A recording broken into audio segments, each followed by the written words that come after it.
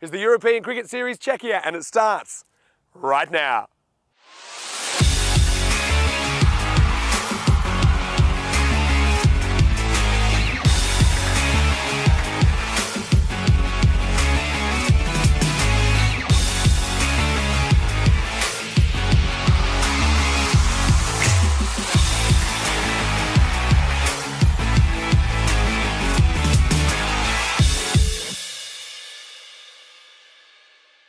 The European Cricket Series is proudly brought to you by HCL Software and Bizzaway. Good morning to you, Drop T10, wherever you're watching from around the world. It's great to have your company. It's going to be a big day in European cricket, and we are setting ourselves for more action here in Prague. But of course, in Portugal, there's action as well. So 7 matches across 2 locations today on the European Cricket Network. So Prague CC, they've been setting the pace here in the ECS Czechia, and they are on the rack first. They've got a big game against Bohemians. This is a rematch of the final last year, although these two clashed yesterday, and it wasn't that close. So match 37, Prague CC versus Bohemians. The coin toss is ready. Stefan Gooch standing in today for Charles Croucher. He's with the 2 captains. Let's see who wins it. Okay, PCC to call. Heads. Heads is called. It is heads. We'll bat first. Okay, so PCC won the toss and they're having a bat. So the news from the toss is that Aaron Ashokan, he's back for Prague CC. He's also the Czech national team skipper, and he was sitting out yesterday just away for some personal business. But yeah, the baby bull, he's back. He's won the toss. He wants to have a bat. No surprises there. We know that Prague CC, they love to put big runs on the board. And now they are sporting an unbeaten record, still unbeaten. They're 8-0 at the moment. And we saw wholesale changes yesterday due to availabilities. We saw 6 changes in their lineup, but a couple of key players coming back in today in Aaron Ashokan, the captain, and also the beast, Sudesh Wickramasinghe. And we know that he is a really, really destructive player. Interestingly, he was moonlighting for Bohemians in the recent Prague T10 locally here that Prague CC hosts. So he'll be playing against a couple of the players I think he was playing with not too long ago. But Bohemians, I mean, they have an interesting run home, don't they? They're kind of 50-50 record, more or less. They've got a big day today. 3 matches they will play, and yeah, kind of in the home straight now. So they need to perform, and they need to perform well if they're going to lock down a spot in the 4. Of course, only 4 teams will make it to finals Friday, and they've got some very good players. Some concerns about Sanzi Buyan because yeah, he looks a little bit banged up, doesn't he? And he doesn't want to overdo it, of course, with the internationals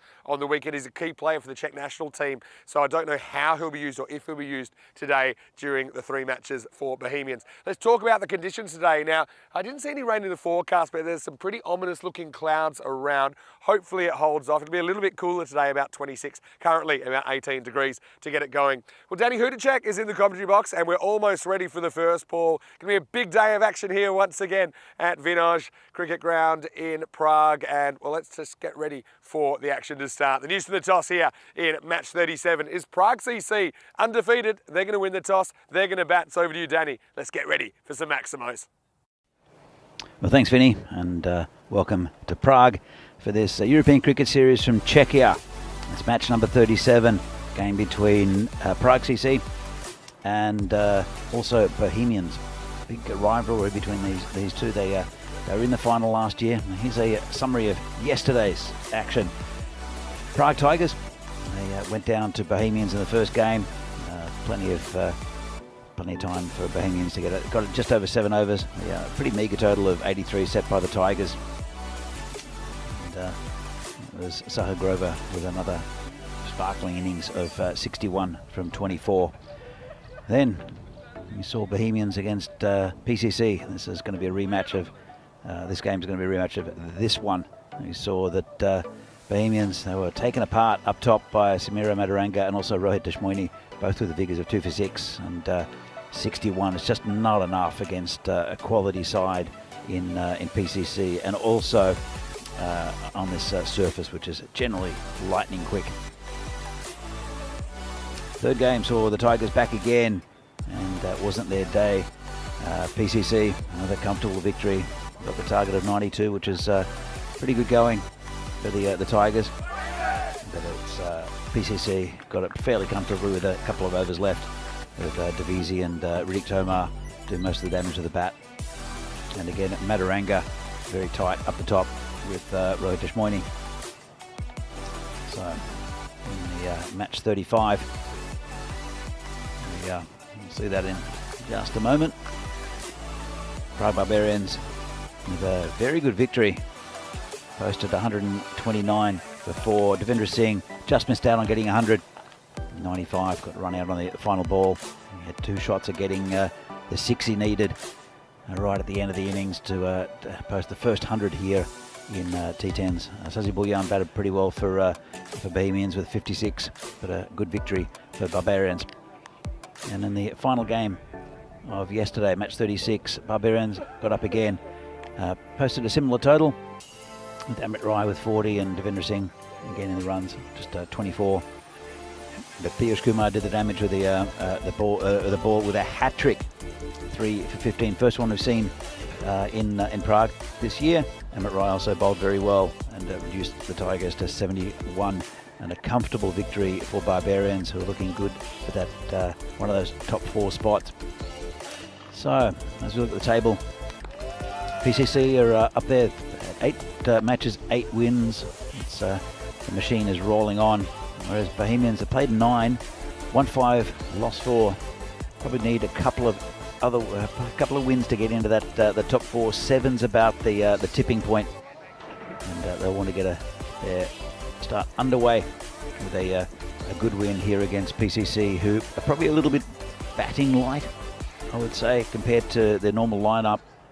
As we see, we have Sabawun Divisi and Ritik Tomar, who are up the top. In fact, it'll be Arun Ashokan will open the batting with Divisi.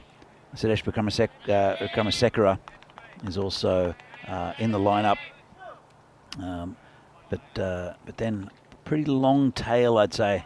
All can hold a bat, but if they can get through the top 4 of PCC, Bohemians, they got a good chance for a win. And it's the warhorse Javed Iqbal to open to Sabawun Divisi. Just pushes that to cover, takes a nice single. Bit of foot feeling there for Sahil Grover, who might get a bowl. He's a pretty good bowler, as Sahil. Normally seen behind the stumps, but it's Zaid Mahmood will take the gloves, who did a pretty good job for Bohemians yesterday.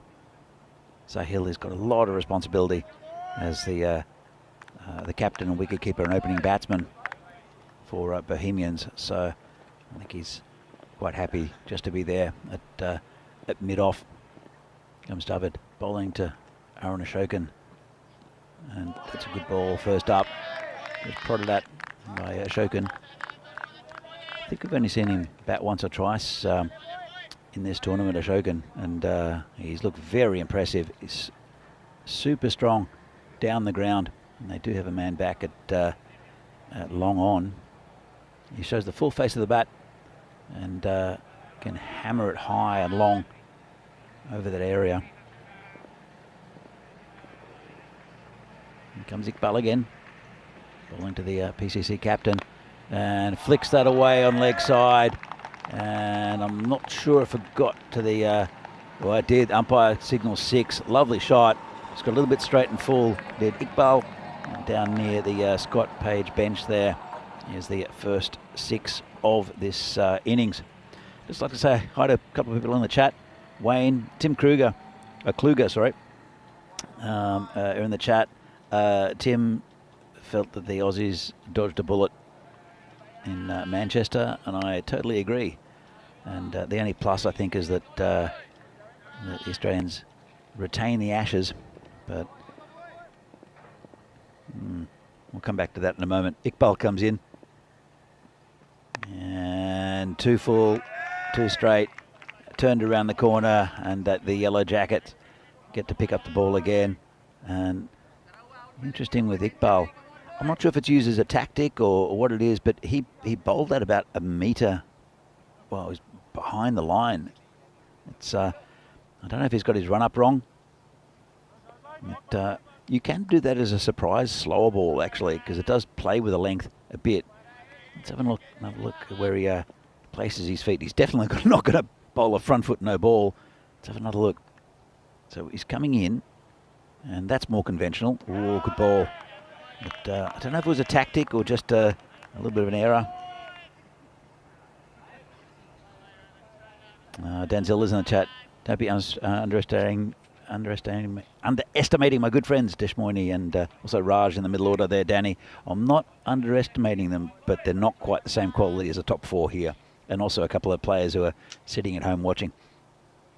Ashokan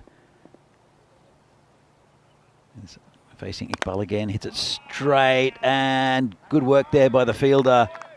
No real chance for a catch, even though he's got a very good pair of hands there. Does Zishan Azim, who's taken a lot on the boundary, just hit a bit too hard and couldn't quite make the ground for a catch. Expected scores, PCC 90 to 80. That doesn't really reflect anything at the moment, apart from the fact that PCC are favourites, because you see average runs for 147 for PCC, 107 for Bohemians. And it's been a run fest, especially in the first 2 days for PCC. With a couple of the main batsmen in Lala and Aditya Kudawala, who are not here at the moment. They'll definitely be back for the finals, but they're shuffling the pack a little bit. PCC giving some of their players a good run. Good to see Davidson Romani back in the lineup. He'll strengthen the bowling as we have new bowler is Zishan Azim, and he's been impressive. He beats Ashokan outside of stump. Welcome to the marshmallow, Vinny. Yeah, it's nice to be here. Morning, everyone. And got a grey skies this morning, but still pretty pleasant conditions for cricket. This guy, Zishan Azim, has to be one of the best fielders in the country. You know, I just think the more I see of him, the more I like him. That was a great stop at the end of last over. It really took off. Now we're seeing him with the new ball. And this little back cut. Ashokan continues his merry way. Welcome all of our viewers in the Indian subcontinent watching on Fancode, as well as everyone watching on our YouTube channel, ECN European Cricket Network. And good morning to you, Danny. Morning, Vinny. How you doing? Yeah, I'm very well. Did you have a good night last night? Did. Had a nice quiet night. Problem with a place like Prague, there's so many places to go and things to see. So every so often, you got to just have a quiet night. Watched a movie. Got a decent amount of sleep in. Mm-hmm. And I'm just going to tell everyone up front, I'm going to be here the first part of the day, but then this afternoon I've got a little bit of stuff to catch up on, heading into this weekend and a busy time we've got ahead. So, yeah, Phil G probably step in for me a little bit later on today. But I'm looking forward to seeing the cricket while I am here, and of course I'll be watching even when I'm off, catching up on some of that admin stuff. Mm-hmm. And Davitsi is a guy hit the ball pretty well yesterday. Here he is facing up to Azim. He's been in pretty good form as Davitsi. I don't think we've seen the best of him on the during the games here, the T10 games. He's very handy in the 20-over game. He'll score a few runs here, but I've seen him lose his wicket very easily over the last couple of years here on in these ECS games. But he's looking a lot better. There's one innings in particular who he couldn't bowl to him earlier in the week. This is going to be called a wide. Joe Foster's back as well. I noticed he was here, I think, earlier in the tournament. Yeah, but he lives a little bit out of Prague, so yeah, he's back. I think we'll see him over the next week, including the internationals. He's a very nice guy, Joe. Does a lot for Czech cricket. He's he's in the Federation of Umpires, whereas Pistol Pete's the president. I think he's the secretary of that organisation, and does a lot of the heavy lifting. That's a nice cut shot, yeah, by Ashokan. He's going to get 4 here. You mentioned just looks on. Looked a little bit out of form last time I saw him live at ECIs in Austria. But I think he knows this pitch about as well as anyone. And he leans on that, knocks it on the head, knocks it into the ground and gets an easy 4 runs. Yeah, it's a bit too easy, isn't it? And he's a quality batsman, Aaron Ashokan. I think he's always had talent. Now he's just got a bit of maturity to his game, and also the captaincy has, I think, done him really well. Azim going for the breakthrough. Nice shot off the front foot, busts off the foot of Grover. It might work out because it actually bounced so far to the other side that was fielded by Javed Iqbal. I think we have to check that on the VAR for offside. So I think it's all right. There've been some pretty handy football skills. We saw Riddick Tomar yesterday. He tried to stop one with his left foot, and he kicked it with his right foot about 20 metres, and he had to go and chase it. Yeah, that's right. Last ball of the over. Ooh, good one. Yorker gets to everyone, including the keeper. Zahid Mahmood doing the keeping. So no Grover behind the stumps. Perhaps we'll see him with the ball. Maybe. As an option. Anyway, that's the end of the second over. And the score is 21 without loss. And it gives us an opportunity to look at the table. PCC cruising at the moment. They're undefeated, and we're sure that they'll be in the finals. But Bohemians in a bit of a two-way race at the moment for that 4th and 5th spot. Tigers probably the only other team with a big run could make a charge into the 4. But yeah, we're only 4 days away from making that cut, and then we'll head into finals Friday. Well, Tigers are 2 and 5. I'm not sure if they've got the depth to get into that top 4. For me, Barbarians are looking very handy, especially with Devendra Singh up top. So they're not a shoe-in. They'll still have to play well. Tigers are kind of wildly inconsistent, but they are very capable of pulling off wins against almost anyone. Yeah. As well, with some of the mercurial players they've got. Here's Iqbal. He bowls to Davitsi, swings across the line, and he gets 4. Once again, this field, despite a little bit of overnight rain, by the way, another surprise Prague shower, but hasn't slowed things down too much. That's still raced away to the boundary.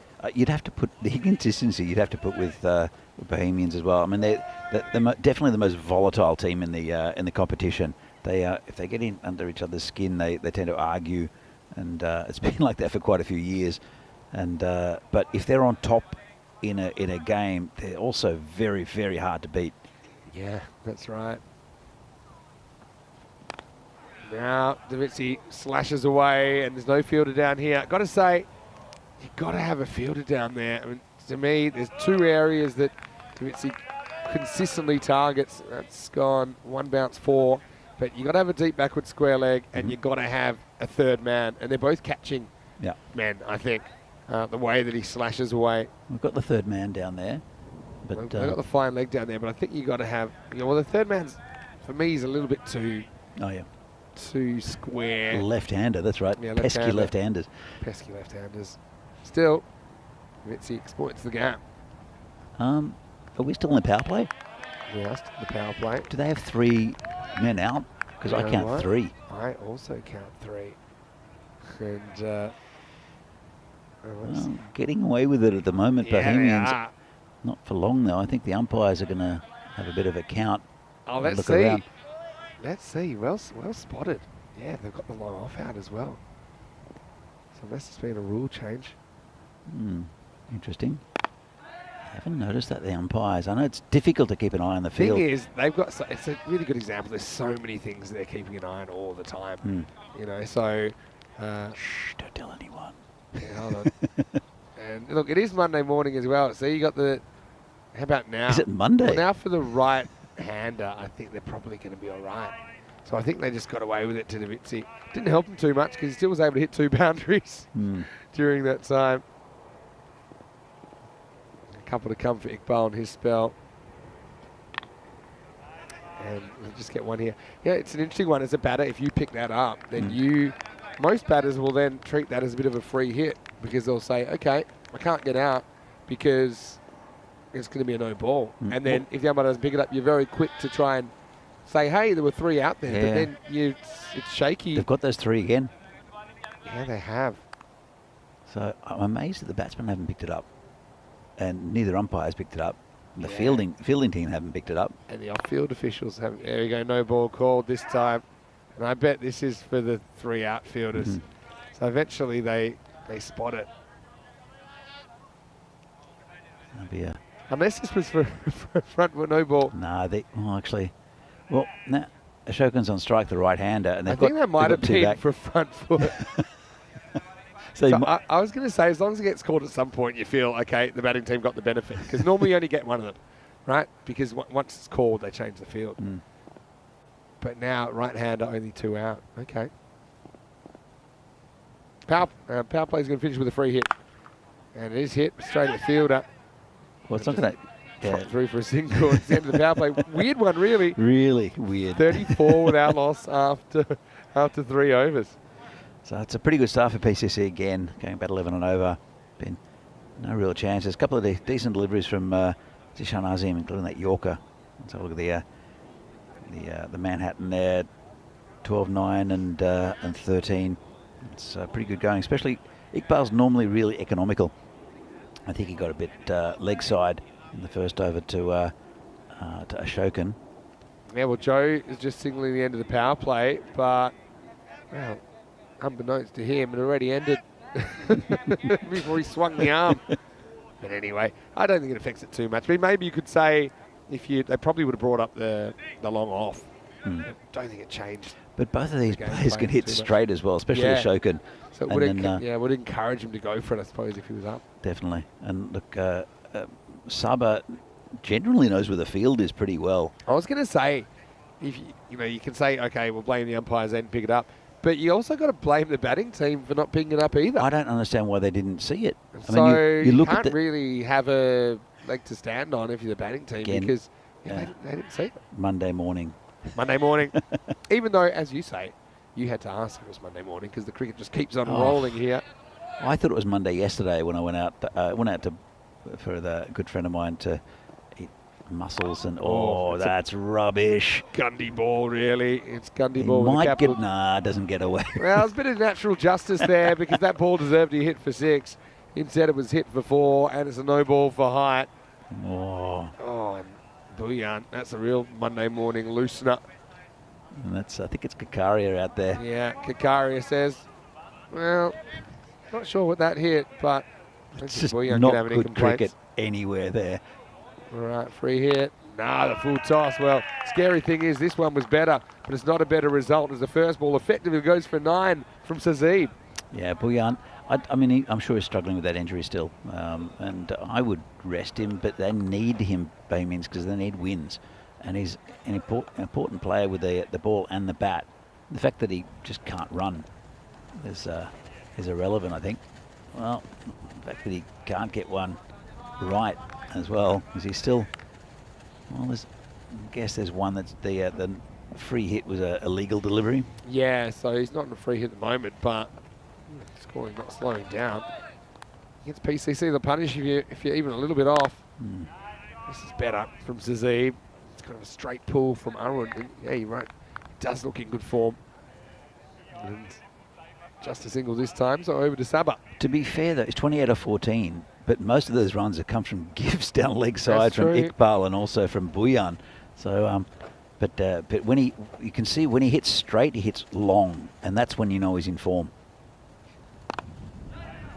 Saba as well, not really going after anything he doesn't have to at the moment. I think when you're getting 2 or 3 bad balls over, then you don't have to get yourself into trouble. You can kind of wait for those. But they're going 13 and over, and they just haven't gotten out of first gear. Well, that's not first gear. Yeah, up the gears we go because Ashokan puts it high and big over the leg side. Maximo! As Arun gets that one just right. Bit of length to work with on this pitch. He reads it better than most. And that actually brings up the 50 and the 50 partnership for Prague Cricket Club. To have any chance of winning this game, Bohemians need to get 4 wickets. They need to get these 2. Slight mishit by Ashokan. They need to get these 2. They need to get Sudesh. They need to get Riddick Tomar. After that, there is batting. All right, they can hold a bat. They're capable of getting runs, but not in the same manner as the top 4. Yeah, I tend to agree with that for sure. This is leaned on by Davitsi, and he's going to get 4. It's too easy. So again, I don't think they get the feel quite right. There's nobody in that quarter now, and that's one of his favourite shots. Fairly risk-free as well. And that over. Well, let me just go and get my abacus. A lot, I think. It goes for 23 in the end. It goes magical, and Prague CC there. 57 without loss after 4. Yeah, it's not a good over there from Bouillon. I think it'll be Farhad who'll come into bowl. We've only seen Farhad bowl 1 over. He's a very good bowler, is Farhad. Bowls with good pace, but he went for 18 off his 1 over, and they didn't bowl him again, he's one of their frontline bowlers, Farhad. He's a guy we've been seeing play in the national team of late.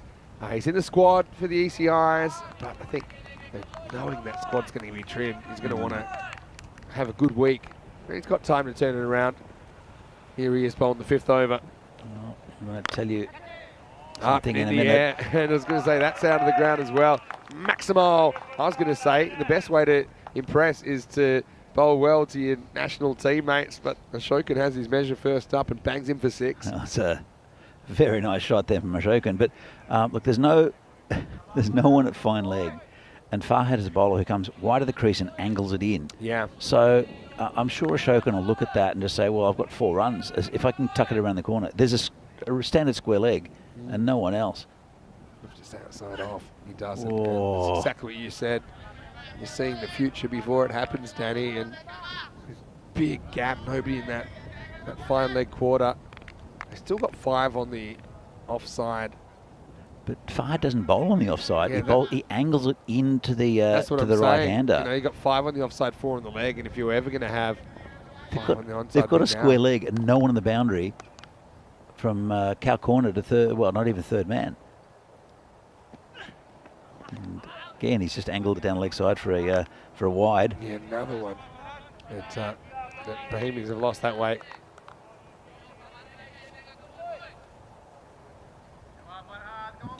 It's yeah, Shokin. He's off to the races, and he doesn't really have a case of the Mondays at all, as he's heading for a half century here. No, he'll get it. If they keep on bowling like this, the Bohemians, just there's no intensity about anything they're doing at the moment. They're not screaming at each other. There you go, 4 runs. Yeah, and he spotted it, and this goes with the angle. Nice little tap. So it's not a ball that's outside leg. It's probably on off stump or just outside, but with that angle, it makes it look easy. And the baby bull is in business. He's 45 off just 18. He's making it look easy. I think Bohemians are just they're giving him easy deliveries to just put away. I think Sale Grover has got things slightly wrong with his field at the moment.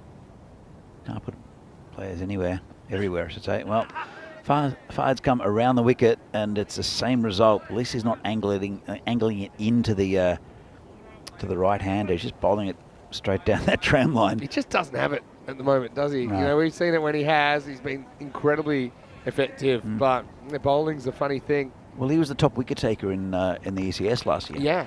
Sometimes you got it, sometimes you don't. He's just finding it really hard to locate. Mm. And then what's worse is he knows he's got no margin of error to work with these batters. Yeah, slightly better. I don't mind the change of angle. They put the fine leg in now as well, so it feels a bit more spread. Gonna put a Shokin. Again, he's smart as well, knowing he doesn't have to go after absolutely anything. Mm. And he moves to 46 in pretty quick time. The VT's 17 off 10, hasn't really gotten going yet. Hasn't played any risky shots either, really. He does hit in the air quite a lot, does Davisi. Often hits over the top. But, well, still got, it's been the longest over in recorded history, I think, Vinny. He's still got 3 left. I think, yeah, time's an issue here for Bohemians. With the amount of extras we've seen. It's a pretty good ball to the left-hander. Yeah, if anything, you'd think that Farhad will appreciate bowling to the left-hander, because he gets to use that natural angle a little bit more. Yeah, and so he doesn't have to fight his natural movement. Yeah, you're right. Exactly right. And, well, he bowled pretty well to Ashokan when he was coming around the wicket. Now he's switched to over the wicket again. Let's see if he can get a little bit straighter to the skipper. It's a better ball. Got an inside edge as well. It's a better line there from Farhad. Sorry. Farhad's a really nice guy as well, Vinny. He owns a restaurant in Prague that I haven't been to yet. I have his card in my wallet, so I'll have a look, see if I can find what the name of the restaurant is. But I'm always keen to pick up some new tips. Definitely have a chat to Farhad. I think it's located in a hotel here in Prague somewhere. All right, well, listen, we're going to get back on that, but right now we're halfway through the first innings of the day. He's 73 without loss after 5. Vinny Sandu here, Mr. Maximo for ECN. Here with Danny Hudacek, live from Prague. Now, Danny, I did get some sad news this morning that one of our biggest supporters on the Costa del Sol in Spain, Charles Kitching, passed away, and I can just tell you, that Charles, he was a great guy. I got to chat to him a fair bit. I played a couple of games for the Costa del Sol Cricket Club as a guest while I was there, and he was always just a breath of fresh air. He had a little bit of a reputation as well, and there's this thing, animo Charles Kitching. Like you see it here when the supporters were going around, it basically means cheer up, because sometimes he got a bit of a reputation as a bit of a grumpy Yorkshireman, but that wasn't true at all. He loved going to those tournaments. You know, he's a really wonderful man, a wonderful cricket supporter, loved his family, and yeah, I treasure the conversations I had with him. So on behalf of everyone here at the European Cricket Network and European Cricket family, I just want to say condolences to the Kitching family, to Tracy, and to everyone that was close to Charles. He'll be sorely missed. He's certainly a face I always look forward to seeing down there at Costa del Sol. Anyway, we have to get back to the action here, and yeah, they're going to go to the slow bowlers now. In the middle. We've got Kamal Singh, who is coming on, and this has been something that has worked for Bohemians in their recent matches with the spinners coming on and just taking the pace off. And I think they need a change right now because the paces haven't been working at all. Yeah, you're right. It's just there's been no penetration at all from the Bohemians bowlers. It's I don't think that Sahil Grover's quite got his angles right with the field, but then again, I don't think his bowlers have been threatening at all. Oh, we'll see what Kamal can do. Sit straight down the ground. Should just be a single. Zishan Azim there, the fielder. Yeah, so yeah, Kamal's kind of been experimenting with different types of spin. I think when he bowled the offies, it was probably more accurate, and that was working for him. And I think he will bowl off spin to the left-hander, Davisi. Davisi flicks him away dismissively though, and that's going to run away for another boundary. So PCC, no end in sight at the moment. It's not the worst ball really, but just with the angle, not a huge amount of turn. Disappears onto the leg side for 4. Yeah. So definitely with Kamal, I agree with you. I think bowling the off spin, and he's tried different things over the years. The leg spin, he tried to bowl the leg spin yesterday, didn't quite work. They came out okay. It's just the accuracy, you know, the actual kind of revs on the ball, the consistency as well. Yeah. There it is now. Takes it on and pays the price. Maximo sabbers away, and no matter what they try at the moment, it ain't really working out for Bohemians. They look like they're going to be chasing a bunch here. I think they will be chasing a bunch. I mean, Grover's going to take it to them. But that's what I like about Davisi's batting, is that he uses the crease very well. He'll sometimes use his feet and come forward, but he often just rocks back, takes a big step back and just gets underneath the ball. It's not out, going down leg. But so I think it's the first shout they've had, isn't it? Pretty much. Pretty much. I think we had a play and miss earlier to Ashokan. This one was missing by probably 2 stumps. Pretty easy decision for Joe as we get to the end of the 6th over. The score 86 without loss. So Ashokan 49 off 22. You mentioned the tank at 3, the beast at 4. You've got a nickname, you know you're probably going to potentially cause problems for the opposition. You think Madaranga at 5 is about 6 spots too high? Yep. Well, no, to be fair, he came in last year and played, sniggering and told him the Ed Knowles story of picking him at number 11 for the national team before picking anybody else in the lineup. But then he came up and whacked a couple of 6s. So, you know, I don't think it's a lengthy innings there for Samira. I think he's an excellent opening bowler as Ashokan gets his 50. Yeah, he brings up his 50 off 23 balls, and he's cruising at the moment. I wouldn't put it past him if he gets a lot of the strike to maybe bring up the 3 figures. Well, they're going 14 and over, and they're going to accelerate from here. Yeah, that's pretty scary. And you've got the tank and the beast coming up, so they've got they can take their chances. And I think Ashokan will now, but it's just not been good enough from the Bohemians. Azim is a good bowler though. See if you can get Davisi. Nope. No, he just launches this one leg side, picks it up off a length, and that one's in the trees. There might be a few errant golf balls in there as well. I can tell you there is a cricket ball in there as well. Maximal Davitsi into the 30s. Yeah, that's just a little bit too short there from Azim. It's, well, I thought with the addition of Farhad, even though I think they are short a bowler, maybe Kakaria or Sahil Grover. I think Sahil Grover would be a good shout to have a bowl, but he's got a lot on his plate, Sahil Grover. Yeah. It's not pretty at the moment for Bohemians fans. It's a better ball, though, from Azim. Just want to say a quick hello to everyone in the chat. Hello to Keanu, hello to Wayne, hello to Tim Kluger as well. And very nice in there. A few messages for Charles and, yeah, Jay Wild as well from the Costel Sol, president of that club, saying very sad. A wonderful man, loved his cricket amongst many sports. Yeah, just, you know, sometimes you see people and you think, you know, just a really positive personality. And chatting with Charles and Tracy, they loved it. They would watch a lot of the time on YouTube in Spain. They'd follow the ECN when it came to town. They were super excited to get down there, get out in the sun and watch the ECL and the ECC when we were in town. So yeah, certainly thinking of the family today, and I hope to see Tracy at the ECC. We can catch up.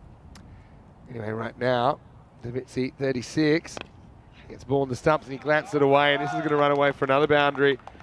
So PCC, I know that you got a bit of stick for calling him the evil empire, but it makes for a good storyline because it does seem like PCC against the field at the moment, doesn't it? And Davitsi has raced to 40. It's like they go back to their own Death Star at the end of the day, and come out and just wield their willow like a stormtrooper would wheel a laser rifle. I like the analogy.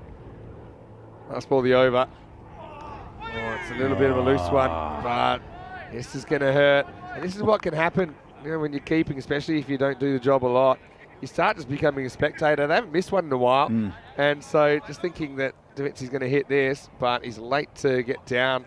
And that brings up the 100 partnership for PCC as well. 103 without loss after 7. They are motoring. 63 days to go. Well, guess what? That's 9 weeks exactly till the ECC. It's the Euros of cricket. More nations than ever, with 31 nations up by 10 nations from last year. So it's going to be 6 groups of 5. They'll play 3 days of intense competition. Only the group winner gets to go through to the championship week in week 4, where they'll meet the Netherlands and the other group winners. So join us. Just 9 weeks' time, Danny. Looking forward to it. And again, week 1 is featuring the Czechia, but Spain, I think, are the definite favourites of that group. Yeah, I mean, Isle of Man have some good players. We saw them do a number on Austria recently, but that was on turf, different conditions, different format. This is probably why it is called Kakari is being used as the 5th bowler. Hey, you know how you said the Ed Knowles thing, how he said, okay, Mataranga at 11 and then work out the rest of the order. It reminded me of something that happened recently, actually, when I was playing here. All right, this is the chance now. Skied. Javed Iqbal comes in and he takes the catch. So finally we have a wicket, and Kakaria is the man that brings it. Maybe a slight lack of pace, and Ashokan tries to go downtown. In the end, he's stuck uptown. Java does the rest. PCC finally lose a wicket, 104 for 1. That's a good catch from by Iqbal. He hasn't had the best tournament with his hands, to be fair. Bowled pretty well, but his catching has not been great. That was a nice catch low down by Javed Iqbal. And the first wicket goes down. Well, 50, and they're going at about 150 pace, 145, which is what their average is for this tournament, Vinny. Yeah, well, maybe their average. Well, yeah, is that well, that was according to the supercomputer. Yeah. Their average score is 147. Yep. So, which is, I'm assuming that's for the tournament. 147. Yeah, which exactly is ridiculous on this ground. Here's another stat: they're only losing 2.2 wickets per 10 overs, and that's the average is normally in the 5s. So they're only on average losing 2 wickets in 10 overs, which means teams just are not able to penetrate their top order. It's a pretty hard outer shell they have. The most wickets they've lost is 3 in an innings. Well, I mean, look, you need to get the top 4 here today, but normally you'd need to get the top 6 because you've got Katawala who's Yeah. been in amazing form, and also Lala. Of course. And so it's super difficult for teams in this competition. But if you get a roll on them, you can get these batsmen. You just got to put pressure, and there's been no pressure from Bohemians. Well, it takes off from Kakaria, called a wide. Hey, so you know we're talking about just before that wicket, Mataranga being batted at 11 and being a bit of a funny thing. So when I was playing recently, I had Pavel in my team, Pavel Florin, Romania. I was using him as a bowler, and I was bowling him, by the way. Yeah. Took 7 wickets in the tournament. Yeah, it's good. Including some really good ones and some hilarious ones against good batters who danced down the pitch further than I think I've ever seen batters dance down the pitch and swung and missed at it. But I got to tell you something quite funny. In the semi-final, actually slightly pulled my hamstring batting. I was opening the batting at that stage. As this is here, it's going to be a tough one for Zisham, but he's a good fielder. You can rely on him. If I don't know what his eligibility is, but if you're looking for someone just to do a job in the field at international level, he's certainly up to it. Anyway, so I strained my hamstring in the semi-final. I was opening the batting, so I decided, okay, in the final, I can't bat. I can keep, couldn't bat, just a bit too tough to run. So I put myself down at number 10 and shuffled everyone up a spot. But of course, you know who the first person over to me hassling me was? As this is launched by Davitsi, and this is out of the ground. That's into the trees on the fall. And the Beast, he might have a bit of pad rash because I know that he likes to get out there and do his thing. Might not get the chance at this stage because Maximo 6 more to Davitsi. Yeah, so Pavel, when he saw the listed team, I said in batting order, he was still 11. And he said, hey, what's going on? You've injured your hamstring and you said you're not going to bat, but you're still batting above me. Everyone else has gone up a shot, up a slot. And I said, well, look, Pavel, no disrespect. I know it's good for the odd trick shot, but me with one leg is still batting ahead of you. I did see his ramp shot, which was incredible. He had played a couple of ramps, played one regular, one reverse. Pavel's hilarious, though. And he actually genuinely a good bowler if he can be accurate. And when he did, he was super effective. Yeah. And he complemented some of the faster bowlers I had in that tournament. He's also funny that he keeps telling me he's invented new shots. So he said, I've invented it's like a ramp, but it's like you go in a reverse ramp and then reverse back. And I said, do you just mean a ramp? Anyway, this is another ball that's going to disappear out of the ground. Maximo. And now Davitsi taking over. And that brings up his 50 as well, brings up his half century of 24 balls. Yep, it's been pretty easy going. He hasn't taken too many risks at all. He does hit over the top quite often, and the machine rolls on. BCC 119 for 1 off 8. A couple of overs left, and 2 big hitting batsmen there. Let's have a look at this. Yeah, looking 15. This doesn't look Nice and spectacular, over, but and there's a big hill. The to start scale with. there is big, and it's kind of plateaued at that 14, 15 and over, which looks like where they're heading. Yeah, no, Pavel's great. Yeah, I'll say I'm now playing a reverse sweep.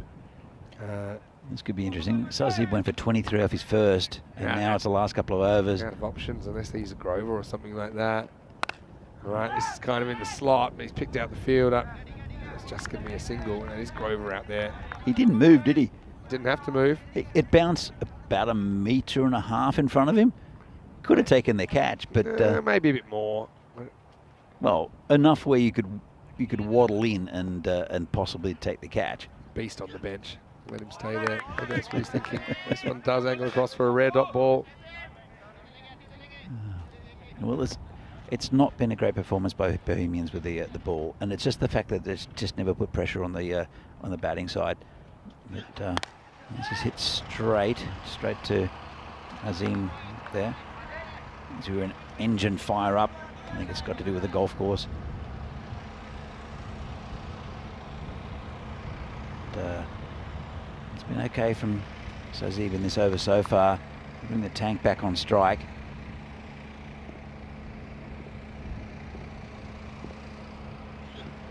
Now clocks on the pad.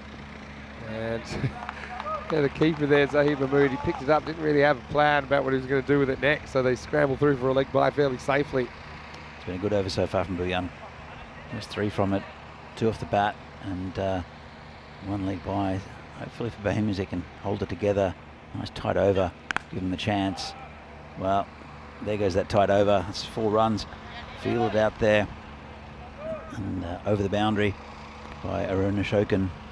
Yeah, and this is when he goes and fetches. And yeah, baby ball warming up for his stint in the field. 126 for 1.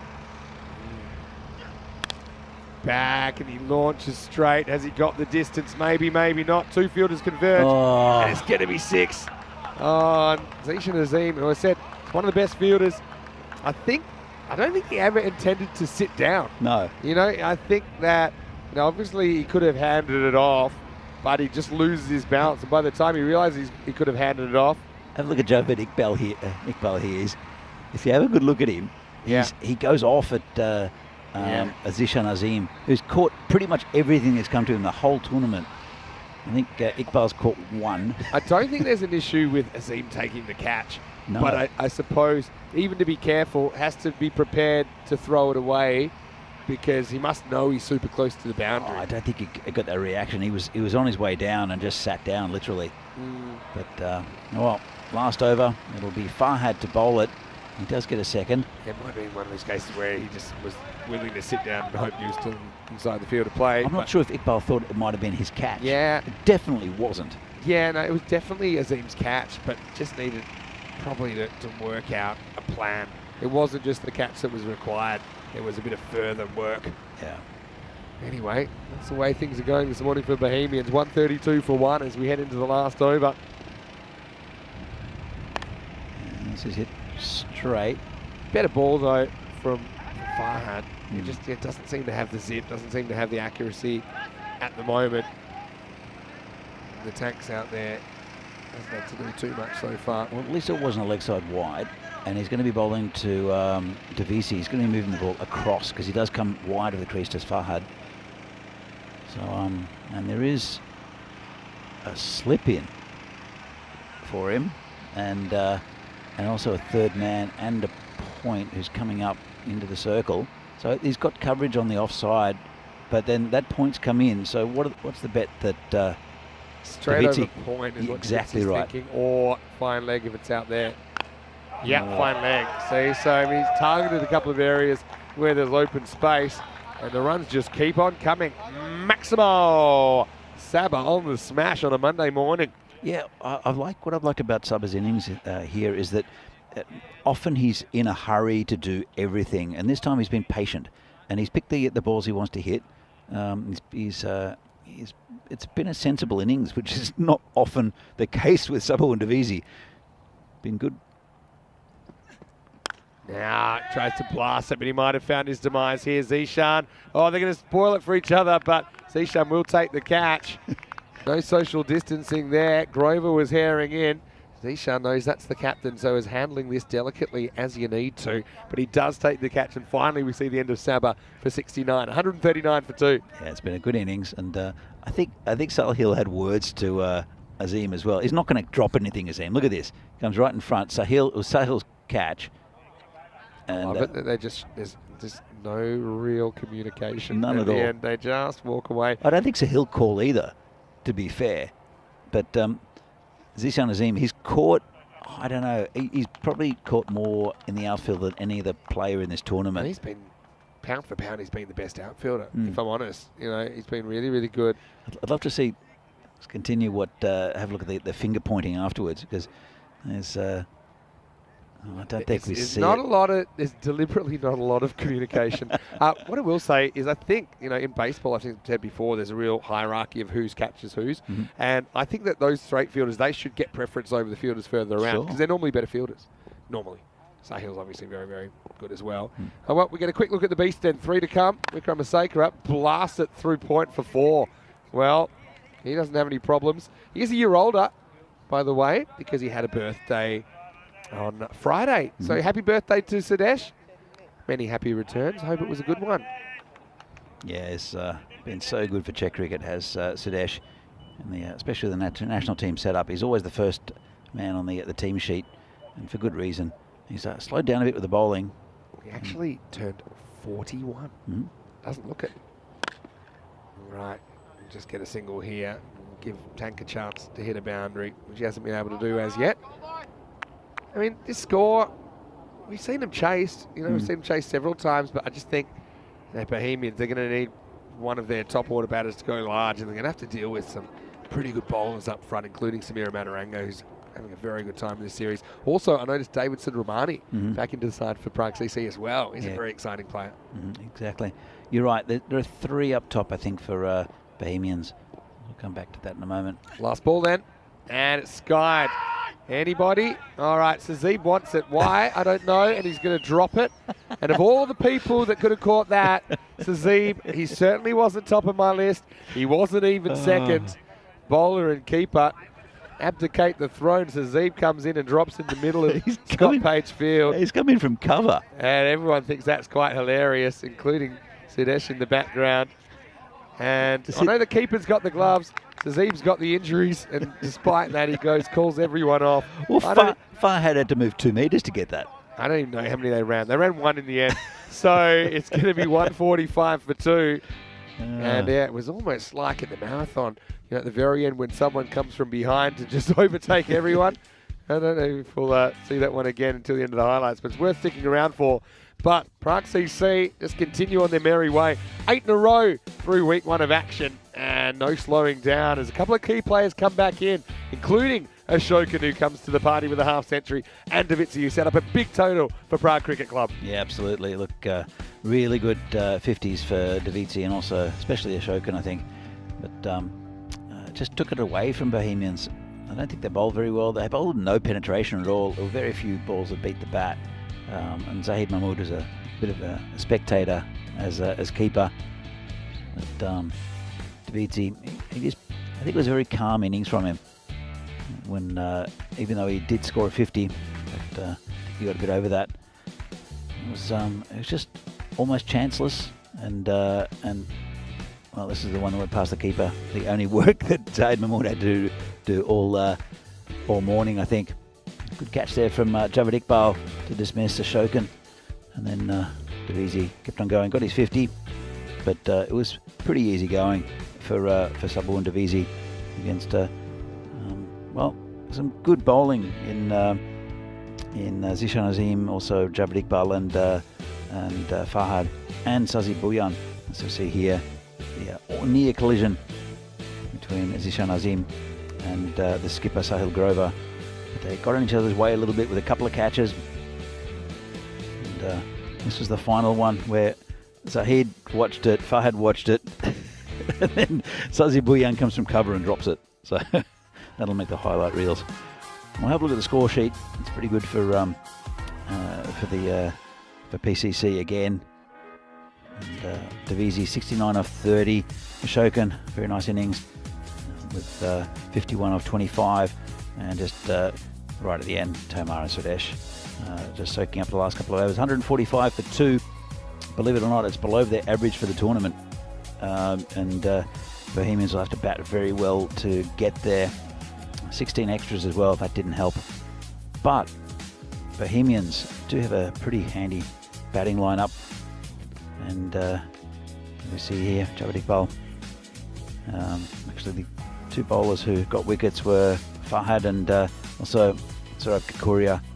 But Zishan Asim with the most economic bowling figures over 10. Bhuyan goes for 17.5 and over. It's a lot of runs to chase for Bohemians. Their top 3, and also Zahid Mahmood, I think will have to get most of those runs. Sahil Grover's been in really good form. Martin Verndl also starting to get used to the conditions. I think the PCC bowling will suit him. And as we see here in match 37 from the European Cricket Series here in Czechia, match between Prague Cricket Club and Bohemians. It's Bohemians that will need 146 runs to beat the undefeated PCC, whose machine just rolls on. We'll be back in a few minutes' time for the second half of this innings, or this match, the innings of Bohemians, in just a few minutes' time. See you then.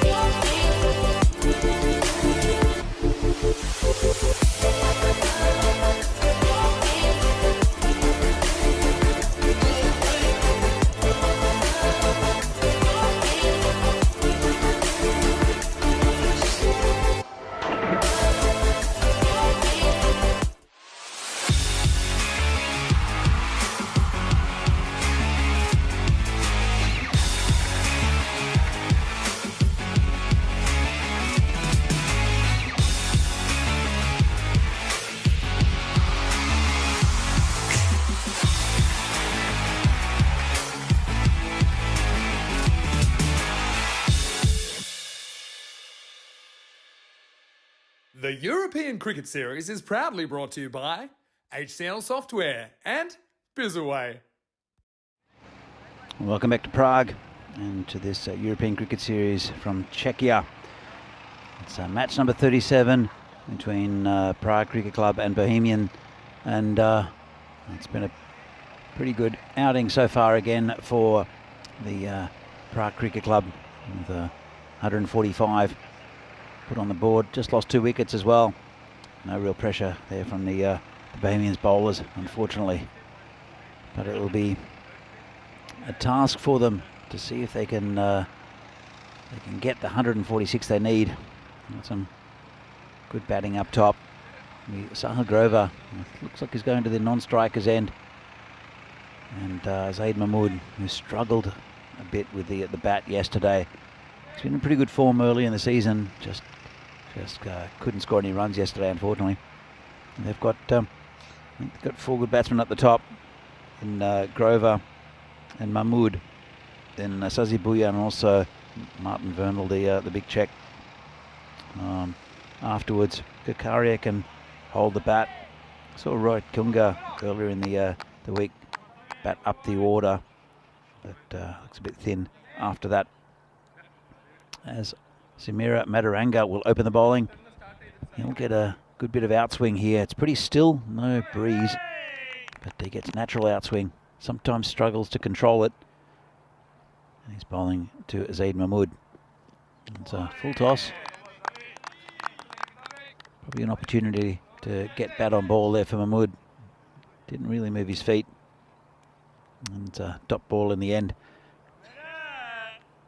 So PCC, they're undefeated so far in this tournament, and they're looking very, very good for the trophy. Definitely be in that the finals Friday, just in about 5 days' time, actually. So it's an 8-team tournament here in Prague.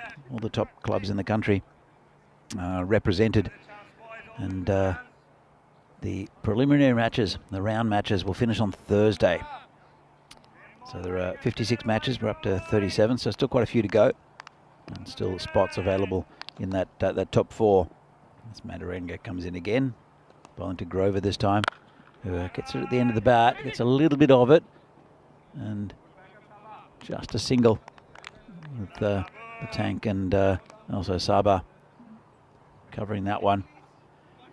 So so the top 4 will get into finals Friday, which is a straight shootout pretty much to the finals, to the final game and the bronze playoff.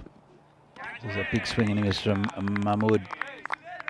He doesn't look he doesn't look as good as what he did in the games earlier in the week for Bohemians, where he seemed to get a little bit of form.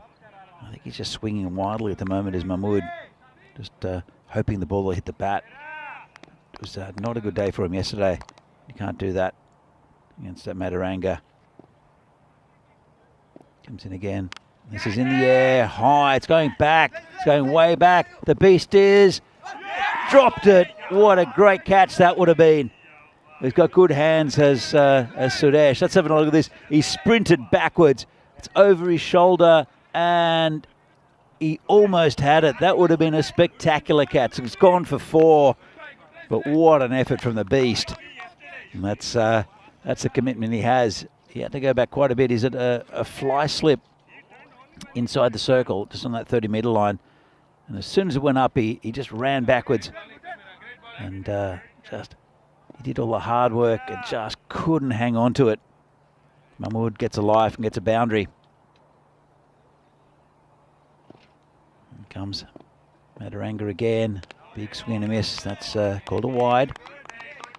Danzilla saying happy birthday. Suresh, 25 again. Whoa, wouldn't we all like to see a 25-year-old Suresh Bukamrasekera?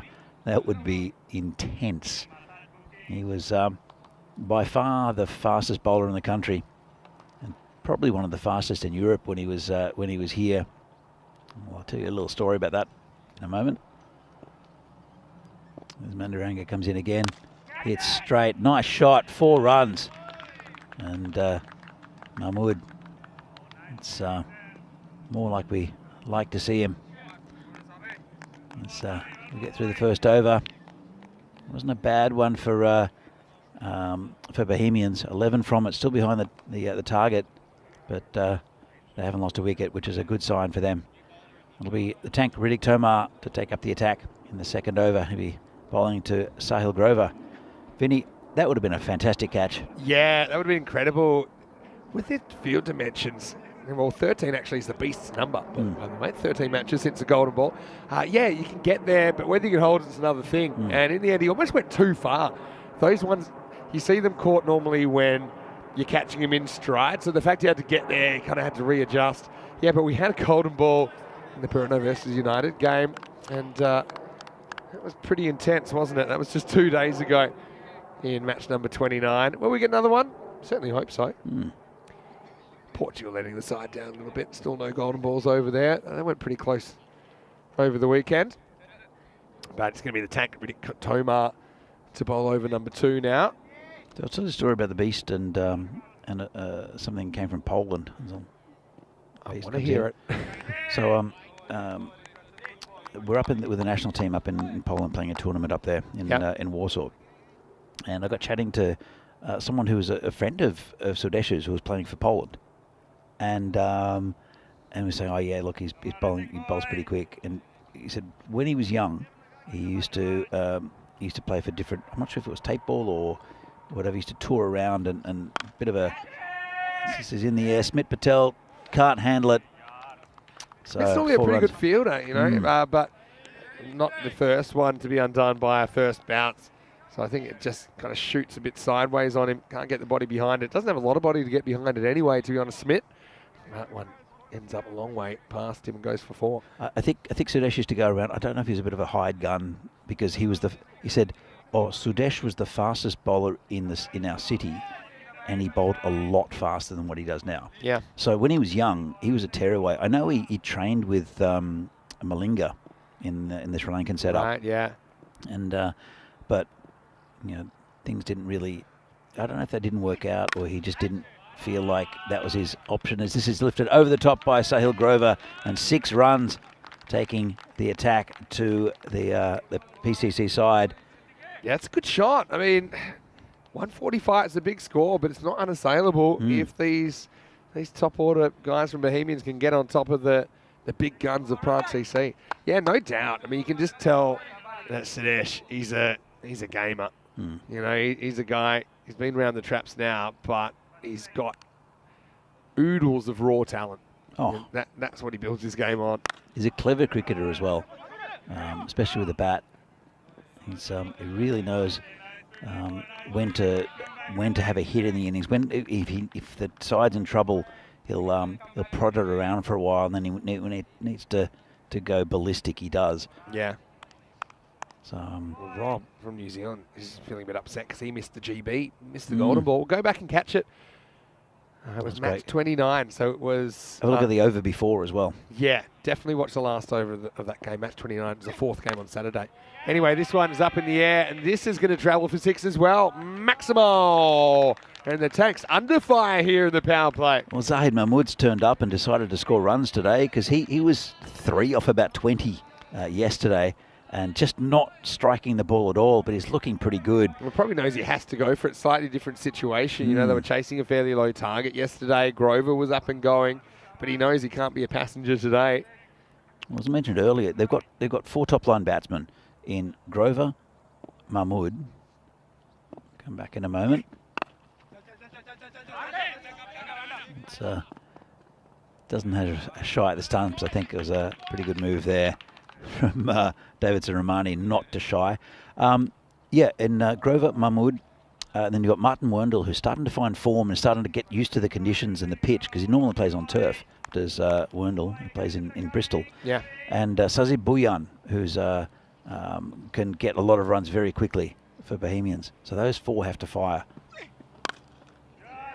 I'm a little bit surprised they didn't go for Werndl at the top, considering how well he batted yesterday. Also provides a left-hand, right-hand combination, and I would have thought Werndl technically can handle some of the PCC openers better than most. But anyway, gone for Mahmood and it's worked out okay so far. They're on the pace, 30 without loss after 2.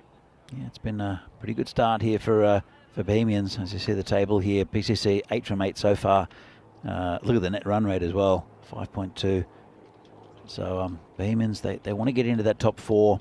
They know that, well, I think we all know that Bohemians on their day can beat any side in this competition, including PCC at their best. But it's one of those percentage things. Normally, the best team will win the trophy. And PCC have been the best team so far. But on Finals Friday, you see a lot of upsets. True. Bohemians beat Prague CC, don't forget, in the opener last year, match 1. In the end, they meet each other in the last match as well. Anyway, here's a guy, I've been waiting to see him live again for a little while. This Davidson Romani impressed me last year. He's a good bowler. He's going to bowl over number 3, Mohamed Mahmood. And he starts with a no ball, which is just wild, up and outside. And Beast, he's not going to stop that at all. Well, when you big a guy up. I mean, it's possible to try and stop that, but you do risk your life. And Sudhir Gladson, who's got the gloves today for Prague CC, kind of throws a hand half-heartedly. But it will go down as no ball plus 4 byes. Sudhir Gladson has been a very good keeper and captain of PCC for a long time. Also a national team captain, former national team captain and manager. And, no ball called. I remember Davidson's a bit of a repeat offender with this as well. And so he's overstepped. So that was a free hit. And this is also a free hit. Not ideal. Not been a great start. Let's have a look. Well, he's just over.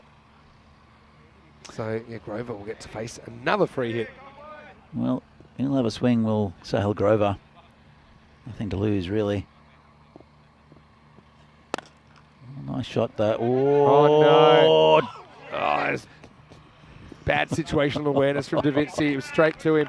People on free hits get crazy because they think, okay, I got a hit, I got to run it. To be fair, Grover does take off. He was the first person to make a mistake. There are about 4 or 5 mistakes on that play. I mean, Da Vinci had so much more time than he realised. You could say that Da Vinci made a mistake by shying at the stumps, but he normally hits the stumps, so... Maybe, but didn't have to throw. Could have gone to the bowler. Anyway, now a non-free hit will get smashed as Grover gets 4 through the leg side. So another full toss. Was probably not a no ball, though. And that's a Romani. I think he has to find the pitch somehow because he's using lots of air rather than green AstroTurf. And it's not been a good over so far. I think he's just trying to bowl too quickly. And we saw actually the first over he bowled was pretty terrible from memory, and then he brought it back and was excellent after that. So maybe it's just a bit of early morning nerves or just the breakfast settling. I'm not quite sure with Romani. Yeah, not so sure. But anyway, bit of the old fards about this in his first over. It's wild, and Gladson does well to get a glove on this. He'll keep it to 1 extra run, so 2 wides. And well, this is working out pretty nicely for Bohemians as they attempt to stay on the pace, and they are above the rate at the moment. Yep, it's a bit of a gift this over so far. Still only 2 legal deliveries. I think it seems like he's been bowling it forever. But Romani, he's a better bowler than this. He comes in again, stone bowling to Mahmood. Oh, bit of a misfield there from the tank. Yeah. Not really that clean from a fielder who normally would do a little bit better. But, yeah, it's PCC on the back foot at the moment. So, a bit of a momentum shift in this one. Definitely been a batting day, hasn't it? And that one's another 4 runs. So, nicely hit there. And the longer Grover stays in, he's been in really good form. The longer he stays in, the more of a chance that Bohemians have got to get to this total. And he's 20 from 8. Mahmood 18 from 10 has also been really good after wafting his bat at a few early on. He's found the middle. They're almost in the 50 in the power play, Bohemians, and PCC are being tested a bit probably for the first time in this tournament. Still a long way to go though. He's hit straight down the ground. Have to do a lot of work. The tank, and uses his feet well this time. Kicks it to Davisi. It's only be a single. One. Yeah, it should have been 2 for sure. If they had 9, what was happening? But I don't think they ran the first one hard. Yeah, it's no problem there for Tanky. As I mentioned before, he did use his fancy footwork yesterday, stopping it with one foot and then kicking it 20 metres with the other. This is hit towards Davisi, and he goes to the keeper's end. Probably the right thing to do as well. No real chance for a catch. Just dropped. It wasn't really hit that well by the batsman. At the end of the over, Bohemians, they get their 50 in the power play. End of the power play now. And they haven't lost a wicket, which is good for them. As you can see, 34 at the same stage. Again, for no loss, were PCC. Solid scoring, isn't it? Every over, double digits, except for the second that was 9. Had the magical over in there. Really consistent scoring. To be honest, pretty good scoring from Bohemian so far as well. They bring up their 50 off the last ball of the power play and the 50 partnership. Well, they're ahead of the run rate. They've got a good bowler to come on, Rohit Deshmoini. But again, he's a very cagey bowler. He'll go way left, wide of the stumps, and bring the ball in. And we'll see how these bowlers handle it. Very experienced bowler is Rohit. Seen him go for a few, but also seen him go for not many. He took a couple of wickets in the game, one of the games yesterday. And he is a wicket-taking bowler as Rohit, but just depends on whether these batsmen can work him out and hit him. But the field is out now. Yeah, Rohit. Oh well, yesterday first one was worked away by Mahmood. Mahmood showing he's got a lot of gears. He had it in park yesterday, actually. But I mean, yeah, given the situation, often if you've played a bit of cricket, if there's one guy that's going so well, we don't see it so much because both batters normally have to be fairly aggressive in this. Sure. But given the situation, he said, okay, I'm not going to get out, and I'm going to make sure that my partner gets... Well, 3 from 20. Yeah. He's absorbed. Was it that many in the end? I think so. 17 or 18. At one stage, maybe it changed later. Maybe he got a couple, but it was he couldn't buy a run. Everything was hit to fielders. He just wasn't timing anything. But he's looking pretty good today, as I heard. But he also didn't look to score too much yesterday. Big swing and a miss. Different story today. I'll go and find it for you because it was definitely around that at one time. Yeah, I think it was it first game yesterday? It was against Bruno. I'm not sure. I think it was a bit later. But anyway, that was my recollection. I might be completely wrong, but I'm pretty sure it was about 3 off 17 or 3 off 20. Oh, it's gone. Yeah. Wow. Nips back and Deshmoini does it again. Grover, big wicket. But this is all about the movement off the pitch, I think, Danny. Nips back, hits him in front of off stump, going on to hit. And Rohit, he is such a reliable performer when he's given an opportunity. He breaks through and it's 51 for 1. Yeah, he doesn't do anything out of the box. He just is very consistent. So it goes wide in the crease. And this one, I don't think there is absolutely any way that Joe Foster got that wrong. that was just out. Hit him on the back leg low. And Grover doesn't like it, but most batsmen don't like the LBW's decisions because they always believe it's going down leg or over the top. I reckon Sahil had a fair idea about that one, though. I just think his instinct, he knew he wasn't unlucky. He just had been outplayed on that occasion. Well, it's a big wicket, and it's also probably the first over in the match where the bowler's on top of the batter, where there's the bowler's won. So point. Far, it's still 3 balls to go in this over, but it's 1 for 1 from Rohit. Just a bit of experience that's brought it back towards PCC with that big wicket. Oh, Zaid, just the man to keep the rate going quickly or die trying. You're right there. Grim says, thanks, Danny. Got my reason now for any early game when not bowling well. Now it's my breakfast settling. Well, it depends on the breakfast, I guess. What did you have for breakfast this morning? I just had something very light. Just had a banana so far. But the reason I'm not trying not to eat too much, I will definitely have the pie when it comes. Dumplings tonight. Oh, this one keeps a bit low. And then Sazib Bouillon swing like a rusty gate. I think it might have been match 32. Yeah, match 32 when Prague Tigers set 84 victory for Bohemians.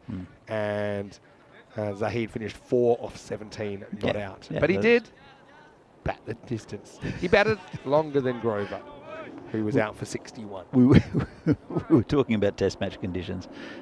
And, well, in that sense, he batted pretty well. It was raw hit again. Been a great over.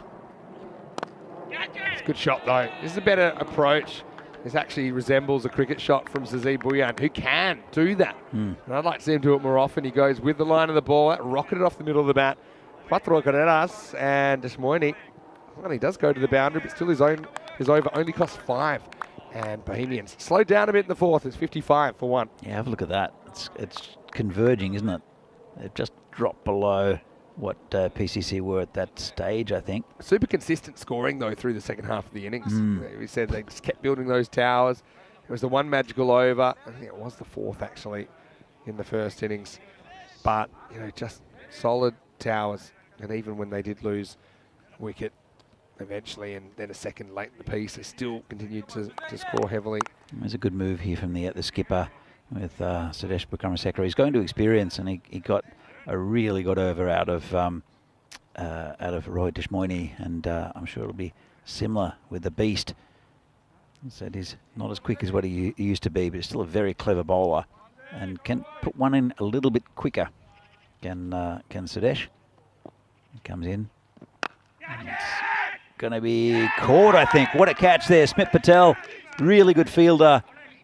Well, have a look if he got his hand under it. I think he did. Yeah, you know, Joe Foster's in perfect position there. There's a big nod straight away. Good communication between the officials. And I think he does get this cleanly. Replay will tell the story. But the Beast strikes straight away. Smith shovels one up. And Bohemians lose another one. Yeah, I think so. Yeah, I think it's... Oh, there's a good angle. I think, unless the batsman's in the way... Oh, can't quite tell. But I think Mahmood walked straight away. Really good catch from Smith Patel. He's a good fielder. Let's have a look at this. And, yeah, that's great effort. Yeah, great effort. Goes in with 2, feels it, and then he's quick to put that ball in his right hand so he can put his left hand to break his forward. And Mitchell Stark, if you're watching, that's how to do it. Because you can't kind of ground the ball in the follow-through of the catch. But fantastic work, and yeah, like I said, Beast strikes straight away, 55-2. Here's Verndl, though, coming out at number 4. This is the partnership that they have to build, the Bohemians. They've lost the 2 openers now, both big wickets. Mahmood's gone for 20 off 13. But Martin Verndl, he looked pretty good yesterday in the afternoon. He had about 45 and then couldn't get the strike because Bouillon just decided he should be the hero and ended up not working either. So here comes Sudesh bowling to Verndl. Put over the top of that. Well, it's trouble, and it's a run out. It's going to be a golden duck for Verndl. And this is just a case of Verndl hitting the ball, calling what I think was no, but Sazib, he's not listening. He goes on the hit. He's trying to hold him up, and then he realizes, yeah, I know I'm gone because I'm new. I'm the sacrifice. Bouillon did the same to him yesterday. Didn't run him out, but just didn't let him get the strike. I don't understand what's going through Sazib Bouillon's mind. Probably not much, to be fair. That was ridiculous. It just wasn't necessary. Like, I know you have to rush, but you've burnt a key batter. See, I think he's trying to say wait, and Sazib, he just goes as soon as the ball's hit and keeps going, and then kind of motions. Hey, it's so frustrating. Hey. But I mean, Verndl probably will have some private thoughts that'll never see the light of day, but they won't be very good. Put it this way, as Bouillon goes on and is the hero of this innings and gets Bohemians over the line, then good on him. But Martin Verndl, I'd be changing clubs, I think. I hope Sazib bats for a bit because Verndl's going to need a bit of time to cool down, I think, after that. This will be a single. Oh, that was ridiculous. It went straight to the cover fielder. Just look at number 11 down the bottom. He's just running. He's not really waiting to listen. He didn't go where the ball went either. Absolutely no idea. The where thing is, I'm fine ball with not went. watching the ball, but then watch your partner and mirror their body movement. Who Verndl, I'm sure, called no. Yeah, he called either no or wait, and then a quick no afterwards. This is hooked away as Kunga comes out. Seen him down the order a little bit, but he can bat. And yeah, takes on the short ball and smokes it over fine leg. Maximo! I don't think Kunga batted yesterday. He was batting down the order for some reason. I don't know if it was an injury or what it was, but he was up, I think, batting at number 3 earlier in the week, and then they just haven't given him a chance. They just kind of slide him in wherever they want. Well, I mean, they haven't got too much depth with the batting to Bohemians, and it's going to go down to the boundary for Byers. Straight through Gladson. I was a little bit quicker from the beast. Oh, that was a beauty. Yeah. Fired up, and Gladson found out the hard way. Not the first 4 Byers we've seen in this tournament, probably not the last. But Kunga, he can definitely bat. And Boyan will have to bat because it's, not very intelligent cricket from him. Running out Verndl. First ball, gets a golden duck. It wasn't really deserved. It's a wide by the beast. Yeah, Beast is a bit of a cult figure on ECN. Of course, still I think holds the equal fastest T20 international 100 record. Mm-hmm. It's I'm sure that'll be beaten, but the winning margin in that game, I don't think we'll be in a hurry. This will be the end of the over. So we're halfway through the chase. And Bohemians, they started brightly, but just falling behind a little bit now. 67 for 3 after 5. Yeah, I think that big wicket of Sahil Grover. As we see what's happening tonight. Only 2 games. Put a Wanderers doubleheader against Friendship CC, and it'll start a little bit later than what the games did at the weekend. There were 3 games over the weekend. It'll start 6:30 local time here in Prague. But it's 5:30 in Portugal, and so there's actually not too much after sunset there. But yeah, it does eventually get dark and the lights take over. Yeah, Porto Wanderers Friendship should be a good game. Good couple of games. It'll be a new bowler. It'll be Samira Madaranga coming back for his second, actually. Went for 11 off his first. He's a good bowler, Madaranga. And I think the skipper's looking to his more experienced bowlers, and they've done done it really well for him with Rohit Deshmani getting the first wicket, and then Sudesh getting one. Been around the Women's Club PCC for many, many years, these 3. As has the keeper, Sudhir Gladson. Aaron Ashokan as well. Came in a little bit later than those players, I think. But Madaranga, a very experienced bowler. He's a good bowler, really good bowler. Well, goes after it, and he's going to get away with that. It's probably going to fly, and it flies all the way. Maximo, you got to take it on. Sazib, well, he's been involved in a few hairy moments out there. This time, the hook is late, but it's effective. 6 runs. Yeah, not exactly where we wanted it to go, but it's a fairly comfortable shot there with the... actually, a third man's come into the circle as well, so that same shot's on again. Boyan is 12 off 6.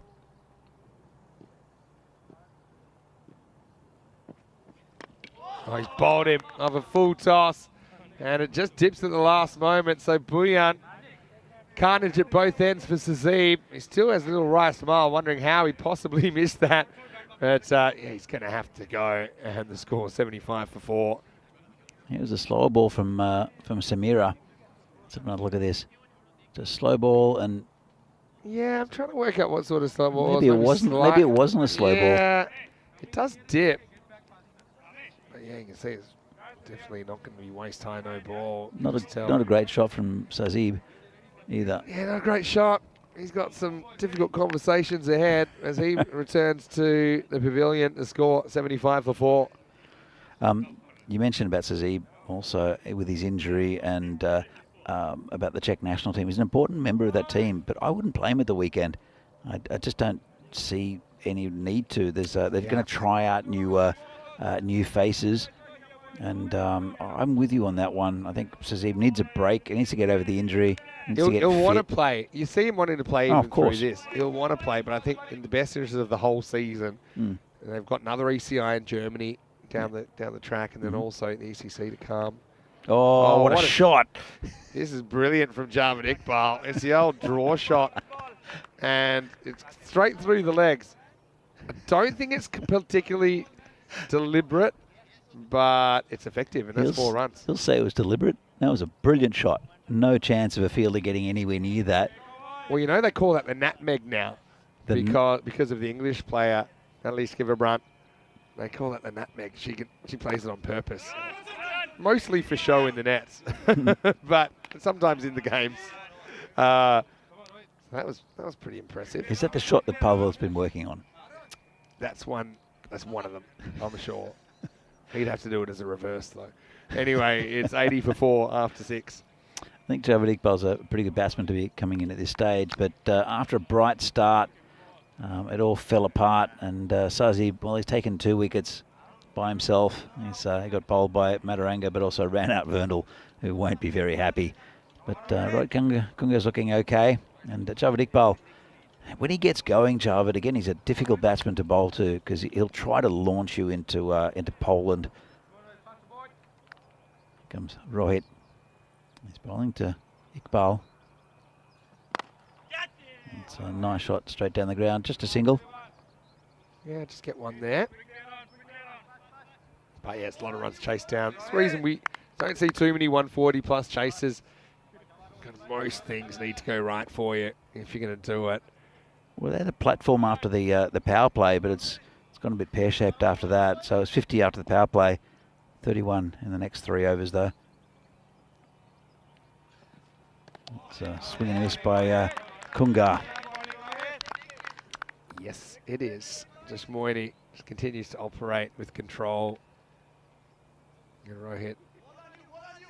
I mean, I have seen Rohit get hit to all parts from informed batsmen, but generally, you can see he's got a smile on his face. I love the way that he enjoys his cricket. You know, it's just really, really clear. He loves being out there. It's kind of competitive, but relaxed at the same time. Yeah. Anyway, this is an attempted smash, and it's going to finish with a wicket. Another one goes down. Kunga, the next man to fall. He's fallen away pretty fast for Bohemians now, 81 for 5. As I mentioned before, the top 4 in Grover, Verndl, Mahmood and Bulyan were the 4 that had to stay in and get the majority of these runs. They're all back in the pavilion. That's Rohit Kunga who's gone as well. So it's bits and pieces of what we can get now, I think, for the Bohemians. I don't think they're going to reach his total. Iqbal will have a swing and can. He's got well, plenty of ding as Javed Iqbal, but doing consistently, I'm not sure. New batsman is Zishan Azim, who's also a very good cricketer, actually, all-round cricketer. Yeah. Good bowler, good fielder, and can bat a bit as well. He'll, I think he top scored. Has he been in the country for a while, Zishan Azim? I'm not sure. I don't remember him from last year. We can always, we'll ask the Bohemians. I'd like to have a chat with Martin Verndl as well, and in the break, just to clear up a few things about him. As Azim Rohit comes in bowling to Azim. Well, this one's flicked away, but won't carry all the way. Azim's off the mark. Yeah, because I think it's our first time seeing him here on ECN. And all I can assume is he hasn't been in the country too long. He's also pretty young. He's 20 years old, Zishan. But he certainly looks like a player in a couple of years. If he's still in the country, you'd be wanting to look at him for national selection. Yeah, look, I don't think he's anything out of the box. I think there are better fast bowlers. Look at Riaz Afridi. But if you can get him economical in the middle overs, he's handy with a bat, but not that you'd necessarily use him for that. I think the fielding's an area that the Czech Republic sometimes have struggled with in the international game, though. Agreed. You know, and I think that there's a lot to work with, considering the guy's 20 years old. Yeah, no, absolutely. It was the same with Smit Patel. We saw his potential, He's very raw with the ball on the bat, but he was a very good fielder and a really good arm, good pair of hands. And we knew we had to try to develop him. And his bowling's gotten better, has Smith, and he's made a few appearances for the Czech team. Straight back past the bowler. This will almost get through the fielders, but almost. As Tomar, the tank, comes around and keeps it to 1. They patrol that area pretty well, those two. Tanky and also Saba. They're good along the ground. They're good ground fielders and can handle the high balls as well. So as we see the next game, Prague Tigers against Bohemians. Bohemians all want to win here. Prague Tigers also it's within their capabilities of getting in that top 4, but a little bit unlikely. They're a bit of hit and miss, as are Bohemians, to be fair. Quickly going to a now or never situation, I think, for the Tigers. Have to put together a winning run. So Jamia takes the gloves for them. So no obvious keeping options for them. I think that's why he'll do the job. He just was a bit off yesterday with the bat after he was brilliant the day before. Got the general manager, GM, hasn't it? Listed up the top. And Rongdi has brought another dimension to their batting lineup as well. What are you seeing there? Missing a big name, I think, in Sagor. Yeah, no Sagor in the lineup. Of course, it is Monday, a working day here, so I mean, perhaps that's the reason. But anyway, that game's coming up in about half an hour right here on the European Cricket Network. It should be a good one between these two. There was a bit of handbags yesterday between Sagor and Sahil. So I think they've resolved the differences there. Well, by Sagor not being here, that's one way to resolve it. Yeah, true. I think it's all sorted out now. I just think I went to try and get to the bottom of it. Apparently it was just kind of your regular cricket, kind Send of off. inane, fairly lame chat both ways. And I know Charles Croucher had a little bit of a word. Well, it's a sensible thing to do. To You both parties. you don't want to escalate it. You saw Pistol Pete get in between them as well and push Sahil away. It was nothing really in it. It just shows the guy's competitive. It's not a bad thing in particular. It's just how you harness your emotions. Searching for a run out. Now they're going to take on the overthrow. It's a fairly decent overthrow to take because it's thrown so hard. For you to be run out going for a second there, the backup field would have to pick it up cleanly and throw it. And considering how hard it was throwing, that's going to be difficult. Tanky picked it up and launched it back to Smith Patel, who's got good hands. He didn't want to get behind it. So, but I don't quite know why there were shots fired by the tank, because he just needed to lob it back. I think that he thought he could get it run out with a direct hit, so he wasn't really going back to the bowl. He was going at the stumps. Nice little back cut this time, just before. Good batting by Javed Iqbal. And Smith Patel bowled pretty tight over, but then he does go to boundary last ball. Still not a disaster. 8 come off that one, and after 8 overs, the score 93 for 5. Delicate's not normally how you describe Javed Iqbal's batting, but that was delicate. That was a nice shot there from Iqbal. Just waited on it. There's a big gap there. He knows he normally swings as hard as he can, and when he connects, it goes a long way. But it's pretty low percentage. That was not low percentage. Nice shot there from Iqbal. Yeah, Raj didn't have a play on it, really. As Raj Nanathiswaran took a good catch off Deshmoini to get Kunga a few moments ago. Now Aaron Ashokan is going to get a bowl in over number 9, so probably going to roll out some of his off spin.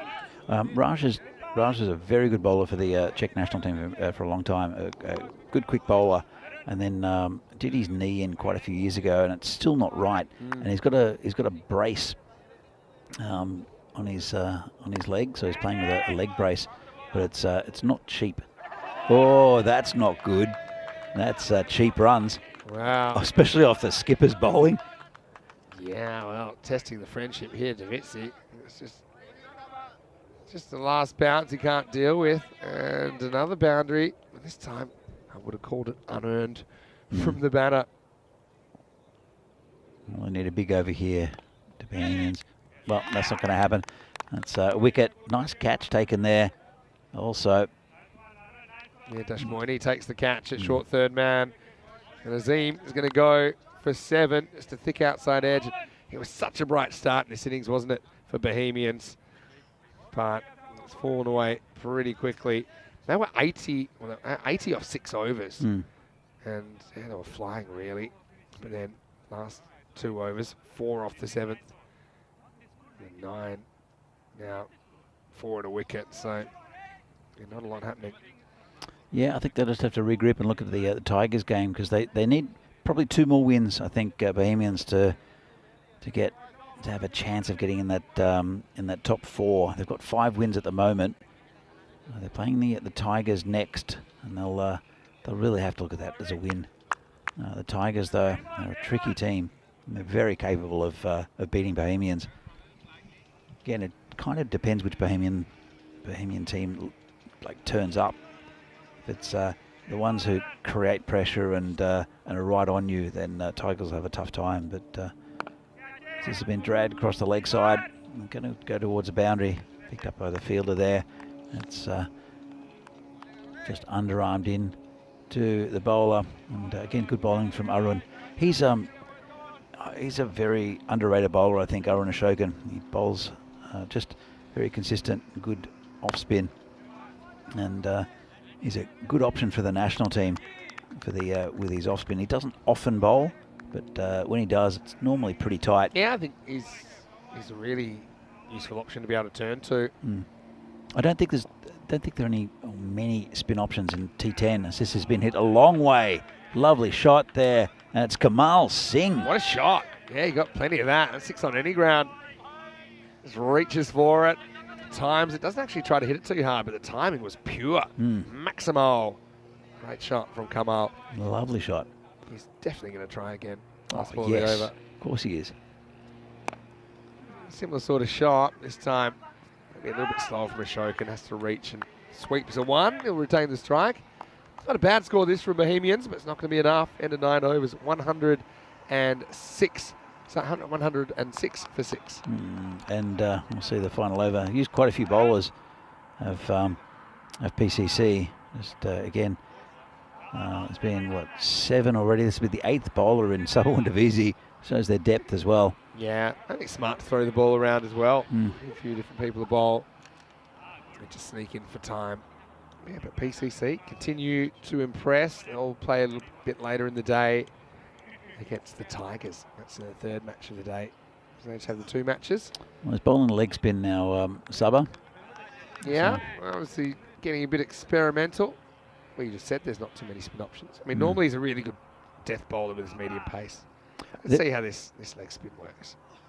Very slow. And, I think it might have been a little edge. A bit of a suicide run, though, and they've gone through with it. Iqbal on strike now. He's loving it. So he's a part-time leg spinner. There's definitely a nick on this. Yeah, there is. Just because of lack of a signal of the umpire. Anyway, next one is going to be pulled away and just a single. That was what a Samira's just bowled it in. I've never seen Samira actually throw the ball, but that's bowled in right over the top of the stumps to Gladson. Oh, he's probably wondering why he can't get a go. Whoa! This stumping. This surely has to be a run out. Yeah, it will be. Nice little flick from the keeper, Gladson. But Iqbal is desperate for the strike. He'll do anything to get it. But this was a missed stumping originally, so probably should have been a week to Davitsi in the end. He'll take the run out. Yeah, it got pretty high on him, didn't it? So did he stay down too long, Vinny? Yeah, just didn't deal with the bounce. Good question.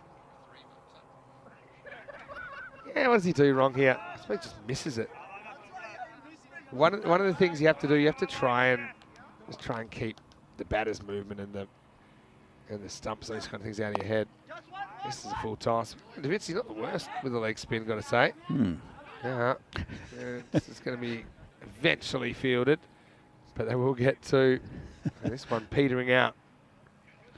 There's Samira and Sudesh are out there on the that boundary. They're really good friends as well, both from Sri Lankan origins. And probably should have been Sudesh's ball, as this is rubbish. And 6, I think. Yeah, it is.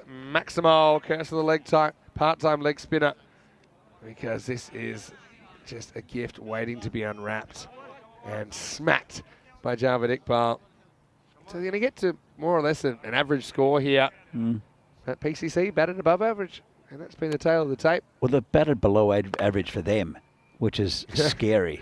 That's true. Only just. This is going to be 4 to finish. So Iqbal with a fighting 28 and a lost cause.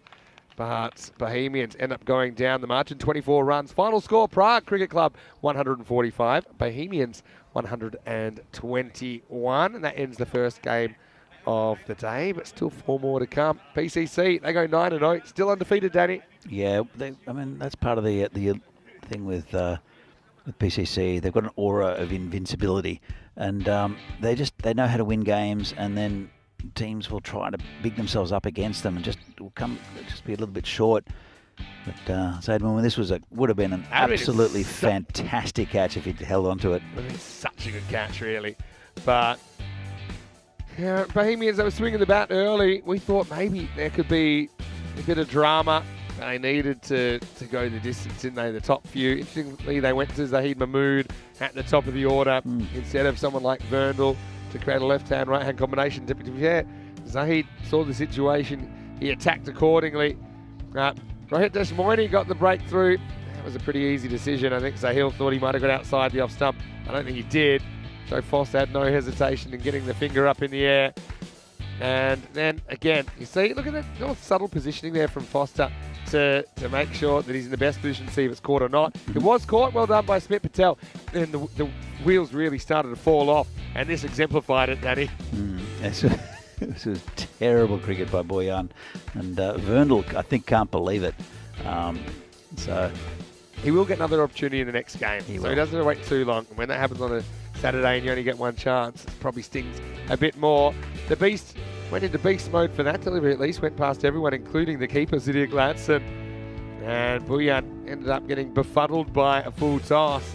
And a few smiles exchanged there. Then we saw... shot of the day. Yeah, the nutmeg from Iqbal first ball. Not sure how deliberate it was, but it got him a boundary. But the wickets continued to tumble at the other end. And ultimately, Bohemians would fall a long way short. They held the catches really well, did PCC. The catch by Smith Patel, the one that he dived forward, was fantastic. And they, apart from that from Sabah, they fielded pretty well as well. That's Deshmoini with a catch. Yeah, Raj for a good catch. Deshmoini took that one easily. Smith Patel took that good catch square of the wicket. But yeah, despite the late hitting, and a bit of hijinks in the last over, Bohemians fall well short, but they do make the 120. He's almost missing the bail, but he knew what he was doing. And threw in the old Gundy ball there, but I quite didn't mind his leg spin, actually. Maybe something he can incorporate into his medium paces as a bit of a slower ball. But in the end, 24 runs between those two. So respectable effort from Bohemians, but just not quite enough as they were chasing 146 for the win. Looking at the scorecard, well, Javed Iqbal ends up top scoring from the number 6 position, 28 off 13 for him. Early on, though, the openers looked like they might be able to get Bohemians across the line, but they didn't bat into the second half of the innings. That was the issue. 20 for Mahmood first up, Grover 21, Boyan 12, but he ran out Verndl first ball, and Kamaldeep Singh, he whacked one at the end. Ultimately, I mean, the 17 extras maybe flatter the scoreline a little bit. 8 bowlers were used in total. Deshmoini continues to impress. I think you've got to keep him in there. 2 for 9. Davidson Ramani was a little bit off. First time I've seen him in this tournament. Mataranga with a wicket, also wickets to the Beast, Zinesh Wickramasekera and Arun Ashokan. So we'll take a break. We'll be back in around about 15 minutes, take you into the second game of the day. It'll be Tigers against Bohemians, who are backing up back-to-back in the first 2 matches of the day. Vinny Sandu here, Mr. Maximo, alongside Danny Hudacek. We'll see you after the break for more European Cricket Series.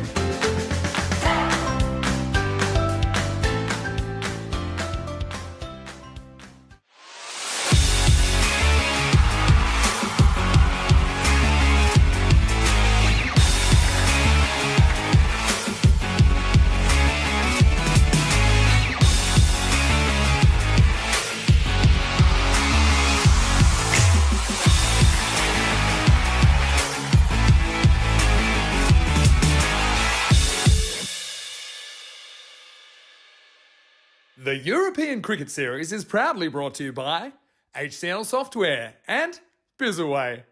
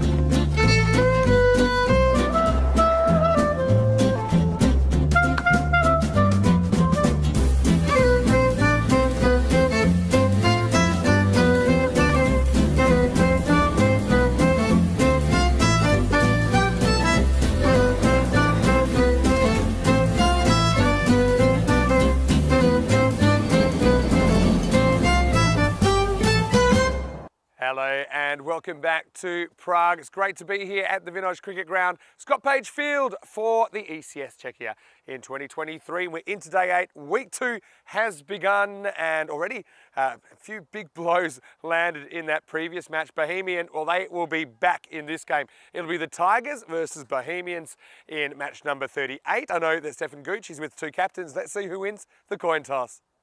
Okay, Prague Tigers to call. Heads is called. It is heads. We're gonna bat first. Okay, Prague Tigers have won the toss. They're having a bat.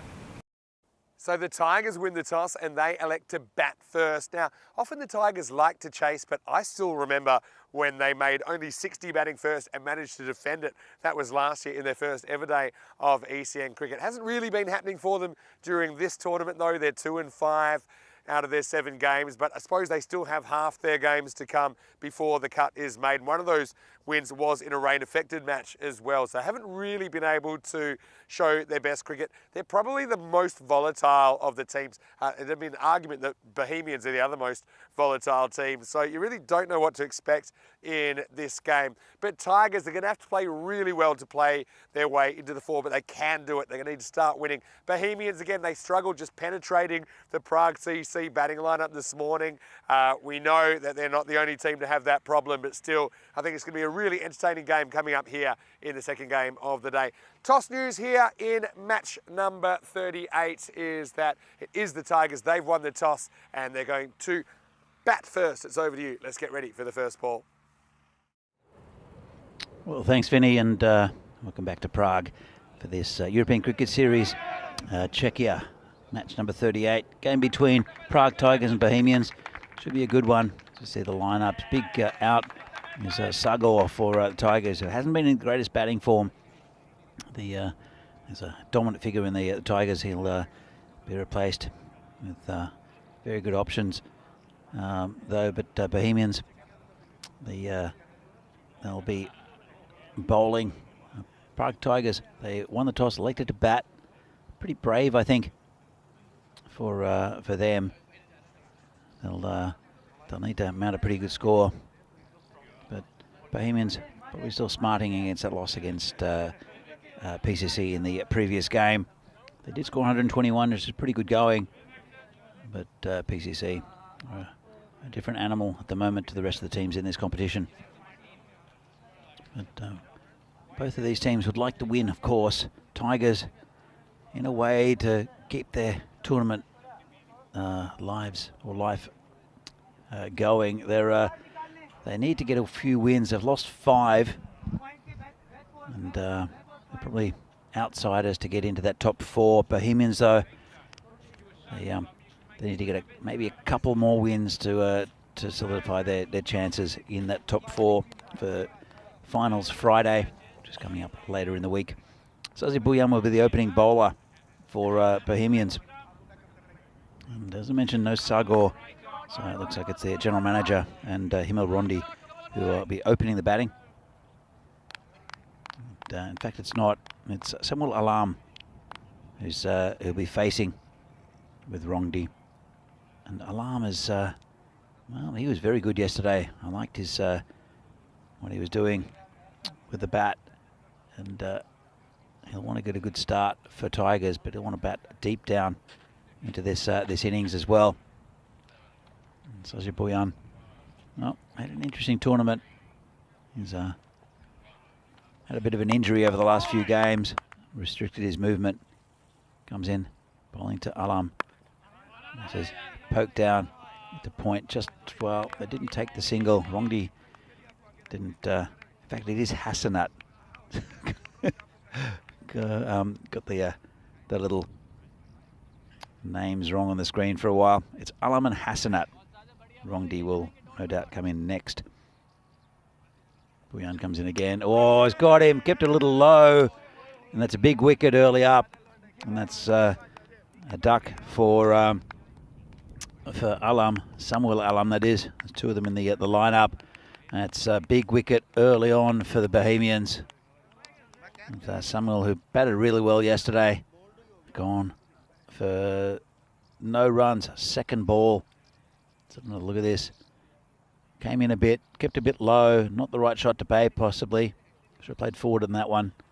Just played all around it. And that's a big wicket in the first over for the Bohemians. Prague Tigers lose their first wicket. No runs on the board. Here is Rongdi. They come out and face Buyan. Hasanat at the other side, the general manager.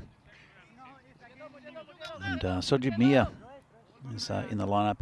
He'll be keeping for the Tigers in this game. Amin Hussain, the captain. So Rakib Al Hassan, we haven't seen so far in this tournament.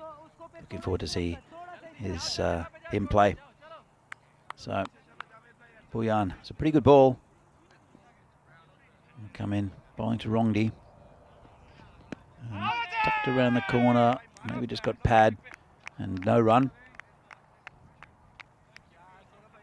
So Tigers, not the start they would have wanted in this game.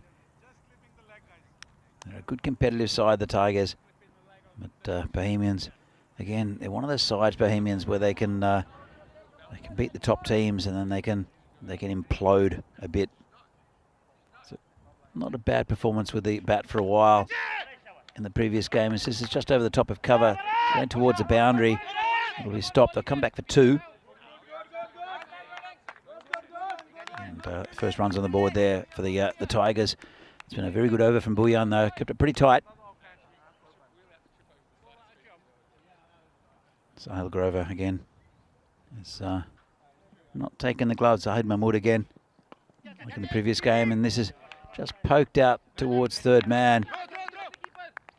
It's Javed Iqbal out there who, for the first time in this tournament, probably the first time in many tournaments here, is not opening the bowling. Hope it's not an injury. I don't think it is. He's down at the third man. Buyan, the final ball of the first over, comes in and beats the batsman. Lovely ball. First up to the general manager. End of a really good over, and Prague Tigers are 3 for 1. So the Tigers, as mentioned, they're towards the bottom of the ladder. They've won 2, lost 5. So you see the expected scores: 81 for the Tigers, Bohemians 88. Again, that's a little bit different because it does factor in past scores here in Prague, but it's much faster. You see the average runs for, not too much between them. 101 for the Tigers, 107 for Bohemians. And it's a new bowler who bowls it down leg side. And Arif Javed, who's been around the traps here in Prague for many, many years, as Javed comes in and makes his debut for this tournament for Bohemians. It's been thrown in and, well, launched by the fielder. Puts his hand up and does Saurabh Kakaria.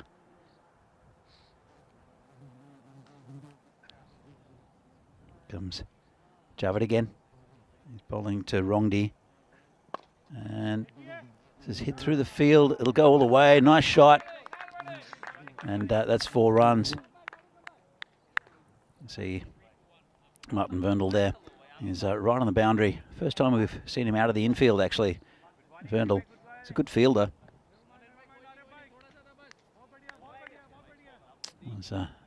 Javed maybe just overpitched that one. It's his game, though. He likes to pitch it right up. It's a good ball outside of stump. It's hit the keeper. Got a bad bounce. Did well to get his body behind it. And no runs.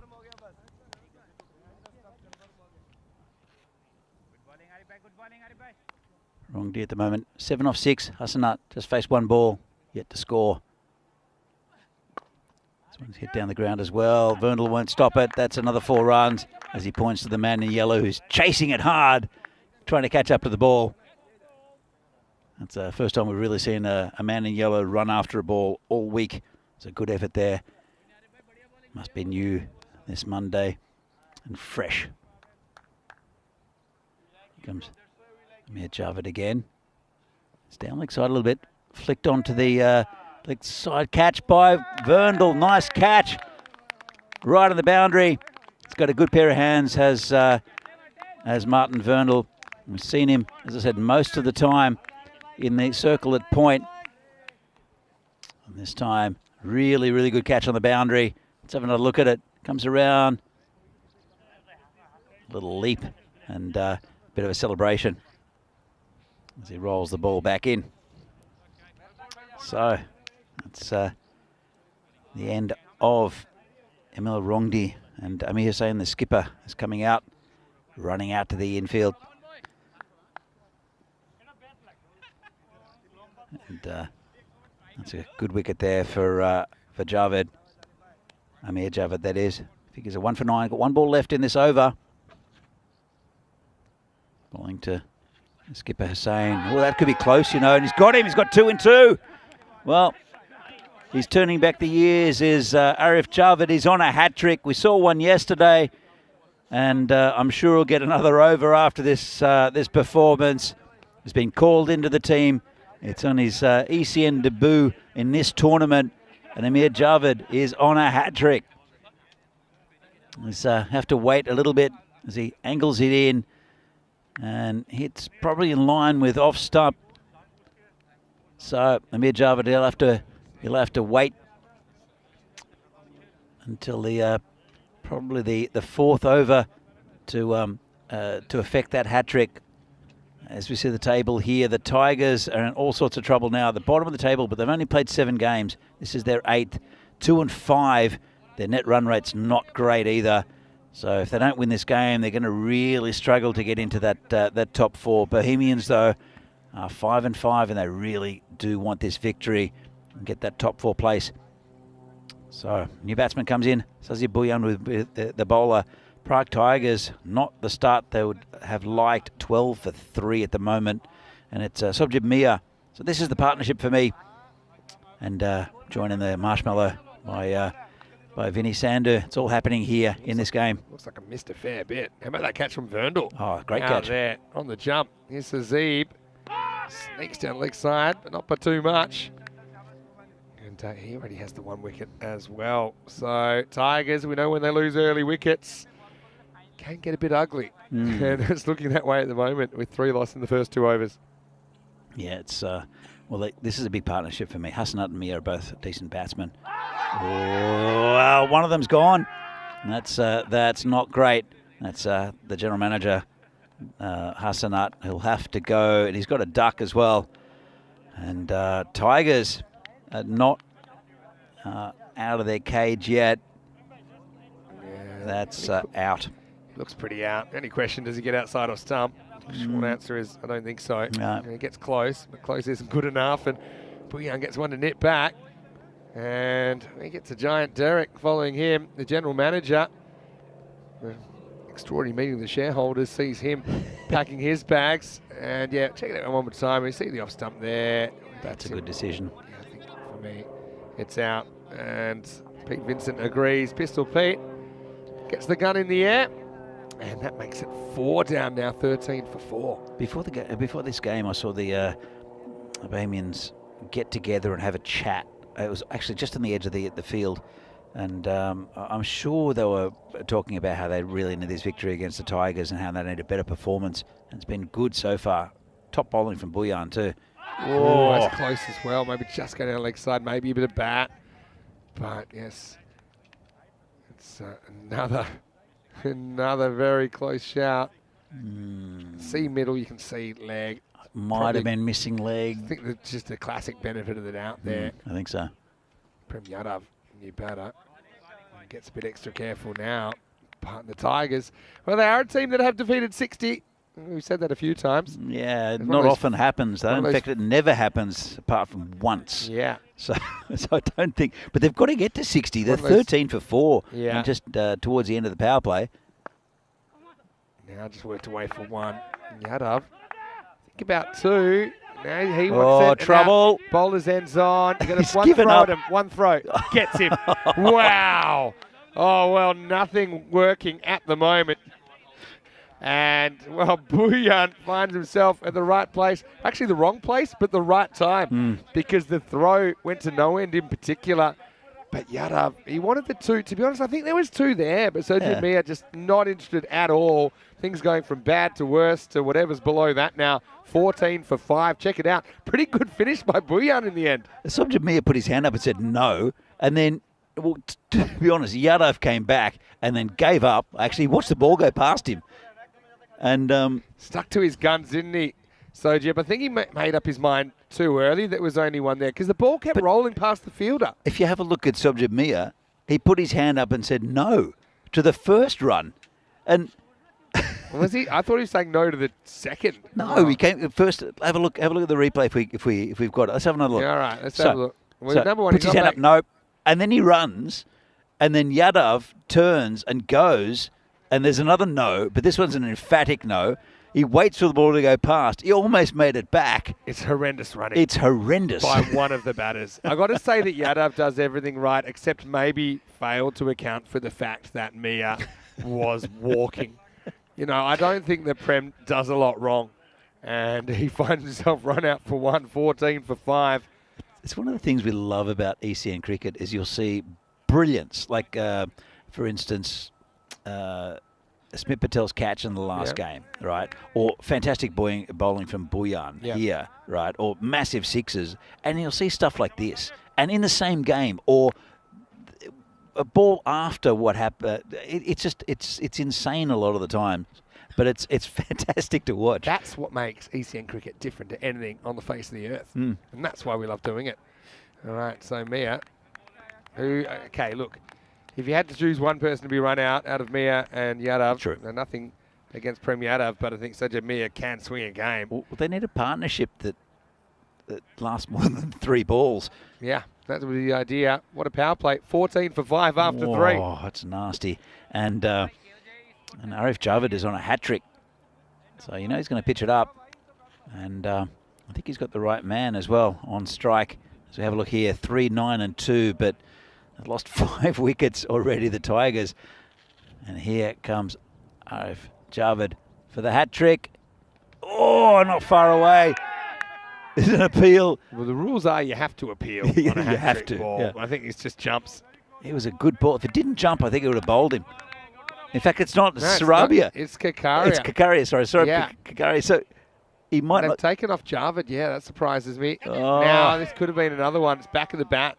But Al Hassan will get it away to the boundary. So, wow, badly needed runs. What can they scramble to? They still got time. They still have time. They 7 do. overs, essentially. But one thing they don't have is a lot of batters left. Rakib gets off the mark. Subjib Me is the man most likely. Yeah. That was an interesting looking shot for 4 by Rakib. That's but how haven't they put Arif Javed back on? They're keeping him for the death overs. They have to give him another bowl. He's just going towards the boundary, but Zishan Azim is out there. He covers a lot of ground as Azim. And Verndel's also on the boundary. That's he's a good all-round cricketer, I think, is Martin Vernel. Is that little birdie told me he might be getting a bowl as well. Yeah. Was that birdie Martin Verndl? It might have been. So, but then again, would you bowl him now? Depends how good he is.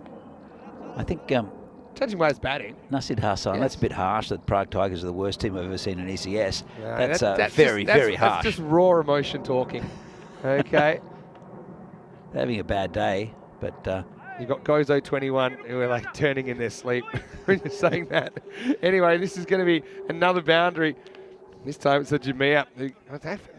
Off the leg. that's how fast this ground is. That's full. I thought there's no way that could have been off the leg because of how fast it runs away to the boundary, but then I forgot where we're playing.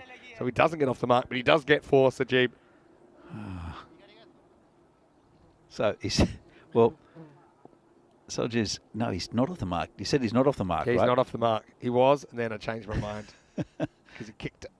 Curry comes in, called it wide. I was just thinking if Sajib misses the stumps, when you get those really weird angular throws, so often there's no one backing up. Could we have seen a 5 instead of Yadav getting run out?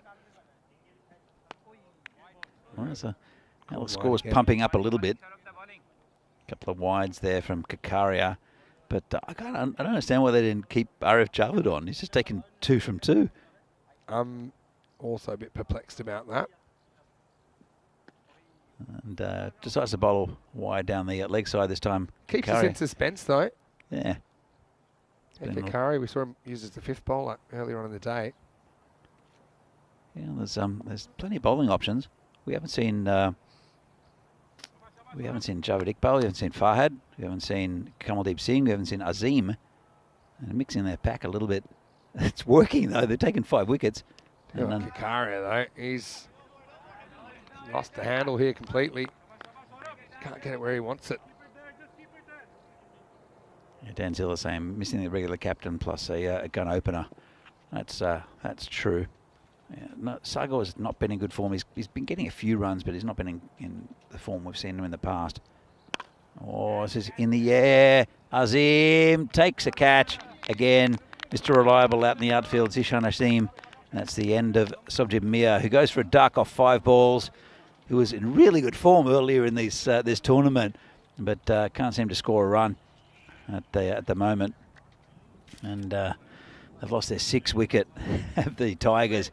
It's not been a great performance, but it looks like it's going to be an early rest for Bohemians if this continues. Everything they touch turns to gold. But 27 for 6 after 4. And just a whole bunch of wickets. 1 in the first over, 2 in the second, 2 in the third, and 1 in the fourth, even though Kakaria, most of that over probably should have gone in the rubbish bin, but the last ball draws him into the stroke, and Zishan Azim just doesn't drop too many catches at all. And there's Arif Javed, who's on a hat-trick. He'll be bowling to Rakib Al Hassan, who's 5 off 3. Let's see. The field's in slightly for him. Here comes Javed. Here we go. Guaranteed wide here, or not. Or just defended. Really good bowling from Javed. He's got 2 for 9 at the moment, and would have been a huge celebration if he'd got the hat-trick. He's a very popular man, is Amir Javed, not just in Bohemians, but around Czech cricket. Been around for a long time also. And this is hit in the air, and that's 6 runs. So from the potential hat-trick, Hassan has just launched him back over his head for 6. Yeah, what a shot. He's just absolutely smoked that. Maybe Rakib is just the tonic for the Tigers. Never judge a game in the first 5 overs. That's the rule I've got. So, yeah, it's looking pretty hopeless for the Tigers right now. But if they could get someone to maybe whack a quick 50 like Rakib here, and we've seen them defend those low scores before. Yeah, look, and Bohemians are not the most consistent side. They, if you put them under a lot of pressure, they do sometimes fold. But then again, as I said all the time, is that Bohemians can beat any team in this competition on their day. Trying to be careful as well, not to lose more wickets. You can understand that. So being a little bit selective about what he's going after here. Yeah, the run rate's 7 and over, so looking around about 70. They've lost 6 wickets though, but around about 80 is a total to be able to bowl to. Anything under that's just, especially on this outfield, is quite difficult. Oh, that could be out. I think he hits it. I thought I heard 2 noises there. The inside edge, plus maybe a bit high. Let's have a look. From side on. The height, yeah, I think you're right. You can actually see a little edge there. See how it went down off the bat as it went past the bat. But yeah, bit of a risky one. If it kept down a bit more, could have been in trouble. It's been a good spell here from Amir Javed though. And this one's a big swing and a miss. And end of a very good spell there from Javed. 2 for 15 off his 2. Yeah, very good spell. Doesn't get the hat-trick, but certainly really effective. 6 wickets lost in the first half of this innings for the Tigers, so it's a long way back. Vinny Sander here, Mr. Maximo, Danny Hudacek with me on a Monday in Prague. It's great to have your company, whether you're watching on Fancode in India or whether you're watching on our YouTube channel, ECN European Cricket Network. Now, I'm going to do this game. I'm going to kind of take the afternoon to get away from the ground. Got to catch up on a few things. Really busy time at the moment at ECN, as you can imagine. But I know you'll be in here with Phil G a little bit later, but maybe Mark Verndl is a guy that would be interesting to have a chat to. Yeah, I'd love to have a chat with Martin. I think he's got a pretty interesting story, so I might have him in for an innings in the next game. Learned his cricket here. Don't spoil it, Vinny. Don't spoil it. That's all I'm saying. So it's nice to have a player that's learned his cricket in Europe share their story. So stay tuned for that in the next game, as long as Martin consents, which we think he will. Anyway, it's going to be Kamal to bowl over number 6. Yeah, no spoilers. Don't worry. Does that mean I can start talking food chat now because it's my last game of the day? Absolutely. Okay. Oh, this one sneaks past the outside edge. Tonight I'm excited because it's our annual Prague ECN crew dumplings dinner. Mm. And that's it. That's all I got to say. Dim sum spot. I'm going to put on some big numbers. 24 is my standard when I go. 24 dumplings. Yep. All right, in the air and still in the air and gone. Maximo as alarm comes out. Actually, he's one guy. He's made some fighting runs down the order. He gets the pace of this and absolutely smacks it. Yeah, absolutely. And he is batting pretty low. He does hit the ball pretty hard and high and long. Does Anja Alab. Good bowler too. He's the pick of the bowlers for the Tigers. We'll see him in the second innings of this game. But really, it's what's Kamal Singh. He's bowled pretty well. Hopefully he hasn't turned back to his leg spin because his off spin is probably more effective. He just needs to stick with it. Occasionally you're going to get hit. See what he goes to here. Yeah, not great. Too short, basically. That's going to be hit away. But luckily for Kamal, it's only a single straight at the fielder. He was lucky there. It was just short and should have been into the car park. So the dim sum place that we're going now, there's a little bit of I wouldn't call it a chain. I think there's 3 or 4 locations around Prague. But normally the one I normally go to, it only does them in lots of 8. Yeah. So I know 3 8s, that's me. 3 8s, 24, I'm good. Put it away. But this one, I went there, tested it out last week, just before we go live with the crew. They do it in lots of 10 as well. You've got the option to do 10. Now this creates a bit of a problem for me. Well, there's the attempted leggy. It's too high. It'll be called a no ball. Now he might have a run out if they pay attention. They're not paying attention. And so it's going to be a single. Yeah, it's a catch taken by Fahad. But it was too high. Rakeem thought he was out. And so he didn't run straight away. His partner did. But yeah, I think no doubt. You look at the shot. It's waist high or above. Yeah, easily. It's a pretty neat catch taken by Fahad out there. Yeah, that won't count. So free here. And he can't get it away too far, just a single. Yeah, so my issue now, I've got my 3 favourite types that I like. There's the pork with Peruvian pepper. Yeah, it is that good. There's like chicken with Sichuan chili oil. Yeah, exactly. Getting hungry. And there's beef with, I can't remember that. Do they deliver? Yeah, they do. Oh, dim sum spot. Well, I'm happy with the pies for lunch, but you might be there tonight. I think right? I might be there tonight. Yeah. This will be a couple of pies, I guess, past the keeper. I think that's the end of the over. Yeah, it is. So it's 44 for 6 after 6. Yeah. So my issue is, I find it hard to just stick to ordering 8s when I know I could be ordering 10s. And then, but 30 is pushing it. I think I might have hit 31s. Yeah, you know who'd love to hit 30? Any one of the Tigers batters. Because right now, Rakeem, the top scorer with 12, coming in at number 7. But, let's be positive, they haven't lost a wicket for 2 overs now. Well, that's 5 in the first 3 overs, Vinny. 6 in the first 4. 6 in the first 4. But, I'm a glass half full kind of a guy. Nah. Look who's bowling. All right, yeah, Verndl, who's a guy we'd love to have a chat to here in the box. Right now, he's in the middle, and he's bowling over number 7. It's a pretty good start too. Yeah. Right on the money. Just on a good line and length. Considering how big he is, I would have thought it would have been faster, but maybe it's a bit of a warm-up delivery. And he's a part-time bowler. Just because you're big doesn't mean you have to be fast, Vinny. It helps. You should be quicker. Oh, Michael Marshall wasn't a big man. He True. was pretty rapid. I'm not saying little guys can't be quick. I'm just saying big guys, when they bowl spin, always makes people disappointed. Got these bowling spin here. And that was a bit quicker as well. Yeah, Martin is a guy who's been playing his cricket in the UK in the last couple of years. Yeah, but I will say he's been right on the money. He has been. Yeah, just outside of stump and good action, nice shape. So great haircut too. Like the mullet going on. A lot of AFL players with mullets at the moment, Vinny. Everything comes back if you give enough time. Oh, wow. This one may not be coming back because that was absolutely slammed by alarm. Maximo. That was over the fence and everything else.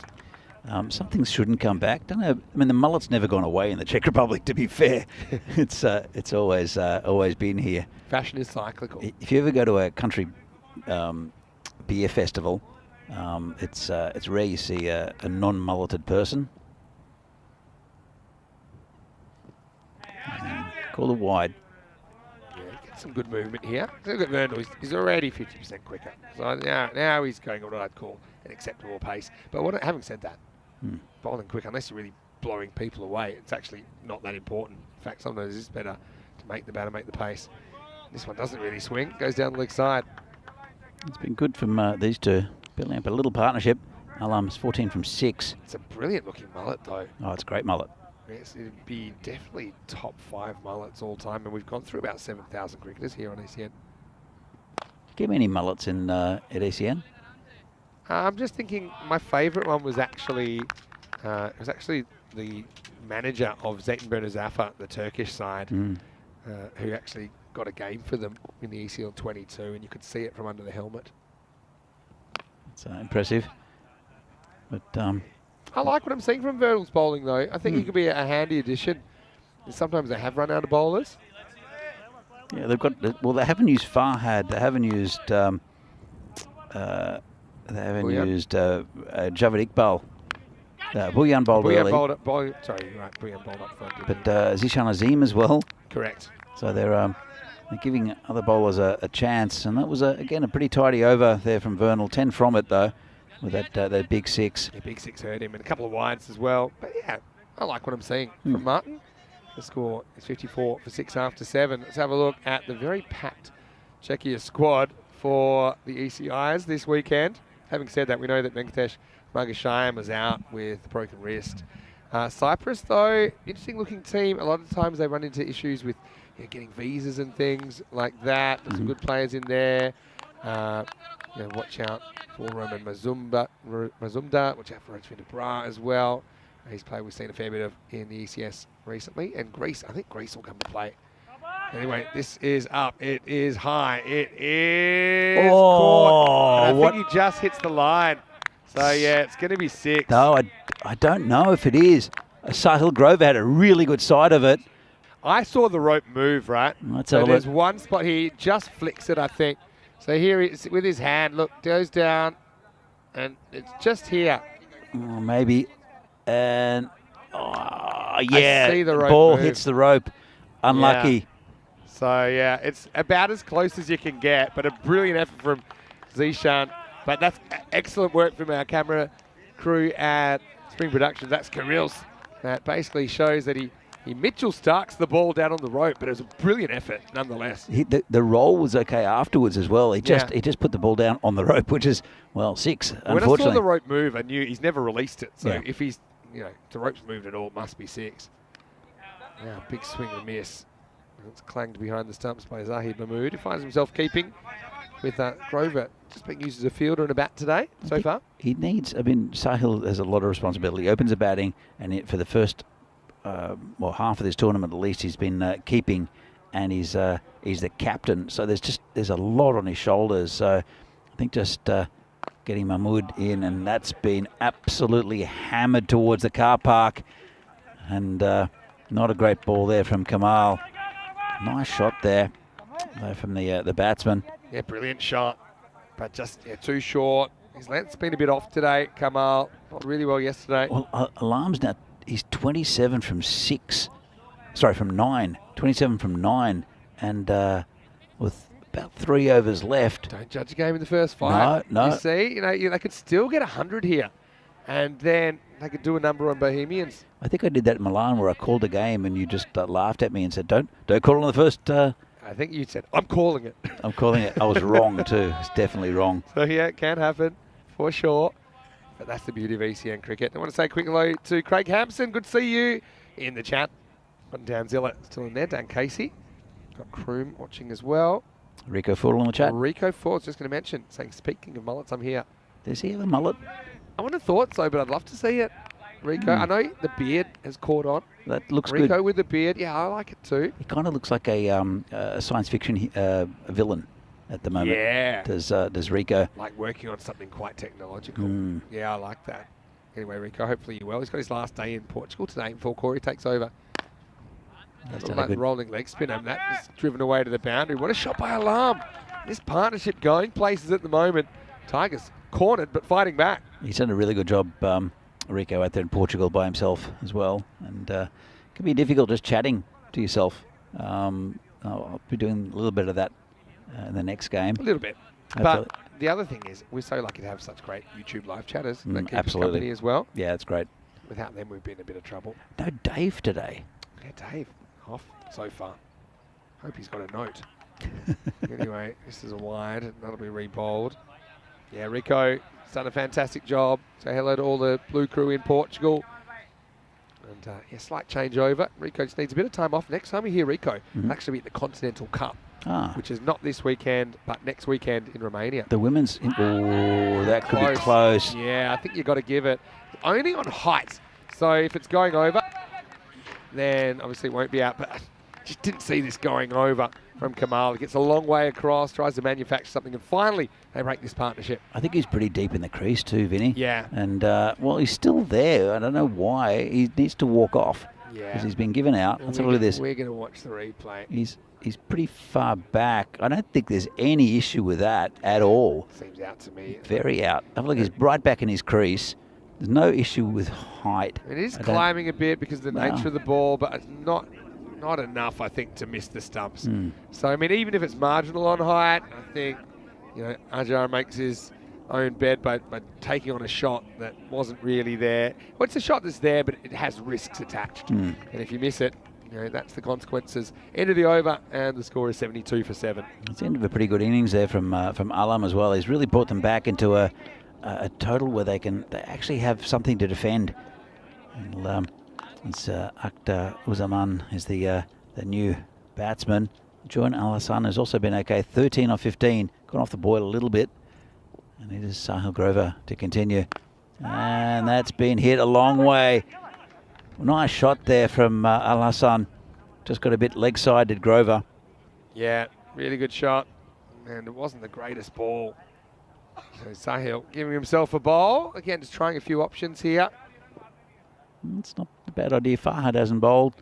And Javed Iqbal hasn't bowled. They're two frontline bowlers. Yeah, so just rotating the options. They've got a big program here today, Bohemians. But I mean, these games are pretty crucial. Maybe they feel they got the Tigers on the ropes. Not a bad time to experiment. Yeah, to try out the second stringers, so to speak. Yeah, slow ball this time. I mean, this total's pretty much over. We're around about 80 at the moment. Still an over left. If they get another 10 or 12, and they're going to be launching an attack, it's going to be a decent total for the Tigers. I'm curious about Rico's mullet now. Maybe I haven't seen him from the bat for a while, because actually I haven't worked with Rico since early in the Romanian series, and I won't work with him again until the second half of Switzerland. So it's coming up in a couple of weeks. I'll see Rico again, but I'm excited now. There's a party at the back going on with Rico 4. Can I request you to do your intro facing away from the camera tonight, Rico? Anyway, Akhtar Uzaman is the new batter that's come in and intelligently just works his way into the gap, lets the field do the rest. So he gets 4 runs. Really nice shot. Just use the pace of the field. Got a bat there, and Sharif gets a boundary. And Prague Tigers, 83 for 7, looking pretty good actually at the moment. Going at a run rate about 9.5 and over. Grover continues. Yeah, just often tries that big in swinger. Takes a bit of pace off at Sahil. So yeah, showing he's a triple threat. We know how good he is with the bat and with the gloves. Bowling probably not his forte, but still able to compete at this level. Last ball the over. Or not. Down the leg side, and he can bowl that one again. So still just 1 over remaining. Tigers though, I mean, if they potentially get to 100, it's still on, you know. It's quite incredible considering they lost 6 wickets in the first 4 overs. This should just be a single. And it will be down to Zishan Azim. And that is the end of the over. Grover goes for 13 in the 9th. Then Prague Tigers, 85 for 7. I don't know if it's a little tactic from the Bohemians. Just, I mean, they're giving other players a bowl. Zishan Azim hasn't bowled either. If you have a look here, Sazi Bouyan, probably the only one of the, well, Kamal Singh as well has bowled quite a bit this tournament. But it's the first overs for Grover, for Verndl, and also for Arif Javed, who was on a hat-trick. Yeah, So wasn't brought back straight away. it is Zishan Azim who'll bowl the final over. Sometimes you go into a day like this and you'll be like, okay, first game you guys are going to bowl, second game you guys are going to bowl. You know, you're going to have a bit of a pre-done plan. I mean, sometimes that backfires on you because, you know, cricket is a competitive, and I know that it's giving guys a go, but that's not always the mentality of different teams. True. We'll come back to that in a second. Azim does get a bowl here in the 10th. It's just squeezed away off the bottom of the bat. Gets past the fielder. They'll get a single. What I was going to say, though, is, you know, also as a captain, you're also trying to keep people in the game. So, you know, if you want to try and get them involved at some point, you know, if guys come here and just field for 3 games, you know, it's not necessarily, what's the word? I mean, some people are fine with that. Some people would like, you know, an opportunity to show what they can do a bit with the bat and the ball. Yeah, there's nothing worse than just staying in one position for the whole game, the ball never going to you. Especially here, you don't even move between overs. Yeah. Not really. You don't change heads. Well, I should get a run here for quick. Well, Zahid not able to pick it up cleanly. But as a captain, I think a good captain will, what they'll do is they'll adjust the field slightly just to communicate with their fielders, come in a little bit, go around a little bit. Or they'll change the position of the fielder rather than just them getting bored in one position. And even though, okay, look at a lot of these teams, especially look at PCC. They've only used about 4 batsmen in the whole tournament, I think. Exactly. Yeah. So it's 4 in one game. They've used. Never lost more than 3 wickets. That's it. So shot. A cracking shot, that one. That through Zaman. Not a player we've seen a lot of, but so far so good. Shows he's got a good eye. Just Mosey's a little bit leg side of the ball, throws his hands at it, gets good contact, gets 4. Yeah, lovely shot there. And they're over the 90 mark. They might even get 100, you know. And that's, Never judge game too early. I didn't judge anything, Vinny. Not in this game. I bet a few people did, though. That time he finds it hard to access. That's the only thing. I think he's a good enough batter. I don't think he needs to back away. I know it worked out from the time before, but I don't think it's percentages. Yeah. He should make sure he can reach the ball, because if he can reach it, then he can do something with it. Couple to come. Certainly now what I would call a defendable target. Don't think it'll be easy, but it's possible. All right, this is super high. I don't think the keeper saw it, Zahid Mahmood. Now he's going to clang it, and they get back for 2. They think for 3, but it's not quite there. Yeah, Mahmood never really looked like taking it. Yeah. In fact, just swung in a bit of fresh air there. But it's been a good little partnership. Yeah, it has. Here's the last ball. Well, Maximo would set them 100. Here we go. It's not a Maximo. It is a 0. But still, Tigers, when you consider that at one point they were 14 for 5, then they were 27 for 6. The fact that they get 93 on the board will give them at least some hope that they can win this game. And if they do, they're keeping their top 4 chances a little bit healthier. The Bohemians, I mean, they're also kind of on the cusp. They're not guaranteed a spot in the 4 at all. And they'll want to make sure there's no dramas in this chase. They'll need 94 for victory. I mean, the Tigers, they started disastrously with a really good over here from Sazi Bouyan, the good wicket there. But there was one boundary, but then it got a little bit tricky with the old stager Arif Javed, who went for that 4, but then got 2 in a row. Good catch out there by Verndl on the boundary. Shows he's a good cricketer. And then the very next ball, this was LBW, and pretty much no doubt with that one. And another LBW there for Sazi Bouyan, and it was disaster right up top with the Tigers, with all their main batsmen being dismissed. And this was Yadav with Sazi Bouyan launching the ball at the stumps accurately enough, though. Now 5 down and looking in all sorts of trouble. But they did, even though they do lose 1 more wicket, they staged a pretty good comeback, and it was good batting. For the most part, it was Ajar Alam who got them going. And so Zishan Azim takes yet another catch. But Alam launched an attack against this Bohemians bowling and then got a couple of big sixes. This one was unlucky. Great catch again from Zishan Azim. The second one he's taken just slightly over the boundary and gone for 6. And, this one was another OBW. Well, pretty accurately. That was Kamal Singh. And Sahil decided to get a bowl. And right at the end, good little good batting between Rakib Al Hassan and also Akhtaruzaman. And got them to a pretty healthy total, to be honest.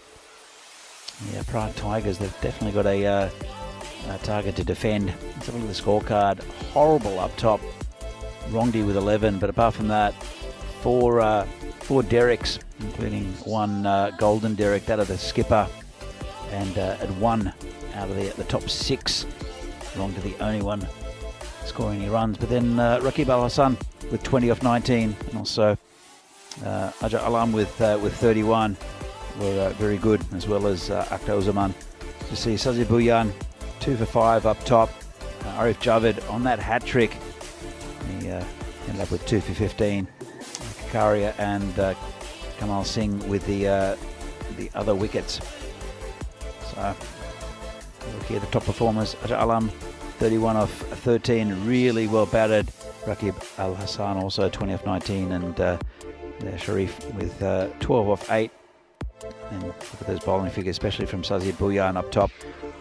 So 93 is the total for the Tigers. 94 required by Bohemians. It's a tricky little target, and they'll have to bat well to get to there. Well, the Bohemians, but they're very capable. They've got a good batting lineup. And we'll see the second half of this game, the match 38 from the European Cricket Series here in Czechia between Prague Tigers and Bohemians. We'll see the second half of this game coming up very shortly. See you soon.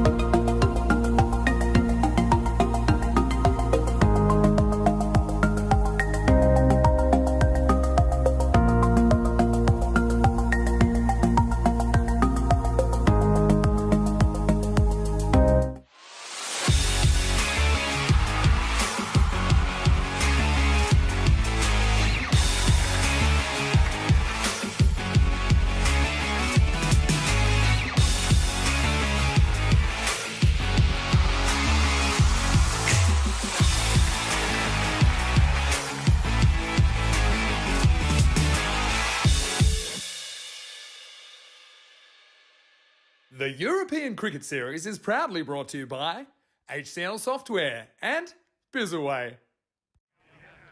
And welcome back here to Prague for this European Cricket Cricket Series here in Czechia.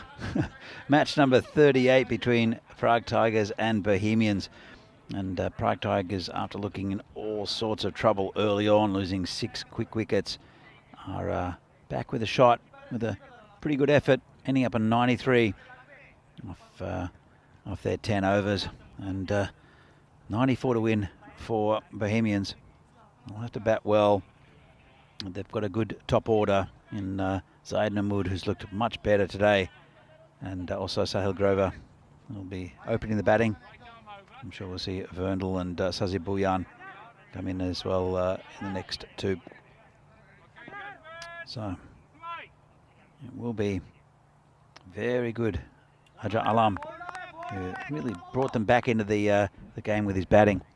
The Tigers will open up against Zaid Mahmood. Hits it in the air. It's safe.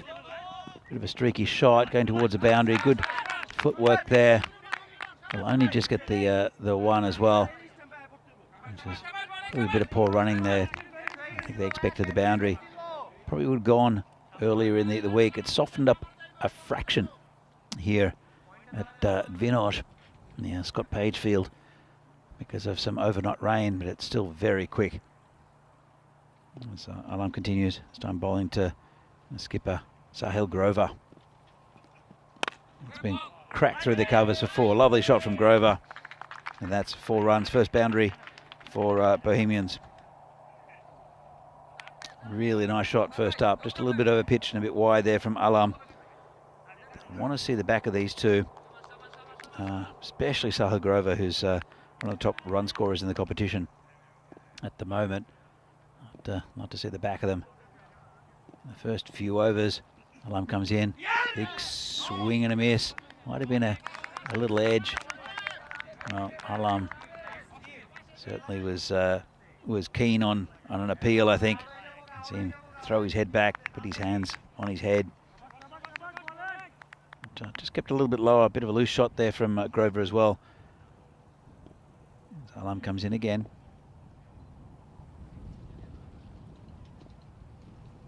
And that's a nice shot, lifted over the leg side this time for 6. Grover is in such good touch.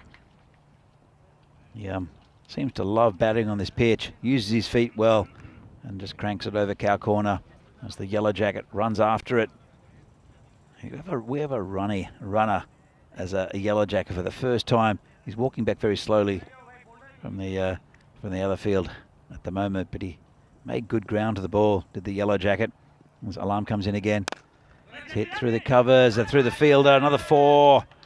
And a good start here for Bohemians. Cracking shot there. And just bounced in front of the fielder in the covers. It's a difficult one. He should have probably taken a step forward, but it was hit pretty hard by Sahil Grover. It's a really good start here for Bohemians. Alam, who's their top line bowler for the Tigers, gone for 15 already. 1 ball left in this over, and that's a better ball. Cramped him up. No run. So, at the end of over number 1, Bohemians are 15 for no loss. Welcome back, Vinny. Yeah, thanks. Good to be back. What a good start for Bohemians. A couple just kind of blasting through the field. 14 matches since the Golden Ball. If I'm not mistaken, it's only 2 days ago we had a Golden Ball. Yeah. But that's the beauty of ECN at the moment. We've got the day series and the night series going on. Don't know about this one, if it is going to be any chance. Then they'll have to do something soon, won't they, Tigers? Yeah, having a look, pretty even between bat and ball this year. And that one really should have been won by the batting team. It was won by the bowling team, and that's the only difference, because it's 5-6 this year. Over time, I honestly think we'll see that it even out, proportion-wise at least. But yeah, 19-29. Yeah, out here, I feel like I'd rather be the batting team. I just feel like if you get the ball good at all and you run straight away, you need a perfect pick up and throw to run you out. Going for 2. That's if the ball doesn't go to the boundary or over. Well, we've seen some very good bowlers get absolutely hammered and because it basically just needs a good contact on the bat and into a gap, and it's 4 runs. And I think it's a very nice field to bat on, and the pitch is playing better than we've ever seen it. I'm speaking to Pete Vincent. Oh, as this gets an under edge down to the boundary for 4.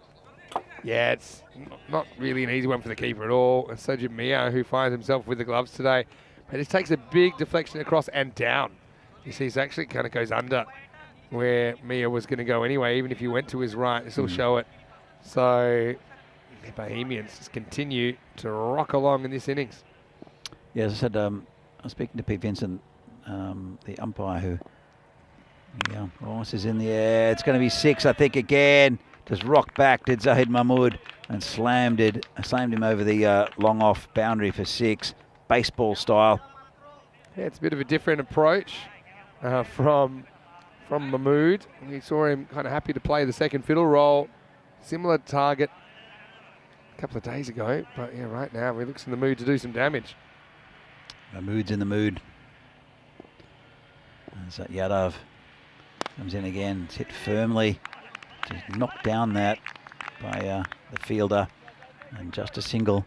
Yeah, going back to what Pete Vincent said, he said he's never seen this pitch play truer than what it has, because sometimes it does keep a bit low. We've seen a few low bounces here, but nothing like in the past. And it's been slammed past the bowler. Lovely shot there from Mahmood. In fact, it was Sale Grover who got the half volley, smashed past the Yadav, the bowler. Another expensive over, and they are 30 for no loss after 2 Bohemians. Yeah, going back to the pitch, it's an active pitch in the sense that it will change with the different conditions. If there's a bit of moisture in it, as we see the table here, Tigers down the bottom, and they've still got an outside chance of getting into that top 4, but it's getting more remote. Bohemians, they really need a win here. They have 3 games left after this, and just one more win if they do get over the line against the Tigers, and it's looking likely, but then really one more win should get them into that top 4. There's have a new bowler. He's been hit onto the leg side. Another boundary there for Zahid Mahmood. Just rocked back and hit it through the onside. They're flying at the moment, aren't they? Absolutely flying. So Sanjit Halder is the new bowler. And, well, it is the last over of the power play, so they'll be able to put fielders on the boundary. But they're picking gaps. They're going through fielders. They're hitting it hard, these two. And sometimes just hitting over the top of the fielders over the boundary as well. Almost once hit over the bowler's head again. It's coming towards us. That's a nice shot. And they are racing towards this target. Yeah, they are. We're kind of under attack here, to be honest, aren't we? But, yeah, boundaries keep on coming. And the Tigers, it's a very different start, put it that way, to the first couple of overs of this game in the first innings. Well, I'm sure we'll have a comparison of the two power plays after this over, and we'll see. We can show you the exact difference between the starts for these two teams. And a big swing and a miss there. Better ball, bit of an effort ball there from Holder, and a swing and a miss there from Zaid Mahmood. But it's Karan Dami has said easy chance in the chat. Are you talking about a caught and bowled? Because that would have taken his arm off. Yeah. No, definitely nothing too easy about it. As I see golfers there in the background, golf cart. Good to see. I walked through the golf course this morning, Vinny. There's a road that leads from the opposite side straight through, and it's nice. It's a really nice golf course. Very undulating. Not many trees, but kind of like a links course in a way. But I don't know if it's actually classed as a links course. Yeah, but it's a pretty golf course. 27 hole, I think. Yeah, 27. It's big. Yeah. It's called a wide. And the clubhouse is calling as well. I'd love to go up there. There's coffee waiting and a refreshing beverage at the end of day's play that we might have to discover. maybe later in the week, Vinny. Yeah, I think, if and when we get a break, problem is, there's no obvious breaks here at the moment. No. Here's Holder. This is short, and this is going to be turned around the corner. That's more runs, and that's going to be 6 more runs. Maximo! Bohemians running away with it at the moment. Yeah, they are. And well, I see another Yellow Jacket running. We haven't seen much. I think they might have just had a bit of a pep talk, the Yellow Jackets, and said, let's lift our game a little bit. No more foot fielding. A lot of attention about the bruised shins, what we've seen from them so far. Yeah. Hey, there's a few chatters I want to say hello to. I say hello to Vishnu Meena, but also one of our own in the chat that really takes off from Holder. End of the over, 3 overs in now, 46 without loss. But Jason is in the chat, and he's working behind the scenes at ECN headquarters in Zurich, and I'm sure he'll also be playing for Cossonay in the ECS in Switzerland coming up. So, yeah, Jay, hello to you. Good to know you're watching, and yeah, keep up the good work. Right now, 15, 15, 16, pretty consistent, tall towers in the power play. Look at the difference in the power play. Yeah. They've scored, in each over, they scored more runs that Tigers got in their power play, which was 14, and they'd lost 5 wickets. Yeah, it's crazy. Could not be more light and day, really. Now, looks like it's going to be Rongdi who's going to bowl for the first time in over number 4. Want to say hello to Ken as well at KG1 in the chat. Hopefully well. And we'll stick around. This one doesn't really have the hallmarks of a close thriller, but still plenty of cricket to come with 3 more matches today here in Prague and then 2 tonight in Portugal. If they can get a couple of wickets, and it's a big if, because they haven't looked like losing a wicket, have Bohemians yet. If they can get a wicket or 2 here, the Tigers, and put a little bit of pressure on this batting lineup, they're maybe a little bit susceptible after their top 4. This is hit. And it's going to do the field. It diddles him. Yeah, it spins, but to be honest, had a bit of time to see it. But unfortunately, that Samuel alarm out there. So a little sideways Tortuga at the end does him in. Another boundary, and that brings up the 50 and the 50 partnership for Bohemians. Yeah, dominant at this stage. See Prague Tigers 14 for 5 at the same stage. It's chalk and cheese, really. Now, no one's going to get a play on that one. And could be set for an early lunch the way things are going, because new day, new Mahmood. When did the pies get here, Vinny? Oh, I'm waiting. Can't smell them yet. Want to say quick hello to Ken Fletch as well. He's saying, Mr. Maximo, what's up? Well, the run rate at the moment. Definitely. Yeah, why not? Just try something. Confused the batsman. Yeah. Didn't quite know what was coming at him then. In baseball, they call that the EFIS. So there's all these pitches, the slider, the change-up, the fastball, and all these things. Right, curve ball. Oh, he gets him. So he goes slow and fast. This one doesn't really get up at all. And wrong D. Well, not quite the wrong end, but it is one that gets a bit of variable bounce out of the pitch. And finally something for the Tigers to cheer, although I don't see too many smiles out there. 55 for 1. Is he showing the ball? This is what we need to do. This is the ball we need to get, because he's very demonstrative there. Trying to say he's invented some kind of new mystery ball. To me, it looks like just a quick off spinner that crashes into middle and off. And so, like I said, something for the Tigers to crow about. 55 for 1. So Zeeb, he'll be in a rush as well, coming out number 3. Yeah, in baseball, they have a pitch called the EFIS. You don't really see it in Major League, but it's basically just a slow trash pitch, really. There's no real deception. It's like, it's just kind of, there you go, and it's just super, super slow. And that, not the last ball that got the wicket, the one before was kind of like the cricket version of the EFIS from Rongdi. But it was on target. Anyway, Sazeeb Bhuyan comes out and just taps the first one round the corner, sets a big task for the fielder.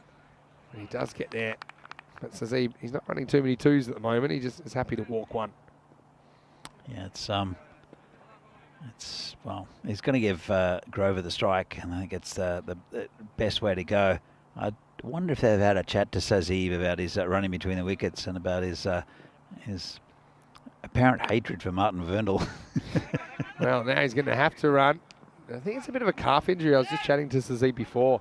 So, yeah, calf injury, that can be really, really irritating. Yeah. I mean, I've had that before, and I don't know what that feels like. But and they're still gambling that he can whack enough boundaries in the number 3 position that they don't need him to run, really. But anyway, very good over from Rongdi in the end. It's 57 for 1 after 4. Yeah, you can see the difference here in the graph.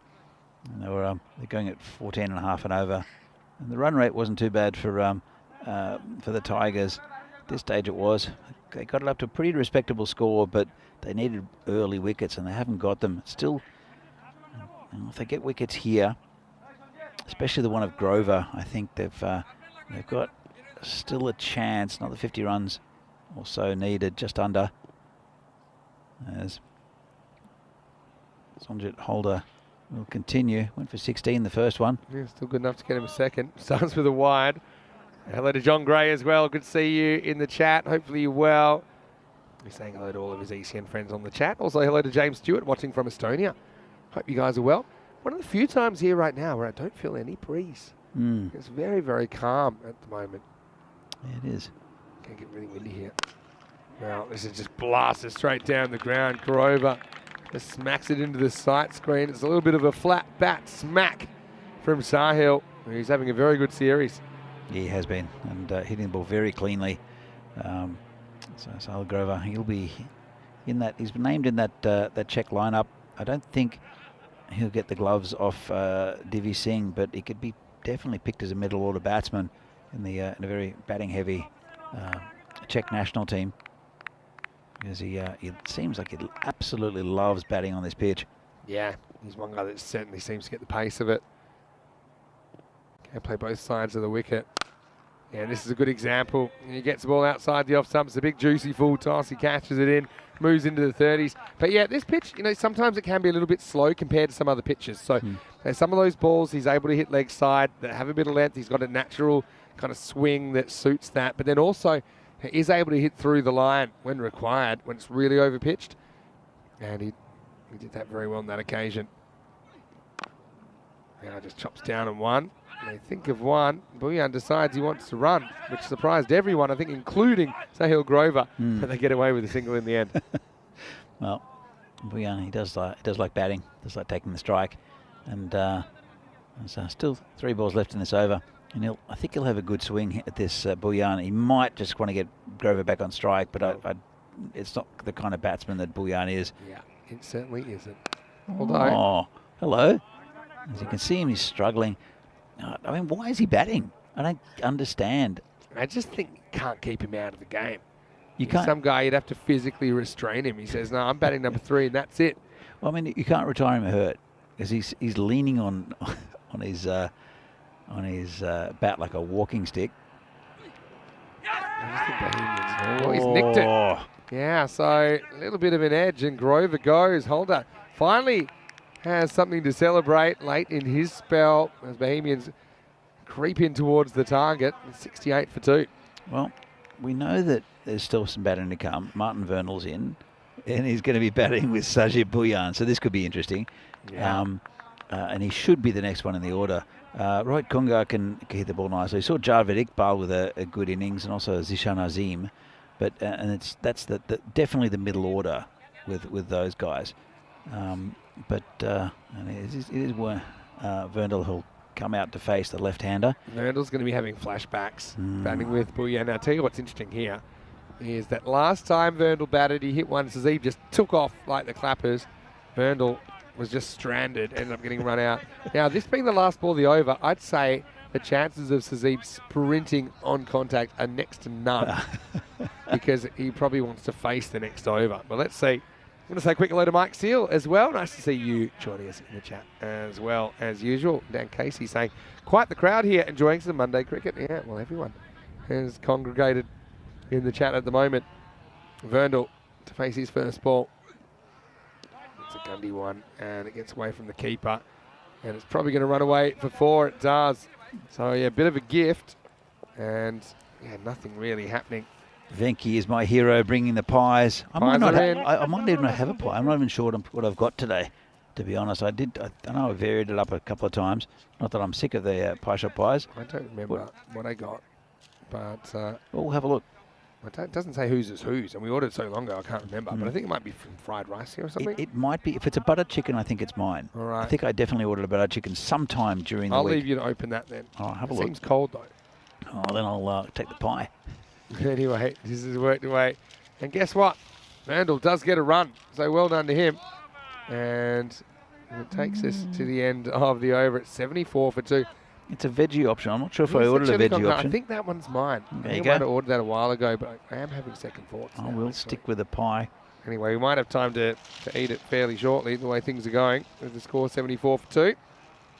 As Bohemians just need 20 more to win this cricket match. And also gives us a chance to highlight what we'll see later on. We're talking about the Portugal night series. Rico Full standing by. His last night there before Corey takes over. And now Corey being left alone, concerning a few people in the ECN community, including me, but I'm sure he's up to it. He did a great job, actually, in all seriousness, at the Netherlands T20 IWs fairly recently, and he's got some more of that coming up in August as well. Rongdi will get a second over. First one was okay. Went for 11, picked up a wicket. That's a pretty nice shot from Vernal, though. He goes straight down the ground. It's all about the placement. He gets his first boundary. He's the guy, yeah, the more I see him, the more I like him. He has a really good technique.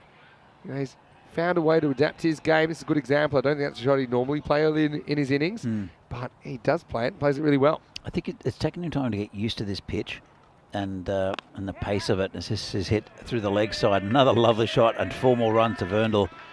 He's a good cricketer, is Martin Verndl. Yeah, I agree. It just takes you a bit of time to get used to it, I think. But hello to Phil G as well. Good to see you in the chat. And Nish has joined us as well. He's watching from Cardiff, I think, where he's doing his university studies. But Nish, he was our commentator during the Cyprus series, and you might see him before too long as well. Now, and third boundary as Verndl is getting on top of Rongdi in this over. He goes 4-4-4. And I feel, Danny, soon this game will be no more. Is it too late for a late call up to the 21 man national squad? We could sneak him in for Venki, maybe. Oh, that's a good idea. Replacement. Yeah. So, he's looking very handy with the bat. Now, again, now he's got used to the conditions. He's got used to the pitch. It's a different level with the internationals, though. But he looks like he's used to playing a different level, to be honest. Absolutely. I know that he'll share a bit more about his background in the next game, which will be Prague CC versus the Tigers, coming up in around about 45 minutes. Phil G in the chat saying, I'll come back to that in a moment. Bulyan just pokes it down for a single and gives Verndl the strike. It was a yep call between these two. Danny ordered the veggie option. Isn't that one of the signs of the apocalypse? It is kind of a chili con carne sort of thing. Without the carne, right? Yeah, true. So I guess that's it's chili. Is there let me have a look at this. It looks like a veggie option. I definitely didn't. Oh, there might be. Basically baked beans and rice. It looks like it, doesn't it? Looks pretty tasty. Oh, cracking shot. Let's put him in. I'm gonna say, get him in the check shirt sooner rather than later. Well, if Charles Crouch is watching from home, he has quite a bit to do with national team selection, and I'm sure there are a few people around the ground and on YouTube watching Martin Verndl, who again he's this is the next game coming up. Tigers you'll see again against PCC, and Prague Tigers. They won the toss, elected to bat. I think it's a wise choice because PCC on a rampage at the moment. But the Tigers, if they get a decent total again against PCC, they put a bit of pressure on them. They're not at full strength of PCC, but pretty good side. Yeah, very good side. But yeah, Tigers, they'll be hoping to avoid the missteps of the power play in this match. By batting first again, they lost 5 wickets in the power play. Anyway, just 2 to win, and this could be it. It won't be. It'll tie the scores though. And so Bulyan has to jog the last couple. Yeah, well, there's walking and there's standing still, which is pretty much what he ended up doing halfway through. So anyway, Verndl, yeah, showing his credentials here. Let's see if he can finish with a bang. He's hit 4 beautiful boundaries in this innings. And any score breaks the tie now. Akhtar Zaman. He's going to finish it with a wide, so a bit of an anticlimax. We've seen some good finishes here. Unfortunately, this one was known, I think, well before the ending. as Bohemians do it. They do it with 23 balls to spare, so also a pretty handy one for their net run rate. For the Tigers, though, that makes things really tough. They're going to have to pull out an upset, I think, against Prague CC to stay in the running. But, yeah, credit to Bohemians, who had a really good start to the game. Okay, maybe lost their way a little bit. Prague Tigers fought back, but that opening assault from Bohemians, you could just tell they went in any mood to muck around this time, and they win it with some degree of ease in the end. But yeah, early on, it was Zahid and Sahil Grover who were taking the bowlers to the cleaners in the power play. 50 was scored. Yeah, there's a bit of a difference in the start, and they continued with it. The Bohemians lost a couple of wickets along the way, but a very comfortable victory. Give them a bit of a break before they have to play again later in the day. And you can see it was Sahil Grover and Zaid Mahmood who opened the batting and just hammered the Tigers bowling early on. Just really good batting, and Sahil Grover's in the form of his life. Zaid Mahmood is looking a lot better today as well. Had a bit of an off day yesterday, did Mahmood. With Sahil Grove, I'd be curious to see how they use him in the ECIs. So do you throw him up there opening? He's been brilliant at the top of the order. Would you bat him in the middle order? I mean, I'd like to see him going after the power play, because he seems to be doing it from ball one, likes the new ball, likes the field restrictions. But yeah, the boundaries just kept on coming, didn't they? And the Tigers really didn't have any answers. But then there are so many other batting options for the Czech Republic. I mean, Devendra Singh's looked fantastic as well. I'm sure he'll take the gloves, but he's been opening and smashing it everywhere. But with Sahil 6 Grover, games, you can afford to change it. I think the ECIs are kind of built for experimentation in a bit. Yeah. So, if they're taking that many players, I think we'll see the 11 change around. Verndal, he's another one. He's playing himself into contention. I know they've named the squad, but with an injury to Marcus Shyam, I think it opens up an opportunity maybe to see, if he's available. That's the other thing, because I know he's been playing cricket in the UK and it's a weekend, but still, that's something I'd be really curious about. To be fair, I know he's committed to his cricket as Verndal, but he probably wants to see his parents, because he is visiting on holidays. Yeah, well, they can come to the cricket, because there's got the Saturday Bonanza. Make sure you mention that as well. Definitely will. Rest of the day, because there's a lot planned for this Saturday. Right now, there's a bit of a walk in the park for Bohemians as they bring up the winning runs off the first ball of the 7th over. Grover continues his good form, 34 of 13 before he got a slight nick behind to Holder. And Zishan continued his good day with the bat as well. Wickets to Holder and Rongdi in there, but Tigers just a long way behind. A team that might have defended 60, but they couldn't defend 93 here. In the end, a wide, bringing up the winning runs. Kind of sums it up for the Tigers, but they'll have to bounce back. Big game against PCC coming up next. Well, Danny, I'm going to step out, but I know you're going to have a few guests, and I know Phil G will be certainly here to finish the day with you. So we'll have a quick break, but yeah, we'll enjoy our wonderful lunch in the Down Under, but back in about 35 minutes. Vinny Sounder here, Mr. Maximo, with Danny Hudacek. We'll see you after this with more European Cricket Series.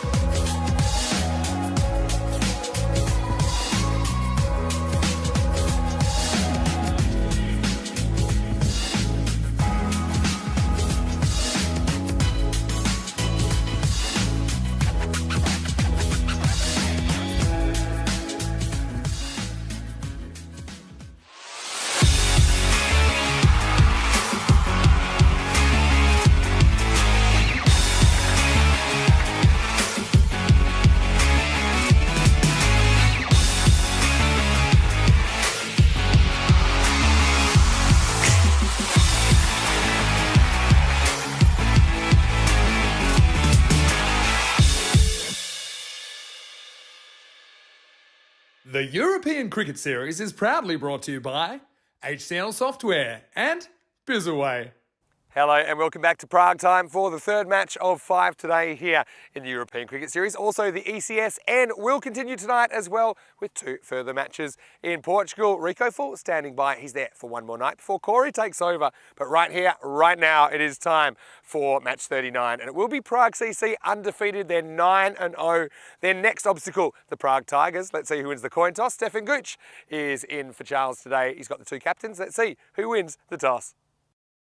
Okay, please see the call. The tail's called. It's heads. We're gonna bat first. Okay. Prague Tigers have won the toss, they're having a bat. So the Prague Tigers win the toss and they've elected to bat. I think that either captain would have done that if they'd won the toss. We know how much Prague CC like to bat first. But the Tigers winning it, let's just hope that they avoid the early wickets. They lost 5 in the power play in the last game. They lost 6 in the last 4 overs. Despite that, they were able to get to a fighting score, as you saw. But it certainly is something that is bothering them. And I think they're one team that sometimes, you know, when those early wickets go, the house of cards can completely fall down. They shouldn't have Sagor this game, but they're hopefully coming back later. That's, of course, due to work commitments. But the Tigers, like I said, they kind of need to pull some wins from somewhere. It'll be tough, but if they can pull out an upset here against Prague CC, certainly their chances of progressing to finals Friday improve a lot. Speaking of Prague CC, we saw a couple of players coming back from them, including the captain, Aaron Ashokan. Also, we saw the Beast in the team. Didn't have to do too much with the bat. Another guy is Davidson Romani that we saw back in this side. Was just a little bit off with the ball, but watch out for him because I think he's a real dangerous customer. Now, I am actually heading off for the rest of the day. I've got a few things I've got to catch up on with ECN behind the scenes, but I will leave Danny Hudacek in charge. He's doing a great job. And watch out for a few special guests standing in for me as well in the commentary box. Let's get ready for match 39. News from the toss out here in the middle, Danny, is that the Prague Tigers, they've won the toss. They're going to have a hit. Let's hope they have a better start this time. Over to you. Let's get ready for the first ball. Well, thanks, Vinny, and welcome back to Prague for this European Cricket Series in Czechia. Match number 39 between PCC and the Prague Tigers. So this is a first against last game. Prague CC unchanged from this morning with their have a fairly decent bowling attack, but strong top 4 batting. Whereas the Tigers, there is a change, late change, and it's Kasa Ahmed who's come in for Akil Vijayan.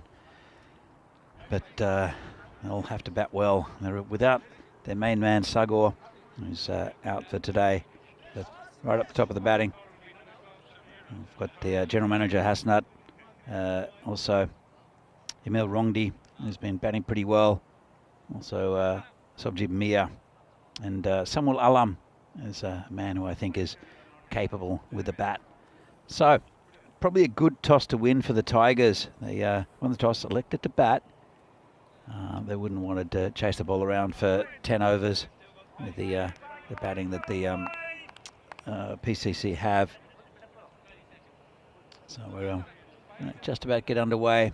It will be that man again, Samir Madaranga, who's been very good since he's come in for PCC over the last couple of days. He's a former national team member. Gets a good bit of outswing. Gets a good bit of lift as well, does Samira. Be bowling to the general manager, Hassanat. The first ball of this game. And actually, looks like it's a third man and a deep backward point for Madaranga. And naturally, he puts one down leg side. So it's he gets quite a bit of outswing, does Samira. He bowls a good length, normally just short of length outside off, or sometimes the fuller ball. Gets quite a bit of outswing and gets a lot of wickets as well. Has done both in the league and for the national side over many years. Good friends with Sudesh Vikramasekara as well. Samira comes in again and probably would have been a wide, but made it an unwide by the batsman who reached across. So Samira, as far as I remember, used to spend about 6 months of the year in Sri Lanka as a surfing instructor, and came back here and played a bit of cricket. So that's a pretty good lifestyle. As he comes in again, this is neatly played to the covers, just a single. Looks like Roy Deshmoini who picked up that one. Got a very solid offside field to do PCC. And some good fielders there too. Aaron Ashokan and Davidson Romani are in that square positions inside the circle. A bit straighter is Sabawun Divisi. And again, and just poke down to that deep backward point area just for a single. And Rongdi is off the mark. Hassanat also on one. So they haven't lost a wicket so far, have Prague Tigers. That was a pretty devastating opening spell from the Bohemians in their previous game. As Madaranga continues. And, oh, good ball. Really good ball against Hassanat. In fact, it's Rongdi who's facing. Good delivery.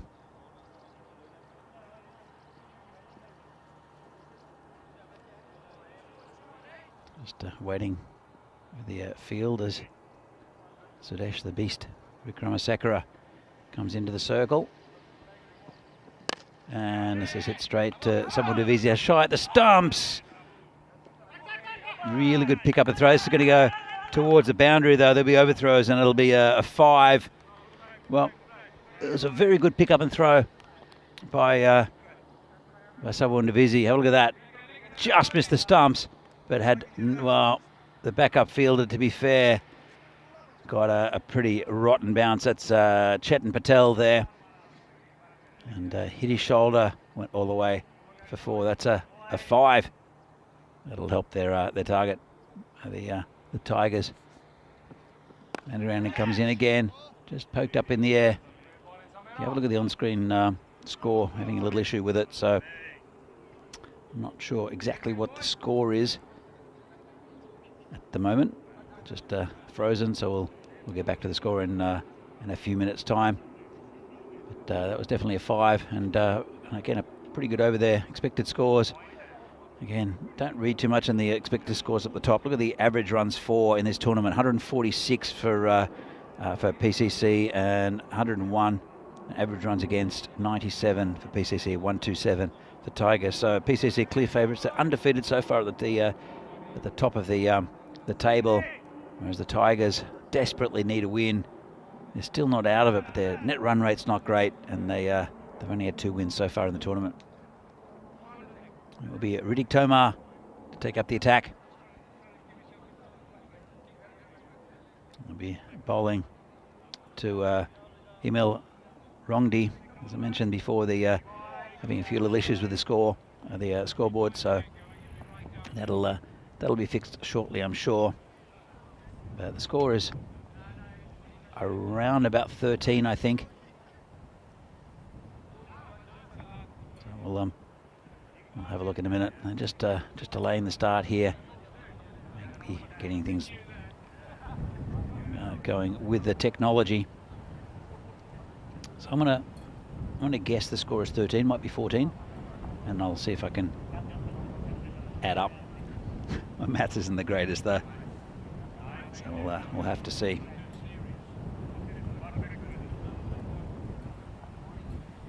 So PCC, I've got a couple of very important players to come back into this side. Aditya Kadawala, who's been brilliant with the bat and behind the stumps, will come in.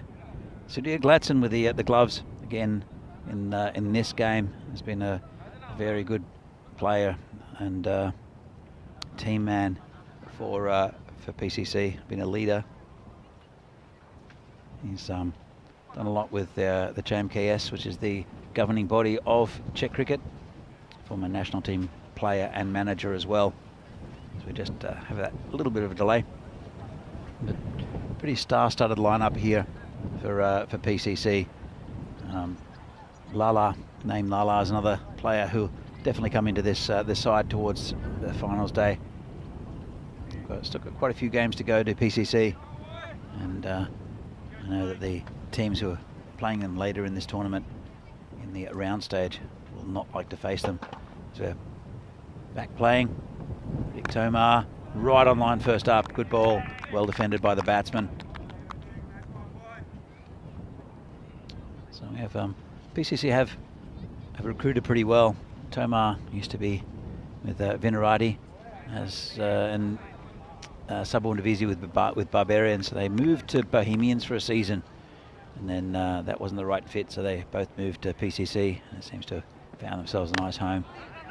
Very competitive side, and this one gets away from Deshmoini.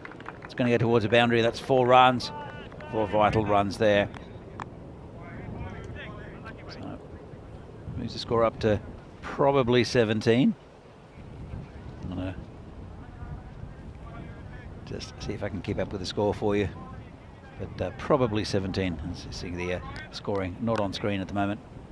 Still no loss for the Tigers. It's the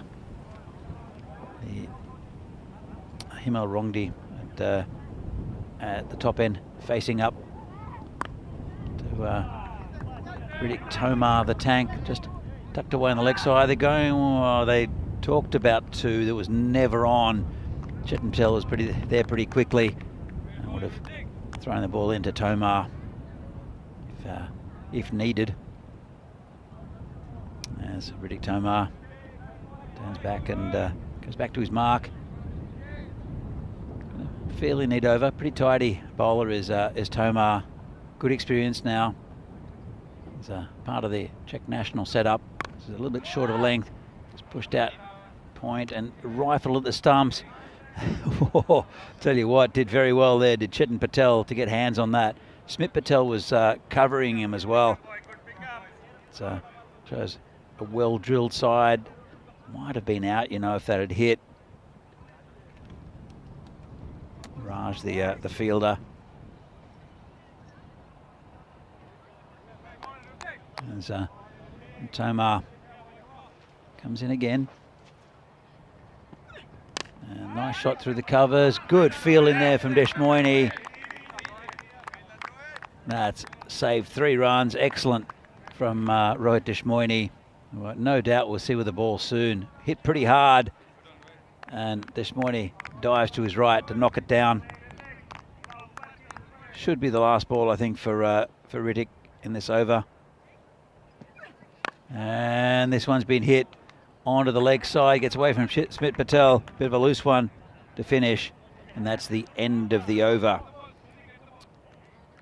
So, pretty good one there for the Tigers. Eventually, I make the score around about 23. As we can see, the scoreboard not working at the moment. Just having a few little technology issues here at the ground. We are in the middle of a field in the Czech Republic here. So sometimes things don't work as well. As you can see, the table here. PCC 9 from 9, looking very dominant. Prague Tigers still got a slim chance. They've played 8, won 2, lost 6. It's going to be a tough chance for them, or tough opportunity for them here against PCC to get a win. Just a shout out to the Curry House as well. I know that Mr. Maximo Vinny Sandu was provided with a nice meal from the Curry House. So if you're in Prague and if you're in Pamovka, then go down to the Curry House. Fantastic establishment. And they're sponsors of the Tigers as well. This is hit down the ground to Samira, who just picks it up. Just an extra run. Score now probably 24 for no loss. It's the last over of the power play. And Rongdi 13 off 9 as we have the score back. In fact, 20. How did I get 4 out? 4 away from that. As this is hit in the air, a long way. Smit Patel can't get back far enough. And that's 6 runs. Nice shot. Takes him from outside off stump and slams it over the boundary. Really nice bowling. Batting by Hassanat Davisi is the bowler who gets smashed over that cow corner for 6. That's Hassanat, who hasn't gone on with big scores. He's looked good in little flourishes, and he'll want to pump this score up there. 26 for no loss. Still 4 balls left in the power play. It's been a pretty good one for the Tigers. Comes to Vizzy again, and can be called a wide outside off stump.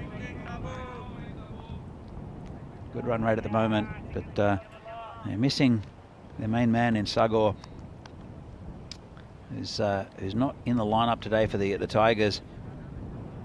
But they've got some pretty good batting to come. Slow ball, just tucked away on the onside for a single. Well picked by the batsman. Didn't try to overplay it. There's a big gap on the leg side. In fact, it's a huge gap. There is a short, fine leg there. I think it's Chetan Patel who's patrolling that whole area. DeViti comes in again. That's a really good ball. Good line and length. That's pretty much where he wants to be. Nice and full there from DeVisi. We'll see with the Czech national team, no doubt, at the weekend. We'll see their previews of that in a little while. The wind's picked up a bit here at Vinoj, as it normally does. Comes DeVisi, hit straight back to him, and actually, if they were aware, they might have taken one, deflected off DeVisi, and the man who was backing it up, it's the tank, Riddick Tomar, was wrong-footed slightly, but unaware with the Tigers batsman, unfortunately. As DeVisi comes in again, final ball of this over, and charges again, not getting all of it, and dot ball. Good finish to the over from DeVisi, and Prague Tigers at the end of the power play are 28 for no loss. Hassanat doing pretty well, both on 13, the batsman, and current run rate just over 9. As we see here, the Manhattan 8 off the first, 11 off the second, 9 off the third. Doing pretty well, the Tigers. Again, in a comparison to the last game against Bohemians, they were 5 for 14 at the end of the power play. So they've not lost a wicket so far, and looking pretty good. So Rohit Deshmoini is the new bowler. He's the one who got the vital breakthrough for PCC against Bohemians in the first game of the day. He's a very good bowler, as Rohit has been for many years for PCC. He'll come wide of the wicket and slant it in. He's always at those stumps as well, so it's a bit of you miss I hit type bowler. There's Rohit Deshmoini, lovely man as well. There's Rohit.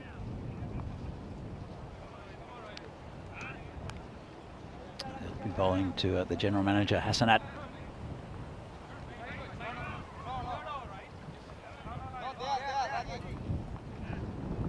Slight delay, so I think the bails just blew off. A little bit breezy here in Vinoj, just to the northeast of Prague, as Rohit comes in and he gets hit pretty well. Tomar takes a great catch out in the outfield.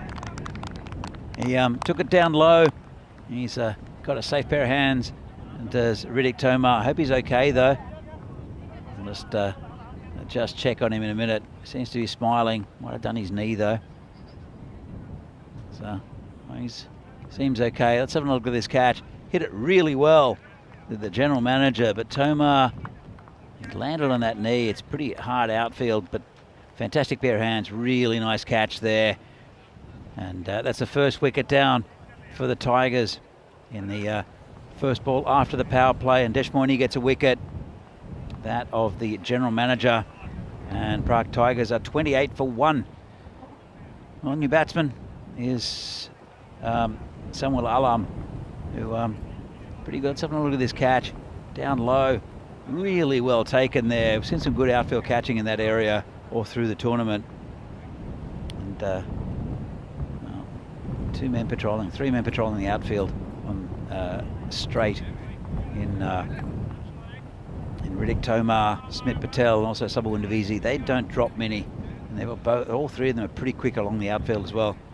So it's a tough task hitting straight for the Tigers at the moment. Craig Hampson in the chat. Hi Craig, hope you're doing well. Right by. Great start to the spell, as he says. As this is hit down the ground again, it'll be Smith Patel who'll come in just to cut that one off. Just a single. And Alam gets off the mark. 2 Alams in the lineup. Anja Alam, probably the pick of the Tigers bowlers. We'll see him a little bit later on. Hopefully, just with the ball, can bat a bit too. Anja hits the ball cleanly. Tishmorny comes in again. As this hit on the leg side, this could go all the way for 4, and it does. Gets away from Davidson Romani, who just has to watch it go over the boundary towards the car park. There's a big gap between him and the short fine leg in Chetan Patel. And just a little bit too straight there, Tishmorny. And they're pretty easy runs, as they have been all week down in that area. It's very, very fast. Also the wind is pushing it downhill in that way as well. As Tishmorny comes in again, bowling to Rongdi. There's a wild slash outside off stump. Better ball too. As you can see in the background, some of the grass blowing in the direction of the car park from left to right. So anything on the leg side will tend to go pretty quickly along the ground. Not that it has to, it's a very fast ground this year.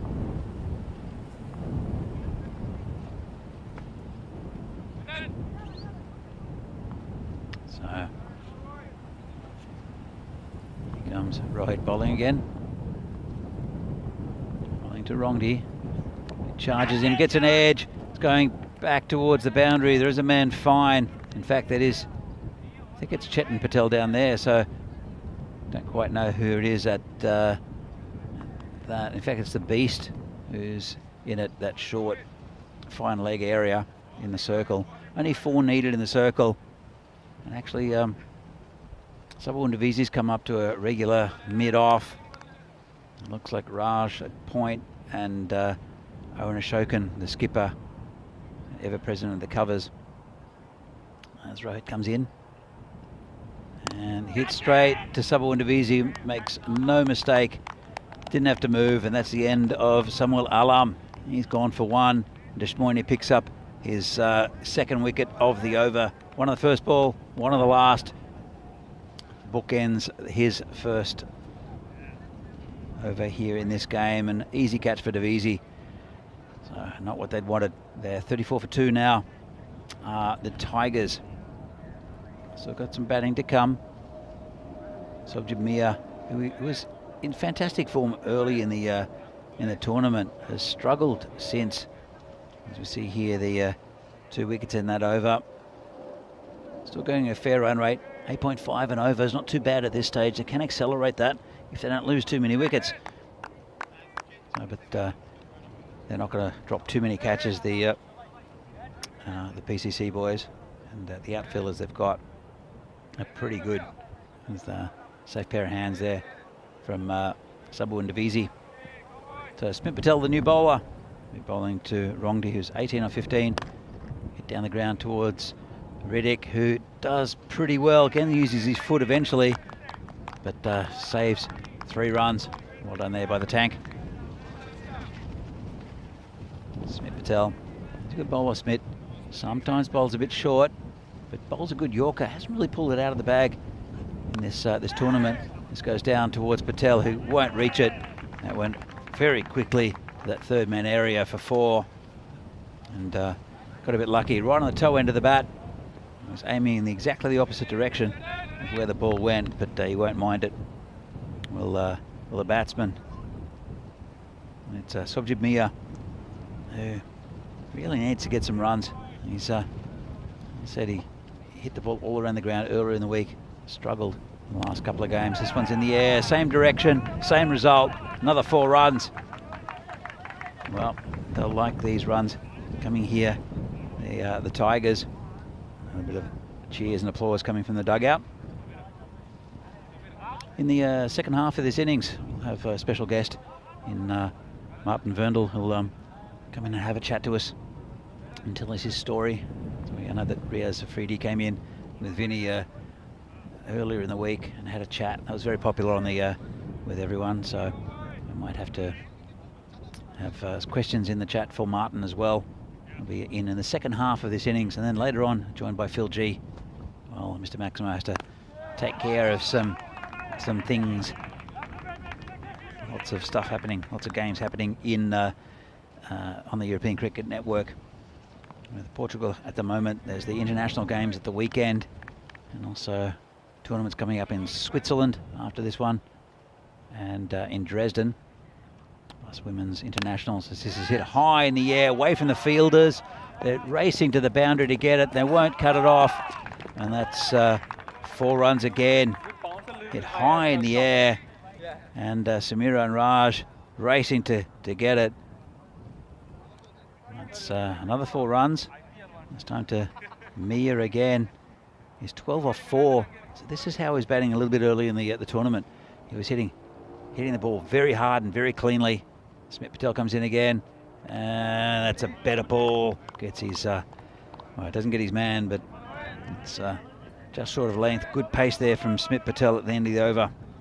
The Prague Tigers are 47 for 2. It's a good over for them. As we see, 63 days to go for the Euros of Cricket, the European Cricket Championship from September 25th. 31 nations are going to be playing out for that trophy. One European champion. Last year it was the Netherlands, who will be playing in the championship week against the group winners of the 6 groups. We'll see. Czechia, there you see, will play in Group A in the first week against Spain, Isle of Man, France and Greece. It's going to be a very, very competitive group, that one. With Spain the obvious choice as the top seed for the win, but France are very competitive. So Isle of Man, a bit Austria earlier in the year as Deshmoini continues. And this is hit over the top again, and might even go all the way this time. I think it has. It's 6 runs. Well, Rongdi, he's getting quite a few of his runs down in that area. No fielder was going to stop that one, and Deshmoini, he's taken 2 wickets already in his last over, but had no answers to the flailing bat of Himel Rongdi. He's moved on to 25, and it's a kind of partnership that they need. Good opening partnership from the Tigers, but that's what happens if you can get a good run from 2 batsmen. The runs seem to flow. This is hit on the onside. Smith Patel's out there. Just pick it up and throw it in just for a single. Bring the dangerous Sujib Mia back onto strike. He's 12 off 5. And he hasn't faced Deshmoini yet, who's taken those 2 wickets, as we said.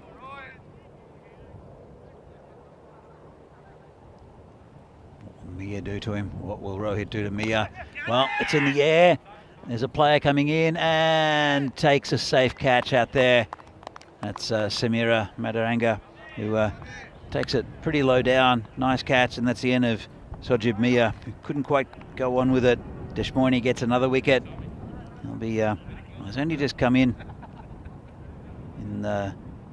these few games. Actually, we did see him earlier in the week, Rohit, and I think he wanted to be there for finals week as well. Finals Friday as well. Rohit, he's probably the leading wicket taker, I think, for the PCC side. It seems it anyway. Always seems to get wickets, and usually very economical as well is Rohit.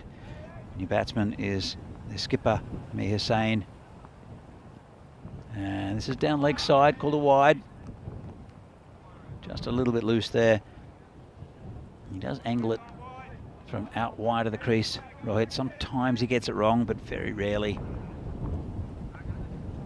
Karandani in the chat saying need boundaries. Well, they've hit quite a few boundaries in the last few overs there, Karan. And they need another partnership. Rongdi's still in, he's looking pretty good. Amir Hussain, he got a first baller last game. As Rohit comes in again. And this is nicely hit, but it's straight to the fielder. Big chance for a run out. Might have been close.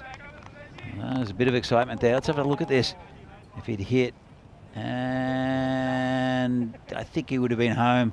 Pretty close to stumps. Good backing up out there as well by the Beast. Hit bowling into Rongdi. A couple of balls left in his spell. It's been a good one again from Rohit. And this one's hit through the leg side. Should be just a single. Yeah, we've seen, I think, I'm not sure how old, who was it? It was on a hat trick. Arif Javid.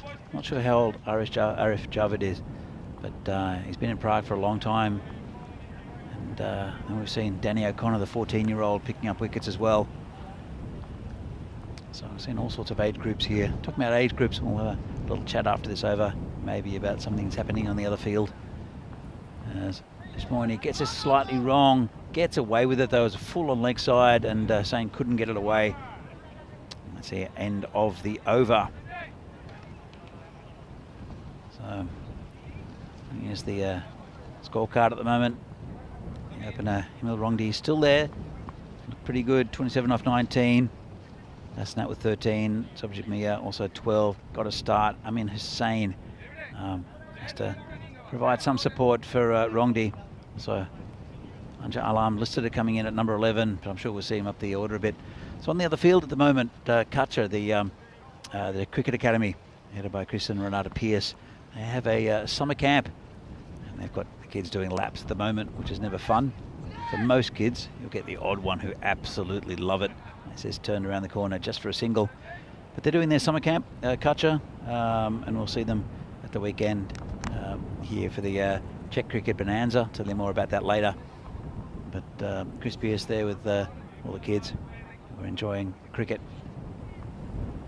Smith Patel coming in and gets hit down the ground, and it's just the tank setting up the long barrier. Yeah. Cuts off the 4, just a single there, and it'll bring Rongdi back on strike. Patel comes in again. First over went a bit expensive. It's not a bad ball, a bit short of length. Also a little bit of pace to Smith, and gets often gets good bounce. We haven't seen his Yorker there yet. He does bowl an excellent Yorker to Smith Patel, but haven't really seen it yet in this tournament. Comes in again. That's Mr. Maximo's chopper leaving. You can hear it in the background. Oh, that would have been close if he hit, I think. Not sure what Hussain was doing. Let's have another look. He's wandering back, and well, if it hit, it would have been out. Smith, he did very well to knock it down onto the stumps, but just missed the stumps. Oh, talking about stumps, that's Rongdi, who opened up and slashed outside off stump, got a bottom edge onto the stumps, and that's another wicket there for PCC. Let's have another look at this. Opened himself up, wild slash, dragged it back, and takes leg.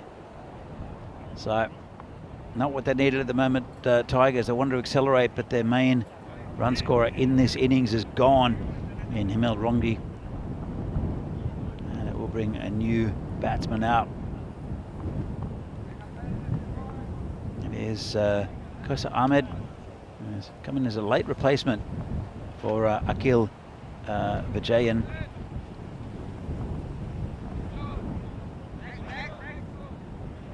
Patel, it's his final ball of his spell. Smith Patel, it's been a really good over, nice and tight. And comes in, and this one's just hit down towards third man area, just dabbed down by Kosa, and that's the end of the over. And Prague Tigers are 60 for 4 after 7. They've amounted a pretty decent total. Don't think it's going to be decent enough against PCC's. Upcoming events. Next weekend is the international series between the Czech Republic, Cyprus and Greece. At the moment, the Portugal series, night series, is continuing with Rico Fool. Corey Rutgers takes over there tomorrow. then ECS is in Switzerland and Dresden, and also the Continental Cup, Women's Continental Cup coming up in a couple of weeks. A women's tournament from Romania, and then a couple of T20Is from the Netherlands, involving the Netherlands and Ireland, and then the Netherlands and Jersey. All very good cricket coming to you on the European Cricket Network in the next month or so. And it will be Chetan Patel. We haven't seen him bowl yet, Chetan Patel. And he's getting go at the moment. Going to be bowling to Kosar Ahmed. Patel, good start. But, gets past the keeper. I'll go through for, I think it's going to be a bye. I'll just check with the umpire in just a moment. I don't think it was too far away from the that off stump. And he's called a bye there by Pistol Pete Vincent. And, he's bowling right arm around the wicket. There's Patel. Comes in again. And this one's a little bit leggy. It's gone towards the boundary. And the Beast can't do much with that. And that's 4 runs. Hammered at him. So well, look, the wind was right behind it as well. Takes it off the stumps. Turns it around the corner. Nice sweep shot. And it's a good field of the Beast, but just really couldn't get his hands on something too hot. So the wind's it's picked up a little bit. The marshmallow is wavering, but steadfast, which is good to see, because I don't want a flying marshmallow over my head. We have lost a lot of tentage over the years here at Vinage, especially when the tournaments went earlier in the year. There's an incident with Terry O'Connor in the very first, probably the very first day of cricket here at Vinage, the first tournament at least. And then we've had tournaments start in May and June, which is not ideal in the Czech Republic. There has been 4 of us holding down the corners of a tent. We did get an igloo for a while, which is actually very sheltered and very good. Like the marshmallow though. As Patel, Chetan Patel, that is, continues. It's a ball down towards Riddick Tomar. Fields it on the boundary, rolls it back to the bowler. It's been a pretty good over from Patel. Got one a little bit straight. Here for 4. A couple of balls left though. Mir Sain, he's on 7. Hits towards that same area. No chance for the Beast. Joe Foster having to take some action to try to get out of the way. But yeah, we might see if we can see if the ball was aimed directly at Joe Foster. Let's have a look at this. And indeed it was. Lucky to get out of the way of that, Joe Foster. He's got a 1 ball left, 10 from it, Chetan Patel. Comes in again, this one's hit straight, Tanks under it, should take it, does. Another wicket down, and that's a wicket for Chetan Patel. It is the skipper, Amin Hussain, who will have to go. Look at the delivery of a pink grapefruit lemonade. Thank you to Andy House for that, from the direct from the golf clubhouse. That easy catch there for Tomar, doesn't drop those. That's another wicket down. They've lost their 5th of Prague Tigers. 71 on the board, couple of overs left. They can push that up a little bit, maybe up to that 90 mark. As you can see, it's a couple of little dips, but potatoes along the way in those wickets. 8 overs gone, going at just under 9 and over. So it's not disastrous for the Tigers, but you'd have to think against PCC, who are undefeated. They've got stars in their batting lineup, that it might be a difficult task for the Tigers. So the new batsman is, actually it's Kosar Ahmed who's at the striker's end. Anja Alam is the new batsman. That's hit nicely into the gap. 1 bounce over the boundary, and no movement by the 2 fielders out there. Just bisected them. In fact, the fielder out there, Rohit Deshmoini, has asked if he should go in that general direction, which I think is what his skipper said is advisable. So he's out there. Riddick Tomar is straight. As Sawun Divisi continues. And this one's hit through the covers. Smith Patel can't reach it. And Arun Ashokan can't reach it. And that's 4 runs. Valuable runs there for the Tigers. And Kosar Ahmed looks like he can bat a bit. He's 10 off 5 at the moment. Played some very good shots. Divisi. He's going to want to rethink this. He comes in again. Bit short. Tucks him up. Nicely played. And the batsmen get through for a quick single there. Looks like Raj, the fielder, just underarms it back to the keeper.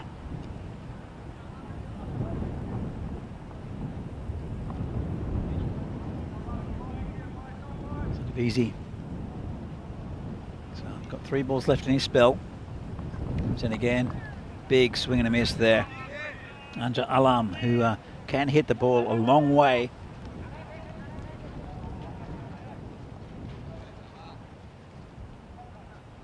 As we're just in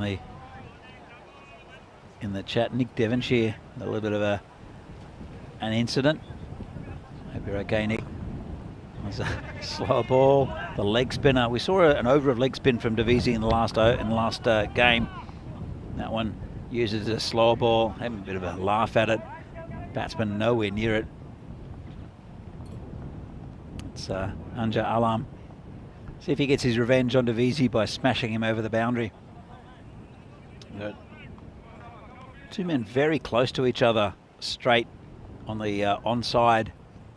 Alam, well, can't hit that one either. Too hot for the keeper. Well, not really, just dropped it.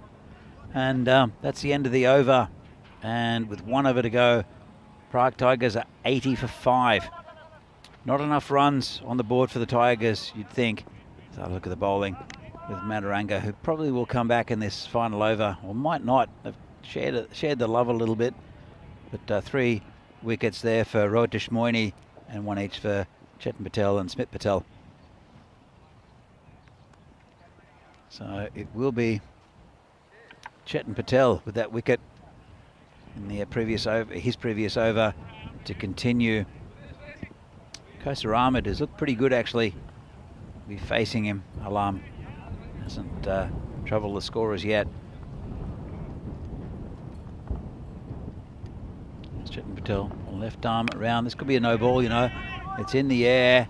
Don't think it's going to get caught anyway. Going towards the boundary, and we'll go over there as Sawun Divisi chases it there. I think, let's have a look at this. It was pretty high, and that probably should be called a no ball. I think they're, I don't know if they're having a chat. The umpires, in fact, it has been called a no ball already, and it's a free hit. Let's give them a few runs here. See if Kosar Ahmed can capitalise on this. Comes in and hits it straight down the ground. Samira Madaranga just blocks that off. Just a single. Gets away with it a little bit. Does just Chetan. There's Anjalan, who's hasn't scored yet. Faces the next ball. Hasn't hit that one either. He's absorbing a few precious balls here, Anja Alam. But we saw him earlier. Hit it over the boundary, so he's very capable. Comes in again, and this should be out. And he's gone. Well, played all around it. Couldn't quite find the white thing at all, Anja Alam, in this innings. And Patel gets his second. And he's pretty happy about that. Let's have a look at this one. And it's, well, pitched in line, or hit him in, pitched outside off, possibly hit him in line, and not going over the stumps. I think it was crashing into the stumps. Most important thing though, that the umpire put his finger up, and that's another wicket down. John Gray saying, got to be looking at least triple figure score to have a chance here. I tend to agree with you, John, but then again, PCC are averaging over 145 with the bat. So in this tournament, this is it. down the ground. The tank will pick it up. Just be a single. Well, they'll look for two. Rakib Al-Hassan is their new batsman. He batted pretty well in the last game. Did Hassan pump the score up for the Tigers against the Bahamians? He says, "Oh, got him." Well, he gave himself a lot of space, did Kosa Ahmed, and you thought he'd launch it into the car park and just bowled him, not even around his legs. Have a look at this. Gave himself a heap of space, showed all three stumps and just missed it. Well, good bowling by Chetan Patel, just bowling at the stumps, because it was giving yourself space, and then there's that. Well, there's a pretty good innings there from Kosa Ahmed. It brings Prem Yadav to the centre, who ran himself out in the last game. Well, sort of ran himself out. I'll be facing the final delivery, and that's gone as well. So Chetan Patel is on a wraparound hat trick. He's taken 4 in his 2 overs and his first ever spell here in this tournament. And Chetan Patel, the destroyer. Well, not quite the destroyer. That is Stefan Gooch, as we all know. But takes some late wickets, and the Tigers. It's a total to bowl to. At least it's some sort of target. But against PCC, I think it's likely that the machine will continue to rumble on, and we'll get another victory. Let's have a look at some of the highlights. And first up, most of the highlights were Tiger highlights. Even though there was a bit of a shy at the stumps, this one went to 5 off Chetan Patel's shoulder. And there was some good batting from the openers, GM Hassanat and Himil Rongdi. That's a good stop there from Deshmoini. But really, it wasn't bad bowling from PCC. It was just good positive batting from the 2 openers. And then there was a really good catch low down from Riddick Tomar that started things going for PCC. And even though there were a couple of little partnerships along the way, they kept on getting wickets, and it was mainly Rohit Deshmoini to get those. And there was a catch there by Sabawun Divisi. And a couple of balls down there, just in the same direction, down to third man. There were 2 4s, and then a big 6. I think that was the 6 there, just in quick succession. But then again, more wickets started going down. That was Samira Metaranga with a nice catch, and then Smith Patel with a wicket, with Himil Rongdi dragging it on, and that was an important wicket. No, a few runs scored by Emin Hussain, and he tried to kill the square leg umpire. But it was Chetan Patel, the story, taking 4 wickets. He's on a wraparound hat trick as Chetan Patel. If he gets another bowl for PCC, you never know. This one's hit into the gap. It's called a no ball. Went all the way as well, down to the boundary for 4. So, but Chetan Patel bowls around the wicket, bowls pretty straight, aims at the stumps, and as you can see there, it's another wicket. That was not the greatest shot by Kosa Ahmed. And then another wicket right at the end to end up proceedings. And as I said, Chetan Patel on a wraparound hat-trick. Next ball he bowls, I might get one of those as well. We'll have a look at the scorecards. Himil Rongdi up the top, 28 from 23. Batted really well. It was a good opening stand between him and the general manager, Hassanat. And then Samuel Alam missed out today, which is a shame because he can bat. Subjit Mia with a bit of lusty hitting, but just not long enough, 12. And then Kosa Ahmed, and also the skipper Amin Hussain contributing. Bowling figures, they spread it around a bit. Deshmoini great as well. Again, 3 for 16, but 4 for 17 for Chetan Patel right down the bottom, and a wicket for Smith as well. So 87, probably not enough runs here for the Tigers. PCC, very solid unit, still undefeated in this tournament. And in match 39 here from the European Cricket Series in Czechia, PCC need 88 runs to win. They should be able to get it pretty easily. We'll see if the Tigers can spoil their party. We'll be back in a few minutes' time for the second half of this game. See you then.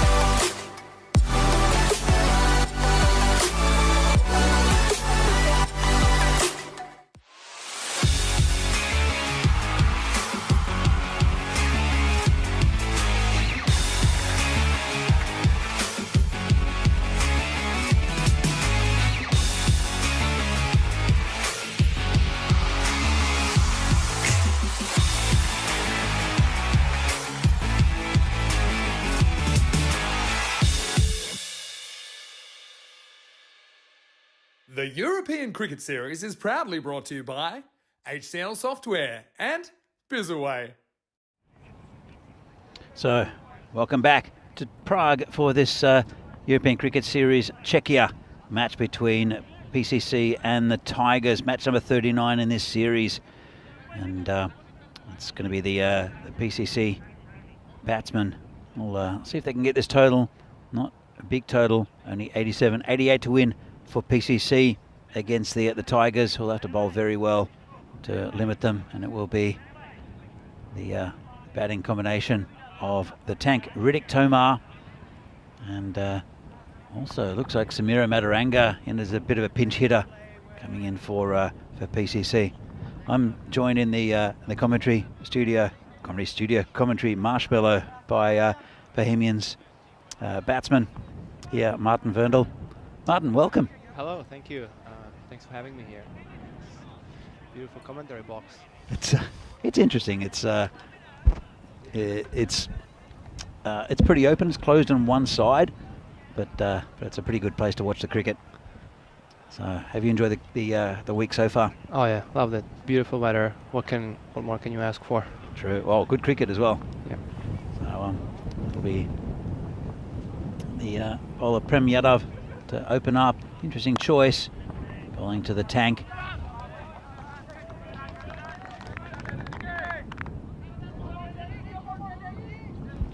Just a single down the ground first up. Prem Yadav, interesting bowler, doesn't really use his left arm much. There's a windmilled action. Comes in bowling to Madaranga. So just straight down the pitch. Well, opening the batting for PCC. Madaranga is their opening bowler. They've done pretty well. So Martin, how is this different to the cricket you normally play, and where do you normally play? Is this it's beaten outside off stump? So yeah, I play usually a 40 overs format or 50 over format on a grass wicket. So it is a bit different. There's a lot of patience involved in the format that I'm used to. Here it's more really. Yadav comes in again. This one's Nice pulled shot. away. It's just a single. Just a single to the man out there. Yeah, here it's more, really watching the ball, see the ball and hit the ball. You can go through a line because it's on AstroTurf, so it's quite true. And yeah. It seemed like it took you a little while to get used to the surface. So Yadav comes in again. It's hit down straight. Didn't get much of it. Did the tank. Oh yeah, well I think mentally wasn't really there, knowing what to do. I was a bit confused, what to hit, what not to hit. But yeah. So Yadav continues. Been a pretty good over so far. It's been cracked to point. Well fielded. Good stop. Yeah, but then it really comes down to just relax and just watch the ball and just hit it, really. And that's it. You show the full face of the bat to the ball quite often. It shows very good technique. Where did you learn your cricket? I actually learned it here in Czech Republic. The basics, the forward defense, I did learn it here, and that's where I grew my batting from, really. Understanding the lengths and the different shots, that took me quite a while. And actually, this year is the first time where I'm understanding how to play back foots and front foots, but just pure, presenting the full face of the bat, that was just repetition after repetition. Also, we have Anja Alam with the new bowler. He's a pick of the Tigers bowlers, I think. And so well clamped down on by the tank. So, but you've got very good hand-eye coordination. Did you play any other sports before you played cricket? Yeah, I used to play tennis when I was a kid. I used to play golf as well, and just generally was a sports-oriented person. So Alam comes in again. This one's hit down to third man. Just a single. It's a nice golf course here next to us as well. I don't know if you've seen the facilities. I haven't seen it from here, but I haven't actually been there or anything. So. Been a long time constructing it. Oh yeah, I remember it when I started playing cricket here in 2019. So Alam comes in again, just off a short run. And oh, that bounced a bit. Did. Got the keeper unawares, just going through for a bye. We signal by Pistol Pete So you started playing in the Czech Republic, but you're no longer based here. So what's your story? Yeah. Let's see. This one's tucked around the corner. A bit of a shout. I think he got bad on it. Misfield, yeah. Yeah. So first time ever I had a cricket bat in my hand was 2017. It was a championship trophy final. It was India versus Pakistan. I can remember that because all my Indian friends were quite sad because Pakistan won that game. And then Comes Alam again. oh, good Yorker, well played. Exactly right. And then, yeah, I liked the game. I kept thinking about it. I didn't really play it in 2017, but then in 2018, I said, you know what? Every weekend, every Sunday, I'm gonna go play at our ground on our field hockey pitch in Český Budějovice. And there's this one trip to Brno when we were always invited to, and that was kind of like the peak of the season, of the summer.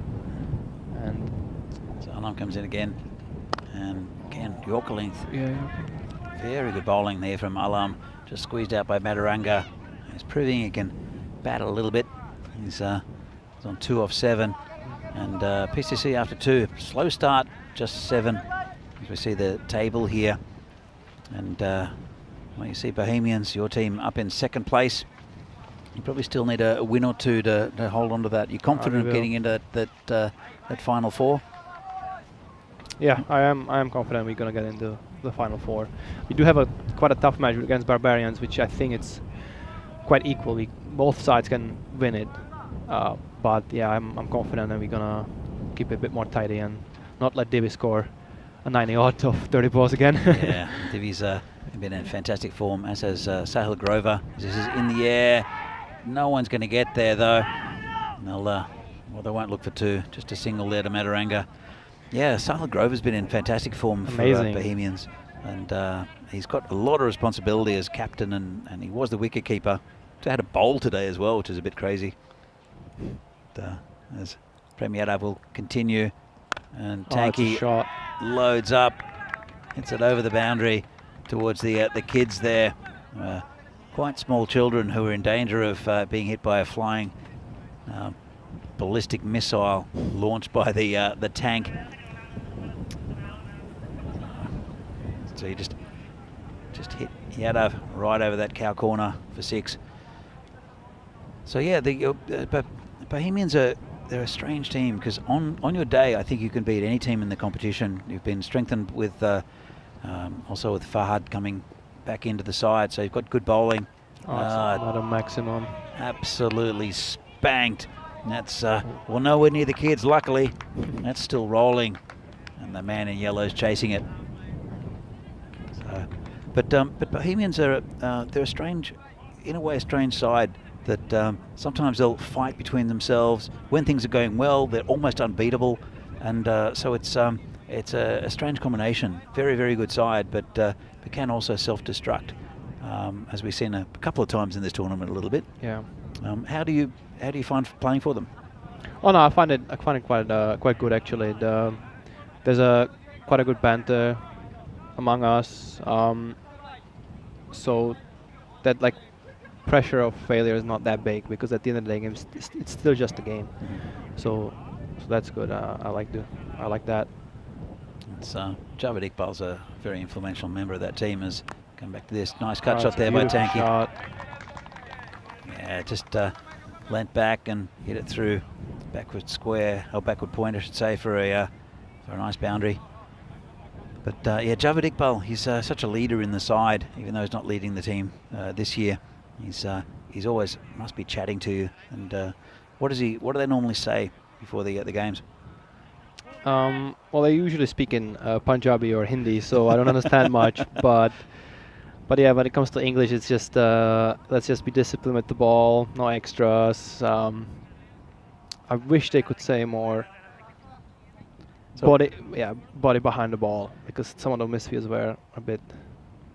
Yeah, you can get that in that this sort of series. Yeah. But how is it different to the cricket that you normally play? I mean, you normally play 40 or 50 overs, but and on turf. What sort of level do you play at? I think the highest level that I played was West of England Premier League 3rd Division. Okay. Which is, oh, that's a beautiful shot. 6 again. Yeah, lovely shot there by Tanky. And they're, well, there's a bit of a slow start for them, but Reddick has launched 3 big sixes, and it's pumped up that score. Yeah, so you play in Bristol. Bristol, yeah. But I couldn't really get any runs there, unfortunately. It's quite a tough competition there. There's a lot of first 11 teams in that league, so they have every first 11 that we play against have at least one overseas. So it's a really good cricket, I would say. Yeah. It's very different to what we play on the continent. There are very few turf pitches here. There's a lot of players if you look in this league and in a lot of leagues around Europe, a lot of the players have never played hardball cricket before. Yes. They play a lot of take ball.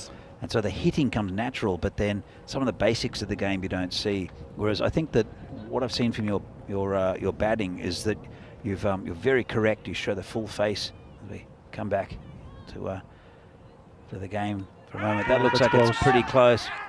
That's out. First ball from Akhtaruzzaman, and gets a wicket. That of Madaranga. That's 1 down for PCC. Yeah, so just going back, it is a big difference to watch you play. But why did you go to Britain in the first place? Is it for well, work, the initial plan was in 2020 to go there just for a couple of months and to get coached and like get some coaching, get better at the game, and then come back here.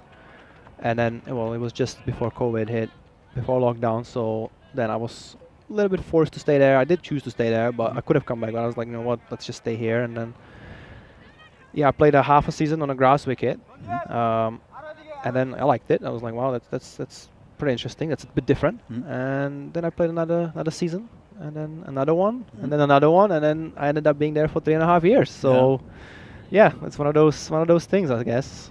And my love for cricket grew year by year. Yeah. So what's interesting, you should go all the way to England for coaching, as Akhtaruzzaman comes in again, bowling to a different animal here in the Beast. Yeah. He's a powerful striker of the ball. In fact, 2 very dangerous batsmen in here. So, do you like the Bristol area? I do like the Bristol area, yeah. It's actually very nice around there. I spent a little bit of time there quite a few years ago when I was working in Britain, mainly in Scotland, but I had a good friend in Bristol, so I spent a bit of time there. This is called a Wide. It's a nice city. It's Bristol, very historic as well.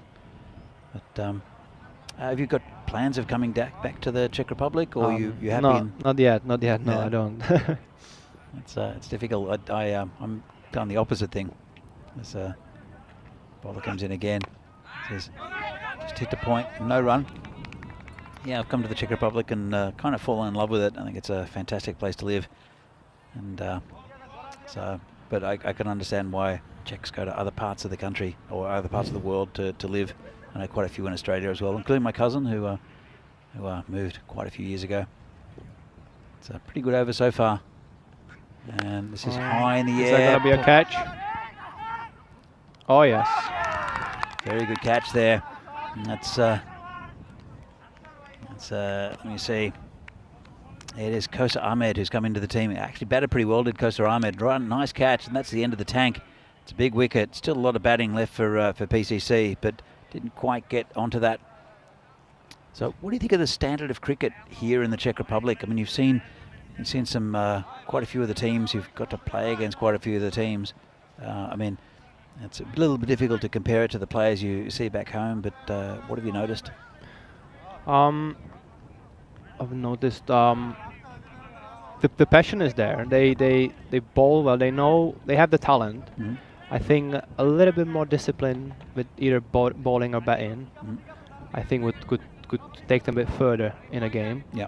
But yeah, definitely talent, passion is there, which I think actually it's a bit more than what I see back in England actually. Yeah. Yeah. Well, I mean, it's a good competition here, and the T10 format. How have you found the T10 format? Because it must have been really foreign to you. Yeah, yes, it is. Well, I find it quite good actually now. I think really it's just don't worry about anything. Just you see the ball, hit the ball. After that, whatever happens, happens. Really, you don't really have that much control. You don't have. So Devisy's the new batsman. He's Just the the covers. Yeah, Yeah, you don't really have much time to build innings or do all these things which you do in a longer format. Here it's just just hit it. Yeah. It's strange that 20 overs used to be the very short format, and people were criticising it for not being a real game of cricket. Oh, it's a lovely shot. Oh, blast through the field that goes over the boundary, and I think he's taken it on the hip. Let's have a look at this. Just hits it hard, and fielder got down to it. Yeah, and, I think Sabawun's game on the offside improved so much from the last time we used to play together, like those 3 years ago. Yeah. I used to love to whack it down the leg side, but now I see all these 4s and 6s over the circle and the offside and everything. It's just this guy is now going to be the next big thing, I think. 360. So you played with with Sabah for Barbarians? Yeah, exactly. We played together for both 40 over and 20 over season in 2019, and yeah, we became friends because he's speaking a Czech language, so we like bonded a bit that we speak the same language, the Czech one. When Sabah first came into the national team, he was almost untouchable. He batted beautifully in Malta and hit his first 100 down there, and then hit 2 scores of 90 as well, and he batted just amazingly. And then I think I don't know what he did, Sabah, to change things, but he was I don't think he was concentrating as much. He was playing shots, riskier shots, hitting in the air a bit, but it seems to be Sabah back to his best. And if he can continue this form, I think you're right, it's going to be very difficult to bowl to. Oh, that was absolutely launched by the beast. 6 runs. Have you played against Suresh before? No, but I played against another beast, Hanigori, if you remember. I remember Hanigori. Unfortunately, this is the first time I see the beast batting in person. But yeah, Hanigori was another big hitter back in the days. Yes, he was. Big bully, yeah. He's in the States now, is that man. But Suresh now he's 41 years old, just had his 41st birthday the other day. And he's a very powerful hitter. This one's hit along the ground and should go to the boundary. Oh, yeah. It does. Well, I won't say they're cruising PCC, but they don't like to be troubled by this bowling or this score, even though they did lose the tank. We've got 2 good batsmen in, Vikramasekara and also Devisy. So he's so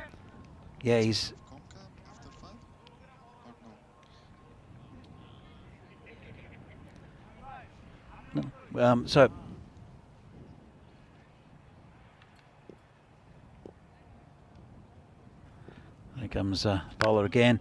This one's hit a long way, one-handed by the beast, and it's endangering small children. Well, that's the Kacha group out there who are having game on the pitch, and that was hit a long way. I think there should be a yellow jacket out there warning the children, because they won't see it coming. And he hit that one-handed, did Suresh. Have another look at this. Well, I think we're going to get back to the action, actually. Rongdi, the bowler, comes it again and beats him outside off stump. Centre wide.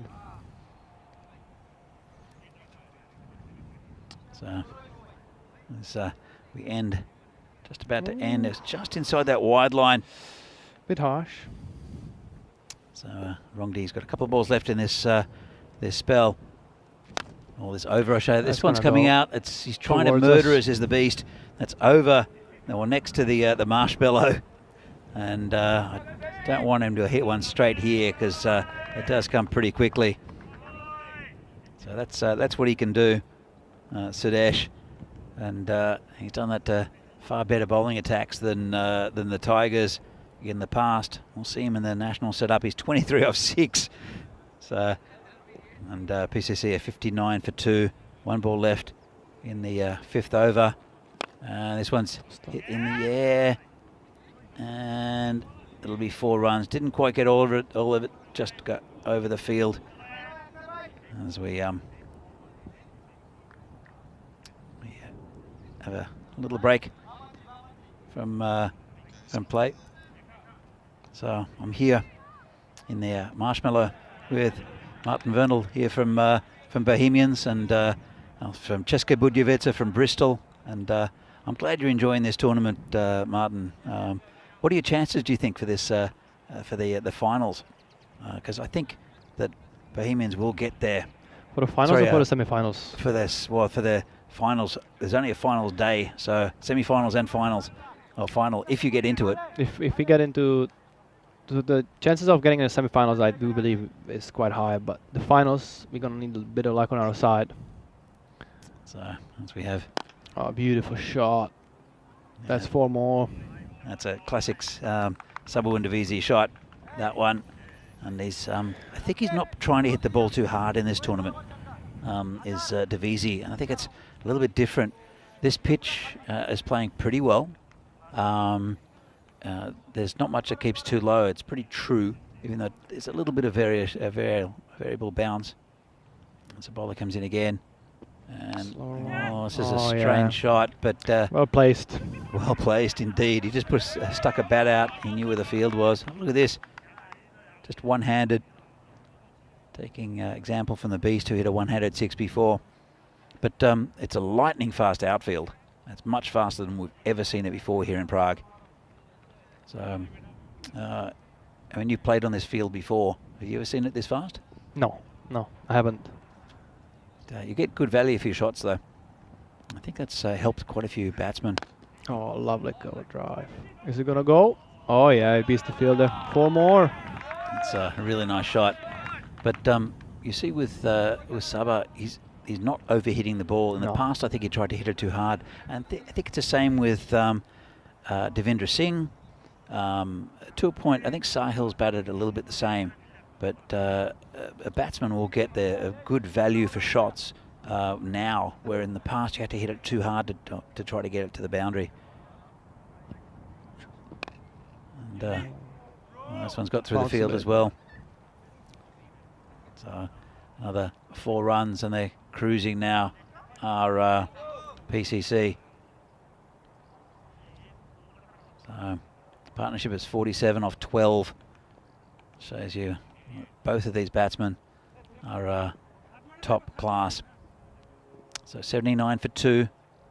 Still a couple of balls left in the second over. Or in the 7th over, sorry.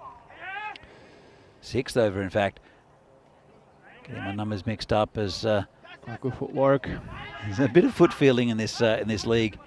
It's interesting that what you see out there. Do you actually follow some of the ECN back home? Do you ever watch? Yeah, sometimes I do some highlights, and I like to watch the finals in Spain. And yeah, that's a great tournament in Spain down in Cartama. It's some high quality cricket, and I hope that people will go down there to Cartama to watch it live, because it's great watching it live as well as on YouTube or on Fancode. And the Beast doesn't time that, just gets it over the bowler, and again some fancy foot fielding. So if anybody in the chat wants to have a question or two before we, well, it's not much to go in this game. If anyone wants to ask Martin a question in the chat, that Dave says hi to you. He says hi hello to everybody. So Dave's a regular contributor. Where are you? Where do you play in Bristol, Martin? So I play on a Saturday. I play for Bristol Cricket Club. On a Sunday, I play for Bristol Afghans. And then on Tuesdays, I play a T20 league for Bohemians as well, actually. Okay. Yeah, it's funny. So you play for 3 different teams in the Bristol area? Yes, because we don't have a Sunday league for Bristol Cricket Club for my Saturday club, so I have a different team for that. It's very committed for someone who, well, oh, is it gonna? Oh yeah. Yeah, good luck stopping that. Prem he didn't know whether to quite go forward or back or just duck for cover, and in the end I think he just sidestepped it. So it's almost the end of the game. But it's interesting that a Czech, because I mean, the cricket is almost unknown in the Czech Republic from the general public, right?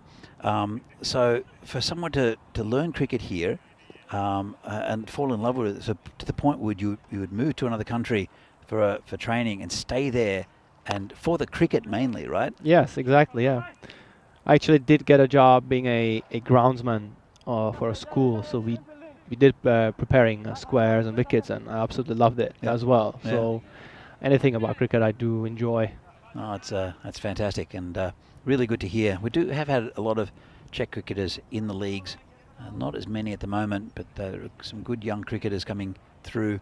Hopefully in the next few years we'll see some of the Kutcher kids from the Cricket Academy coming up and into the leagues. As we saw Danny O'Connor earlier, actually his first wicket ever was Sabu Undavisi, which was great for the 14-year-old. This one's been hit away. Just timed again. Beautifully timed, and that's the end of the game. And a comfortable victory there again for PCC, who are still undefeated. And Vikramasekara there, 33, Davitsi with good contribution as well. So Martin, have you enjoyed this game? Or oh yeah, beautiful shots, beautiful timing, especially from Sabah. I mean, I don't know how many six he hit, but those fours along the ground, classic shots. I mean, hold the shape, time the ball. What else can you ask for, really? Exactly right. It's great to see him in good form as well. And let's see some of the highlights. And most of the highlights will be of PCC. Riddick Tomar hitting a few big sixes, mainly off Prem Yadav. And he did end up being the first wicket. And John Gray in the chat, as we see some of the highlights, it'll mainly be PCC hitting boundaries, along with a couple of wickets, including that one. That was the end of Madaranga. The question is from John Gray is, what do you do, Martin, in the UK when you're not playing cricket? Well, if I'm not playing cricket, I'm trying to practice and train, but work-wise, I was working as a groundsman. Before that, I was a shift runner in KFC, the first job that I started there. So yeah, and I'm probably gonna, so I finished my ECB level 2 coaching certificate, so I'm probably gonna get into that over winter. Okay.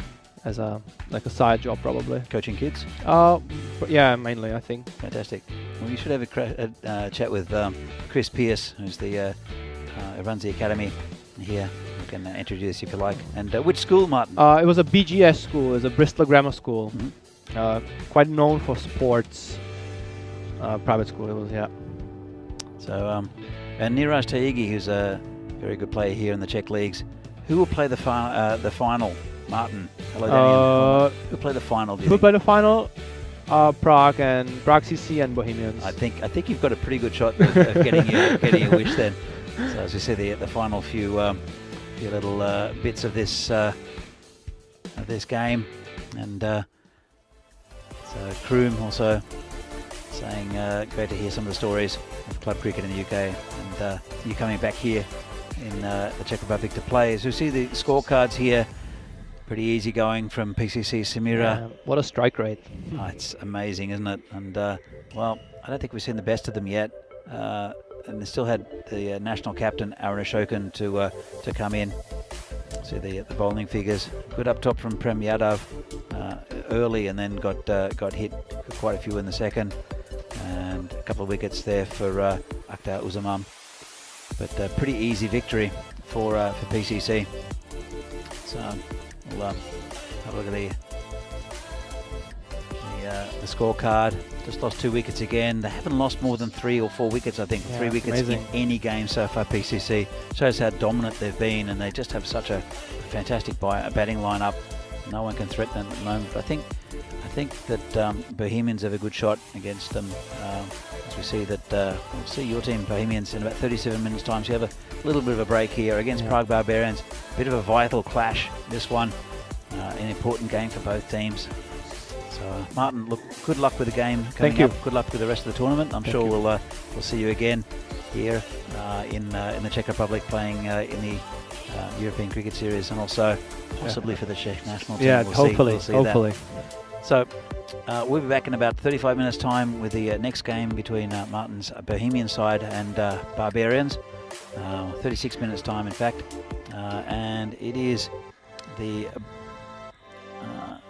well, we'll have a look at the toss news in just a minute.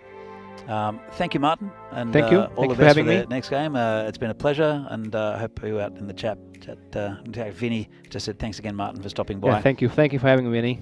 So, all right. So, thank you, Martin, and Thank you. good luck with the game. And see you very soon. See you out in the field. Yeah, Next see game you out in there. about 36 minutes time. See you then.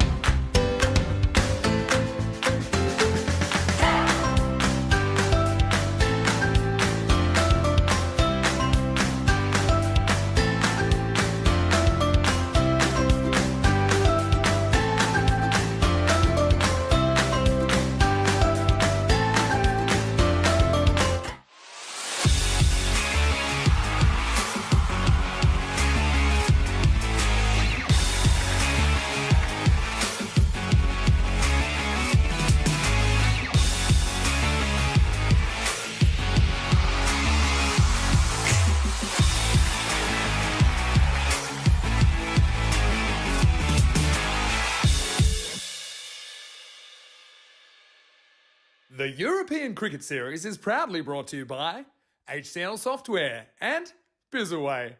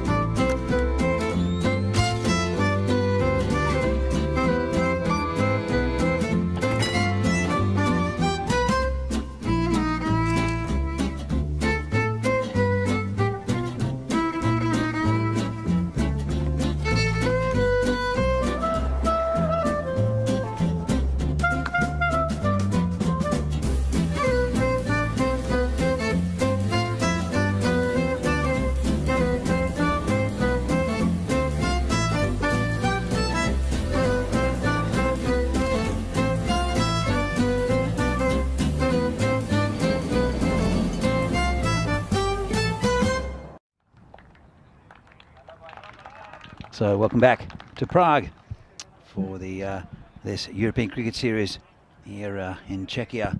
Game between Prague Barbarians and Bohemians, match number 40, and should be a really good game. Let's go and have a look at what happened at the toss. Okay, here's the call. Tails is called. It's tails. Okay. The Prague Barbarians have won the toss and they're happy to bat. Thank you. It's a pretty good toss to win, I think. Prague Barbarians winning the toss and batting. And no doubt we'll see Devendra Singh has been in sparkling form for the Barbarians. Open up the batting with Vaishak Jagannathan. So Bohemians, it will be Javed Iqbal to open the bowling. They've got good bowling with Fahad coming into this side. And also Sazib Bhuyan, who's still struggling with a calf injury, and Zishan Azim, who's been really good for them. Kamaldeep Singh as well has taken quite a few wickets. The mixed bag spinner, and Sahil Grover is not behind the stumps. It will be Zahid Mahmood to continue. Grover with enough to do without the keeping duties. So this is a very interesting game and vital for both teams. We had a bit of a chat to Martin Verndl, the batsman for Bohemians, and so a really nice interview with him, and good commentary as well from him, and got a bit of an insight to a Czech cricketer who's gone to England to learn the game. That was fantastic. Javed Iqbal warms up the Warhorse. He'll be really motivated for this game. There's a lot on the line for these two. We get into the pointy end of the tournament here, and this is just waiting on for the time to roll over. We start at right on time here with these games, and we're ready to go. Javed Iqbal opening up to Devendra Singh, and just played into the covers, just a single, just wide there of the fielder, and that's Rohit Kungar.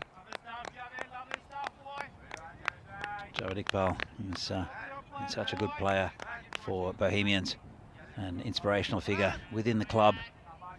Now bowling to Jagannathan, who seems to get starts, and then I'm not sure if it's shot selection or what it is, but he looks like he should get a lot more runs than he has. Jagannathan, so a nice shot, firmly hit to point, no run. I think it's the right sort of feel for a player like Jagannathan as well. Definitely Devendra Singh loves batting here at the moment because it's good value for shots.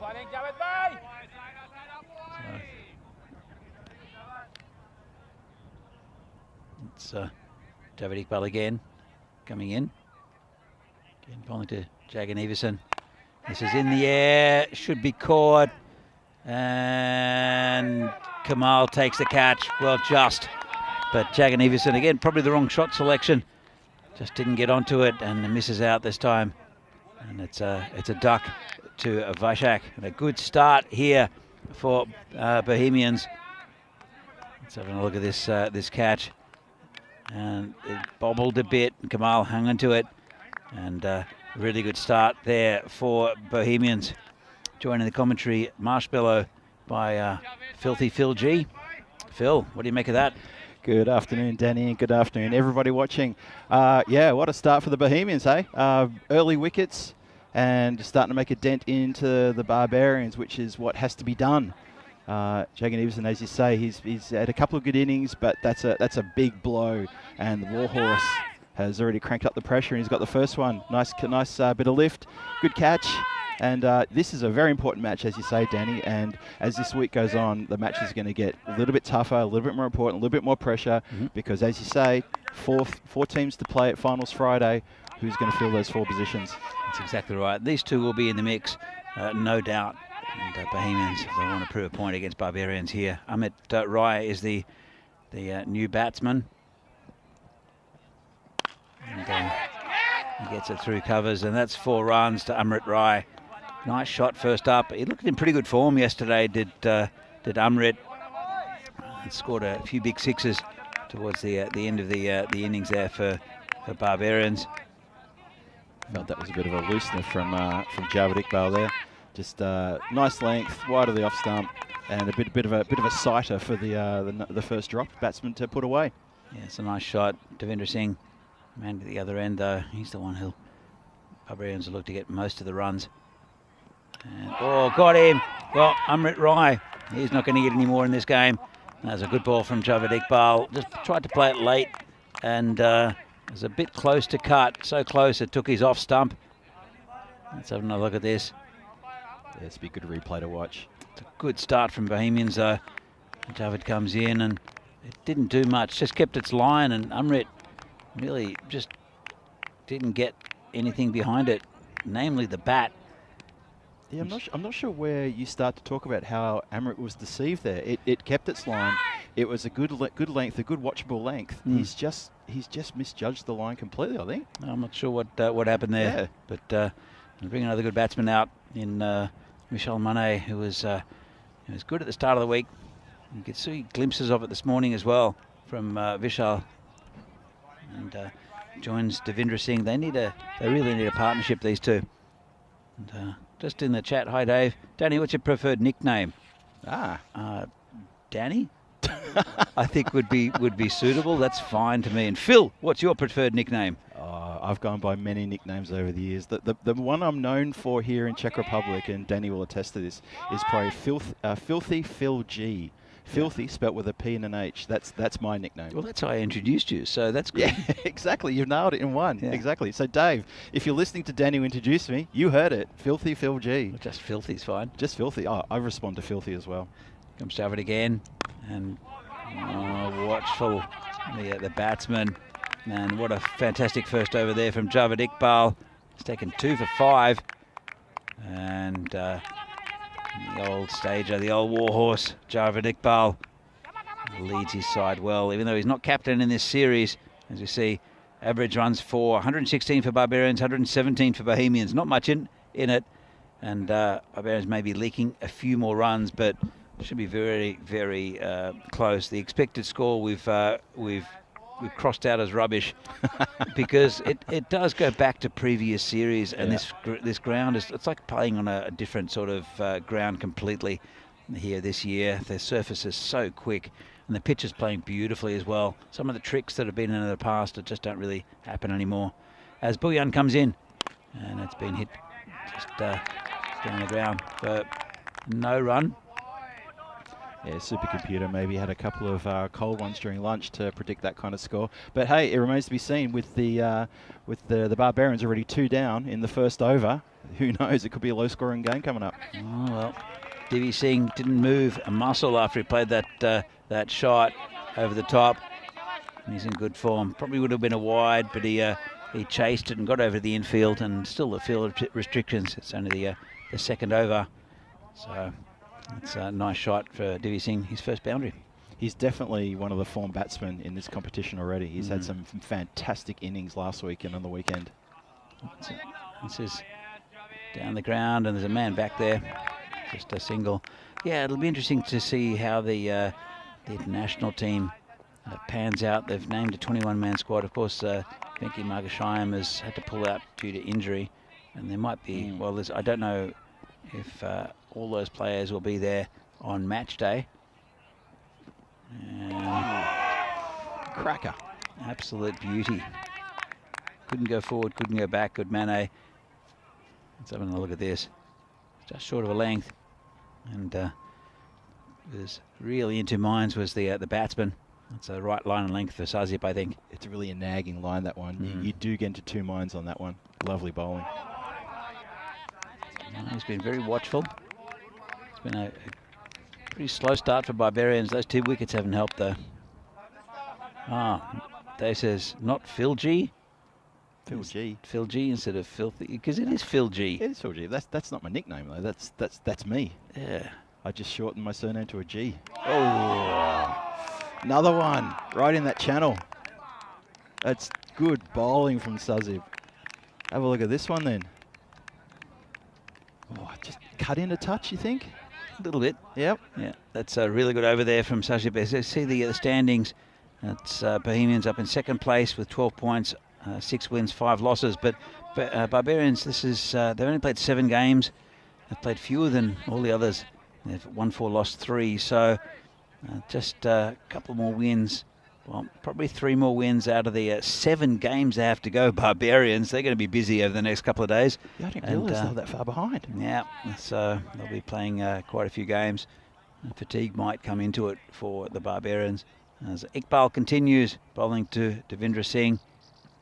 And, well, that's a bit too short. Oh, boy. And that's threatened to take out some people out there who are clapping, but I don't think they saw that coming. They heard the sound and they thought, that sounded terrific. Let's give that a round of applause. Little did they know they were in the line of fire. Who's that chasing the ball there, Vinny? Vinny, I called you Vinny. Phil. Well, you call me Terry sometimes, I so did, yeah. let's go with that. I'm not sure who that is. It's not Mrs. G, I know that. Yeah, not Mrs. G. She's here though, isn't she? Yeah, Mrs. G has rocked up to the ground today. Mrs. Filthy. Mrs. Yeah, the lady Filthy. She is allowed doesn't to call listen her. to this. She might be with an earshot. We've got to be careful. Yeah, I call her the Lady Filthy. But yes, Lady Filthy is at the ground today. I'm in so much trouble if I keep that up. So they're spectators. Actually, Yeah. we're spectators. Yeah.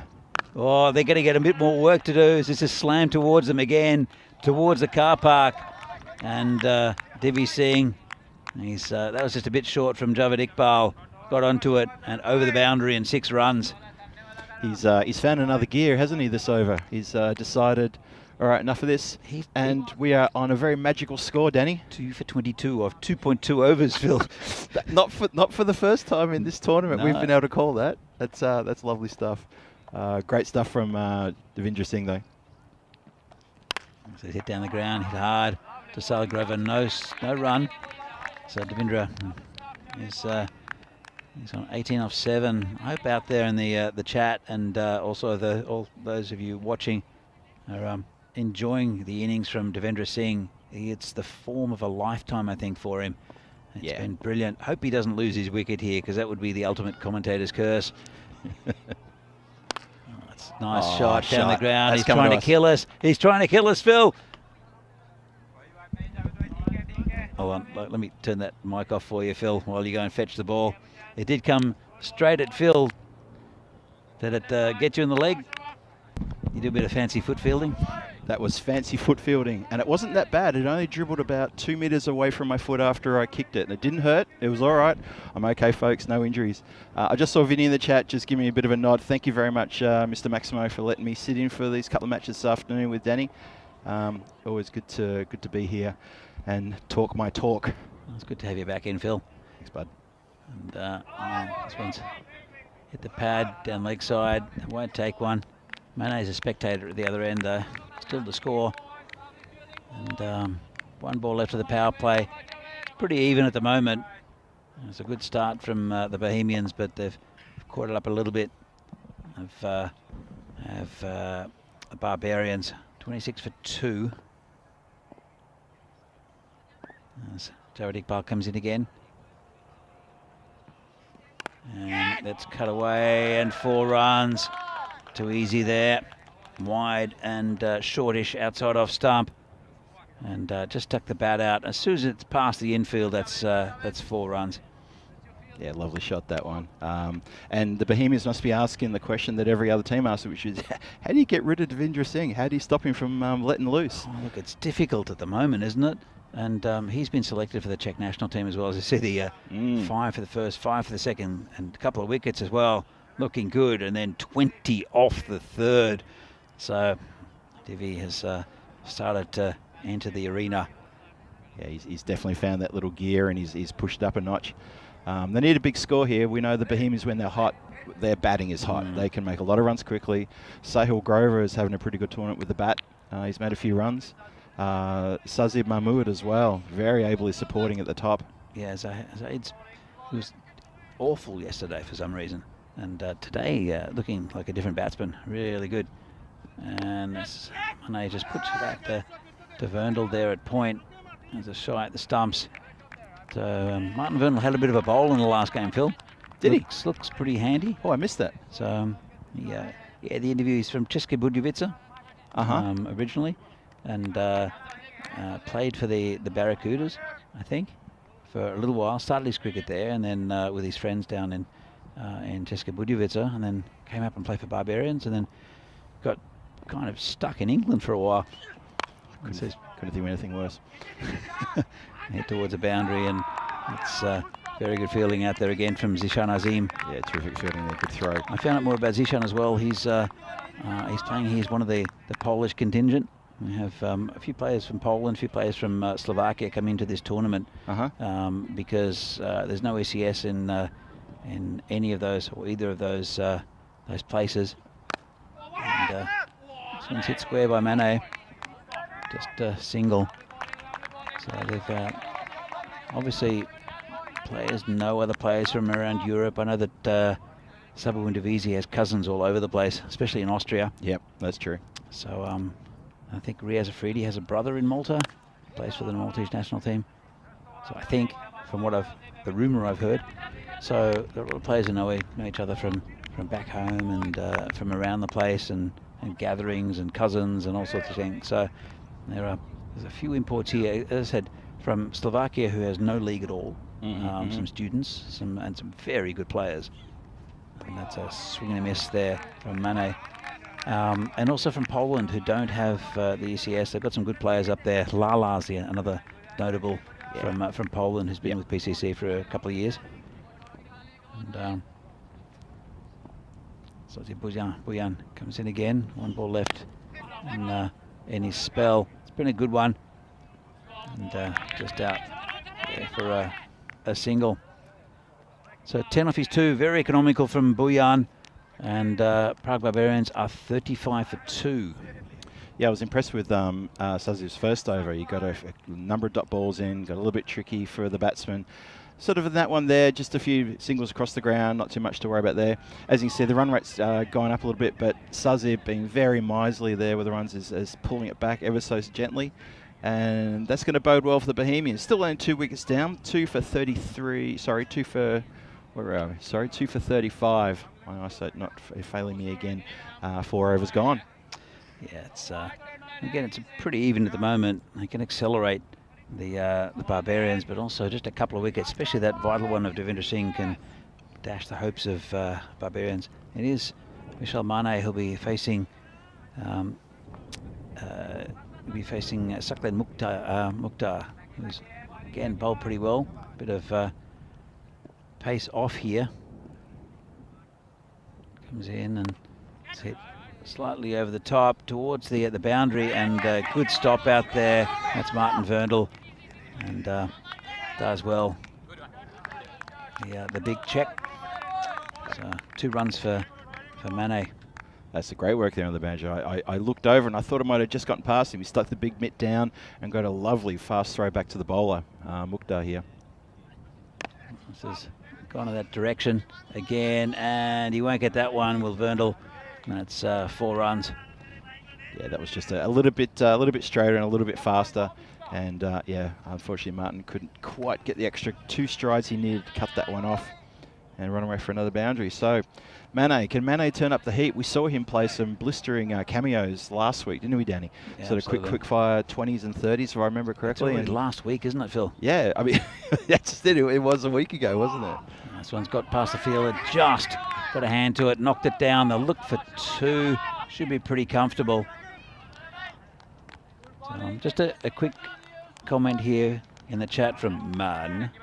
Yeah, Man, thoughts on the T20 World Cup qualifiers? You can see some nice improvements, some smaller cricket nations in Europe and Africa. I can definitely comment on Europe. It's really good to see the ICC. This is going towards the boundary, but there's a player coming around. I've been associated with cricket here in the Czech Republic, and again a little bit around Europe, and travelling and playing international games or coaching with and this is hit high in the air, could be out, and takes it. He's good under the high ball is Zishan Azim, and that's a huge wicket here for Bohemians. That's the vital wicket of Devendra Singh, who got it right at the end of the bat. And that's another wicket down for Barbarian. It's the main man in Devendra Singh. Just tried to launch that into outer space. Unfortunately, didn't quite get out of the Earth's atmosphere. And Zishan Azim takes another catch. That's, what a blow that was. Indeed. So Mane still out there. Thakral, the new batsman, but Devendra Singh is in the sheds, as is Jagadevisan. So the 2 main batsmen, with Amit Rai, who can hit the ball, are all going to be spectators. So it's great to see in Scotland and Ireland the development in those 2 countries, and also the fact that there are in other countries as well. Tucked around the corner, neat shot there from Thakral first up. Just tucked it around the corner. You don't often see those executed well. That one was pretty good there from Thakral, and that'll make the Bohemians captain think a little bit about field placement. He's also picked out our ball boy perfectly there, so well done, good shot. Did he use his hands this time? He did this time, yeah. We've noticed that there must have been talk from the men in yellow. As you see here, this is the ECI Czechia, the squads between with Czechia, Cyprus and Greece. See a lot of these players being included in this squad. So really like the look of the Czech side eventually. I know they'll trim a little bit off that and see who's really in form. No doubt Devendra Singh will be one of those names in the starting 11. And it's a good ball straight up, and it's Zishan Azim, who's a good all-rounder. And I don't know how many catches he's taken out there on the boundary in this tournament, Azim, but he's a bit of a ball magnet. So yeah, look, going back to these qualifiers, Germany, Austria are there. Italy is there as well, and they're pushing some of these sides. Obviously, the development in Scotland and Ireland is much higher. This is called a wide, because really it's a long way to go in Europe in the acceptance of cricket, and in the mainstream at least. And even though there's a lot of depth, especially I'd say in Italy and Germany, Austria are a good side, but when you're competing against Scotland and Ireland, it's a little bit of a different kettle of fish. But let's come back to that. It's a really good initiative of having more teams. I think it's at 20 teams now in the T20 World Cup. I think I'm sure the chat will be able to tell us. Yeah, Vinny knows it offhand. I think it is 20, yeah. But I think it's really good because you can only improve if you're playing teams that are better than you. And for a team like Scotland, teams like Scotland and Ireland, and even if Italy would have snuck in, I don't think they will, because I don't think the development is quite yet there, especially playing on turf. As this is nicely played.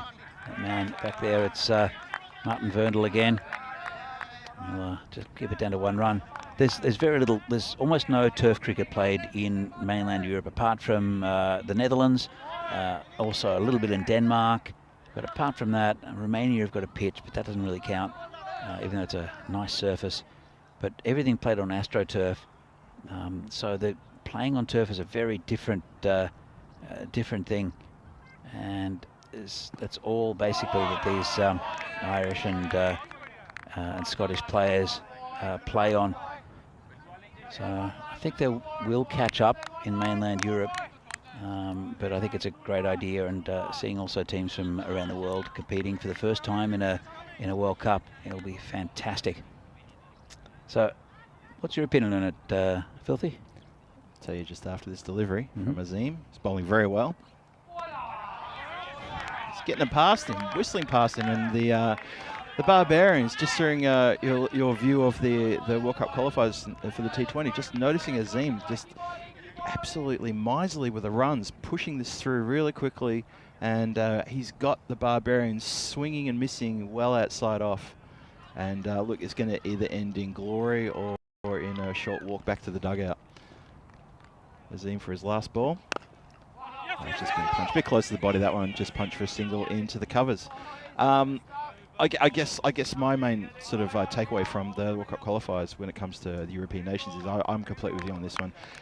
You only do get better playing better countries. I really believe that. I firmly believe that. If you keep playing the same old countries who are beneath you, then you know what? For me, you swing in circles, and I don't understand why some countries may persist in doing that. It's such a good thing to invite international teams to your ground or go to their ground and play them. And if maybe you're on a hiding to nothing, but your players will pick up so much playing that kind of level of opposition. I think it's really vital and important.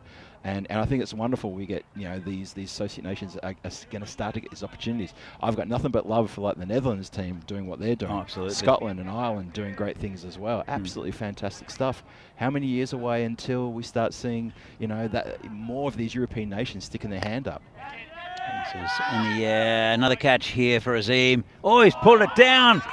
Well, you don't see that very often. In the earlier this morning, he took one over the boundary, and then sat down. He took it inside the boundary and sat down over the boundary. Did Azim. And then there was another one. He took a beautiful catch, and then tried to stabilise himself, and his ball hit the rope. The ball and his hand hit the rope. So he's taken 2 good catches, but they've gone for 6. Oh no! Just by the barest margins, and that one was a tricky one coming forward, and he's put it down. But he's had so many opportunities as Azim, and he's taken most of them very well. Here comes Mukhtar again. It's a nice shot. It's through the point area. No chance for the fielder. It's like you said, Azim, the ball magnet.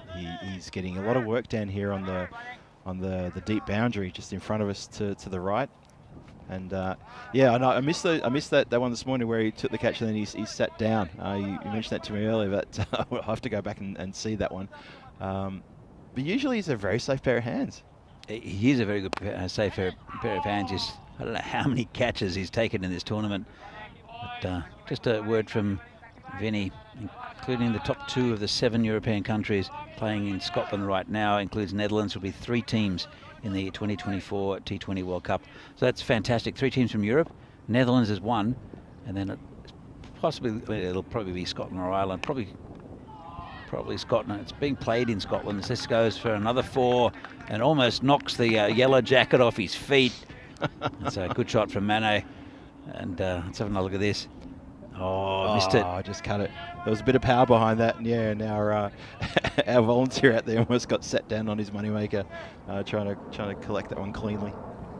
So Mukhtar, he's got 1 ball left in his spell. He's taken a wicket, been a bit pricey. And Mane not quite getting hold of that one. They're looking for a second, they won't get it. He'll retain the strike, will Mane.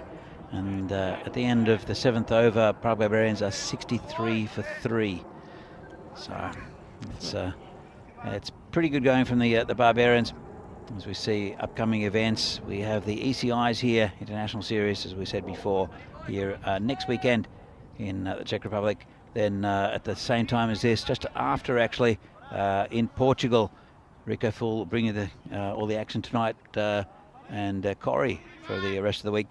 And in Switzerland and Germany, we have ECIs and ECSs. And then some women's internationals. The Continental Cup in Romania, be a great tournament. And then a series between the Netherlands and Ireland women, and also Netherlands and Jersey. So that's all coming up in the next month here on the European Cricket Network. As Farhad will start his spell. He's a good bowler, is Farhad. But hasn't been at his best in this tournament, I don't think. Comes in, bowling to Vishal Mane. This hit over the top, and that would be 6 runs. Farhad is taking a bit of stick with his bowling. We haven't seen it in past years. Not quite sure what's not working for him here, but Farhad is gone for 6 off his first ball. Yeah, Farhad, we saw Abdul Farhad really, like I say, burst on the scene. I think it was 2021 C Cup, and I got a really good look at him there. Even 2020 he was part of the team that won the trophy for Bohemians, and better. That's much better, bit quicker as well. That's what he's capable of. Yeah, you're right. It probably would have been 2020, and we were impressed from that first over he bowled. Just really good pace, really good thinking bowler as well. He would change up if his delivery was hit or if it's a bad delivery, he would change it up the next one. He was not a believer in same old, and love his pace. And I don't think he's dropped an ounce either. I think he's still really quick. He is, but this one's in the air and should be caught in the covers, and is, and that's a wicket. That's Sajid Bhuyan who takes that one, and it's the first wicket for Farhad. Obviously not very happy about being smacked over the backward point region for 6, and he's taking his revenge on the batsman. That's the end of Vishal Mane. I was about to say that is indeed the end of Mane. So he's come in, done what, 24 off 19. He hasn't looked as threatening. He's hit a few boundaries, but I was more impressed with him last week. So I'm not sure. Maybe he was trying to anchor the innings while there's wickets dropping around him.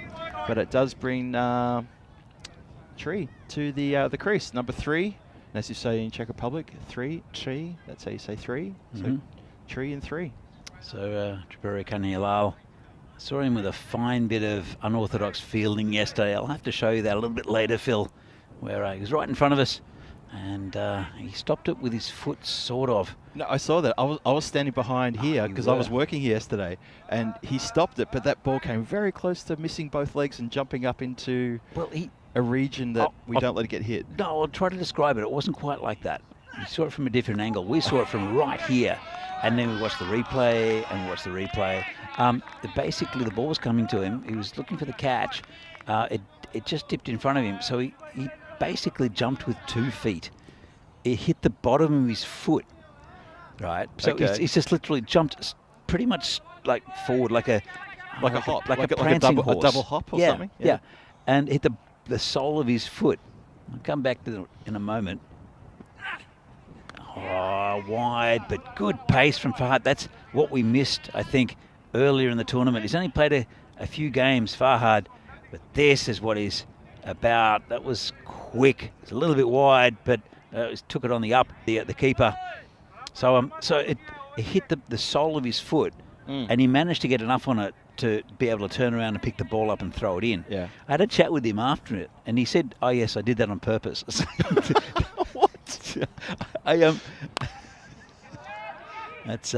That's him back there, just a single. Good work. But yes, that was my intention, to stop it with the bottom of my foot. It's like I couldn't really say much to him, but if you go back to it's the final game of yesterday. Yeah. And my commentary was just laughing. I couldn't do anything else but laugh. It was hilarious because it was just in front of us. But then when he told me it was on purpose, that was even better. I did note that you guys were laughing because I was watching it back there with Uncle Roy, Raj, and Samara from PCC, and we just burst into laughter as well when it happened. Absolutely just lost the plot. And Tree was looking into here. But then he was looking at us as well because he could tell who was laughing harder. All laughing. Vinny was still trying to commentate. That's right. I just couldn't. As we see the end of the 8th over, there was a bit of acceleration there in the second, and it's plateaued out. Still going about 9 and over, which probably isn't enough. They'll really have to push it here, the Barbarians, to get a score of at least over 100. But they're struggling a little bit. Only 4 wickets down, 2 overs left. And some good bowling to come in Zishan Azim. Comes in. And it's hit nicely towards Martin Verndl out there.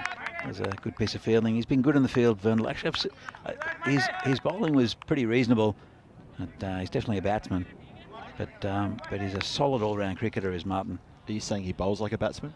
He bowls like a batsman. He's got good shape. Yeah. He'd be part-time, but pretty good. I don't know if he'll get another bowl. Quite a few bowlers tried for Bohemians against PCC. This one's hit around that area again. Vernal can't do anything about that. So. Yeah, 4 runs there. I've been impressed with his fielding down there at third man, actually, of backwater point.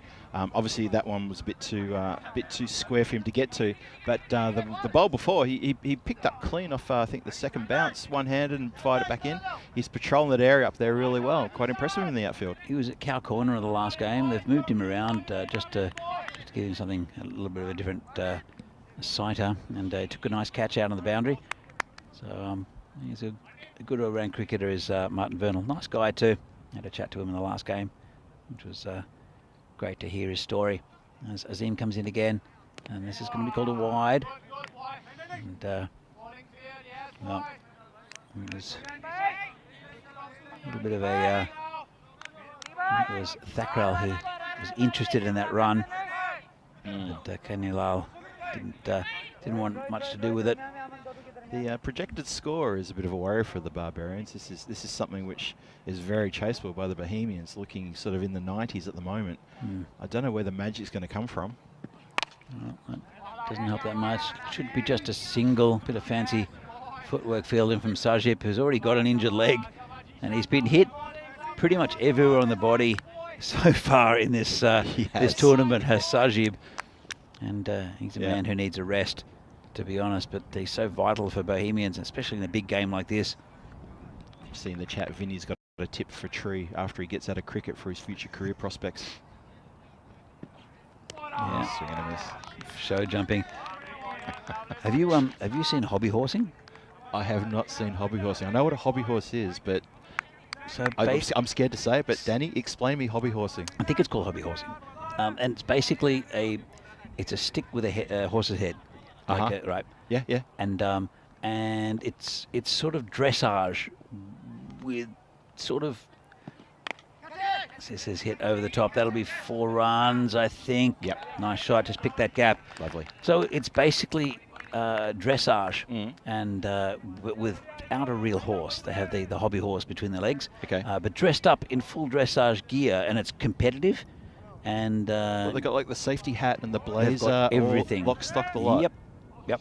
And they prance around it, and it's a competitive sport. People do it. There's a lot of weird sports around. A lot of weird sport, and that one's up there. But it's competitive, and it's people are passionate about it. So it's something which is done. I'm going to struggle with that one. Thanks, Danny. He's hit into the goers again, smashed into the shins there. I think it's actually Farhad who loses a leg. He'll be bowling the last over. But there are some other weird sports. If you're in the chat, if you can think of some weird sports, I can think of quite a few. I think one of my favourites is chess boxing. Oh yeah, I've seen chess boxing. Yeah, that's a bit of fun if you like a bit of boxing. Well, I think unless you're an awful chess player, boxers definitely have the advantage in that. I can imagine Iron Mike Tyson taking up chess boxing, even though he knows nothing about chess, and just about getting checkmated in the first few moves, and then coming up and smashing a chess geek. That's huge in Sweden apparently, according to Vinny Sander. His hobby horsing includes jumps too, and includes jumping. Yeah. Oh no. Yeah. He went to hobby horsing in Sweden. Vinny went hobby horsing. No, and he didn't go, but he travels all around Europe, but he went to an event. But he's seen it. So there's a few others that are just hilarious. I have a friend who used to do artistic frisbee.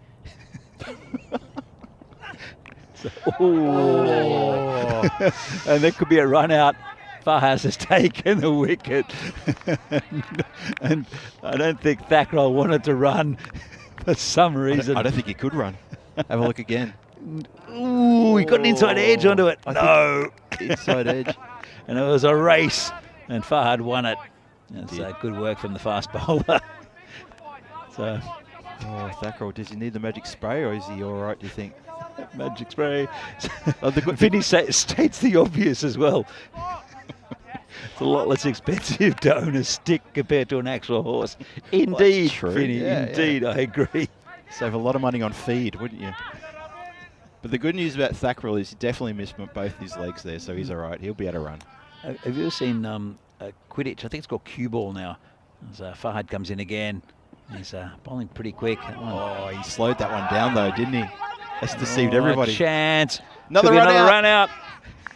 The batsman didn't even bother. he literally took a right-hand turn straight for the dugout when he saw what was happening.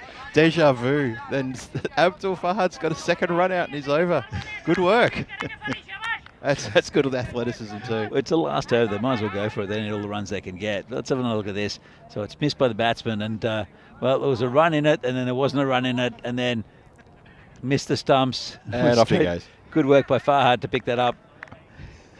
It's really good work. Yeah, he definitely slowed that last delivery down, but unfortunately it also deceived his keeper as well. Well disguised. Dave in the chat said he played frisbee rugby. Ultimate frisbee is a fantastic sport. If you've seen that, that's amazing. Sport. Yep. So it's Farhad coming in. Been a good spell from him. And this is over the top and attempted to knock it down there. Did Javed Iqbal, and right off the toe of the bat, just swing at it. That's what you need to do in this final over. So it's been really good. Underwater polo is another one. Not underwater polo, underwater hockey. Underwater hockey, yeah. It's another one. Some strange sports out there.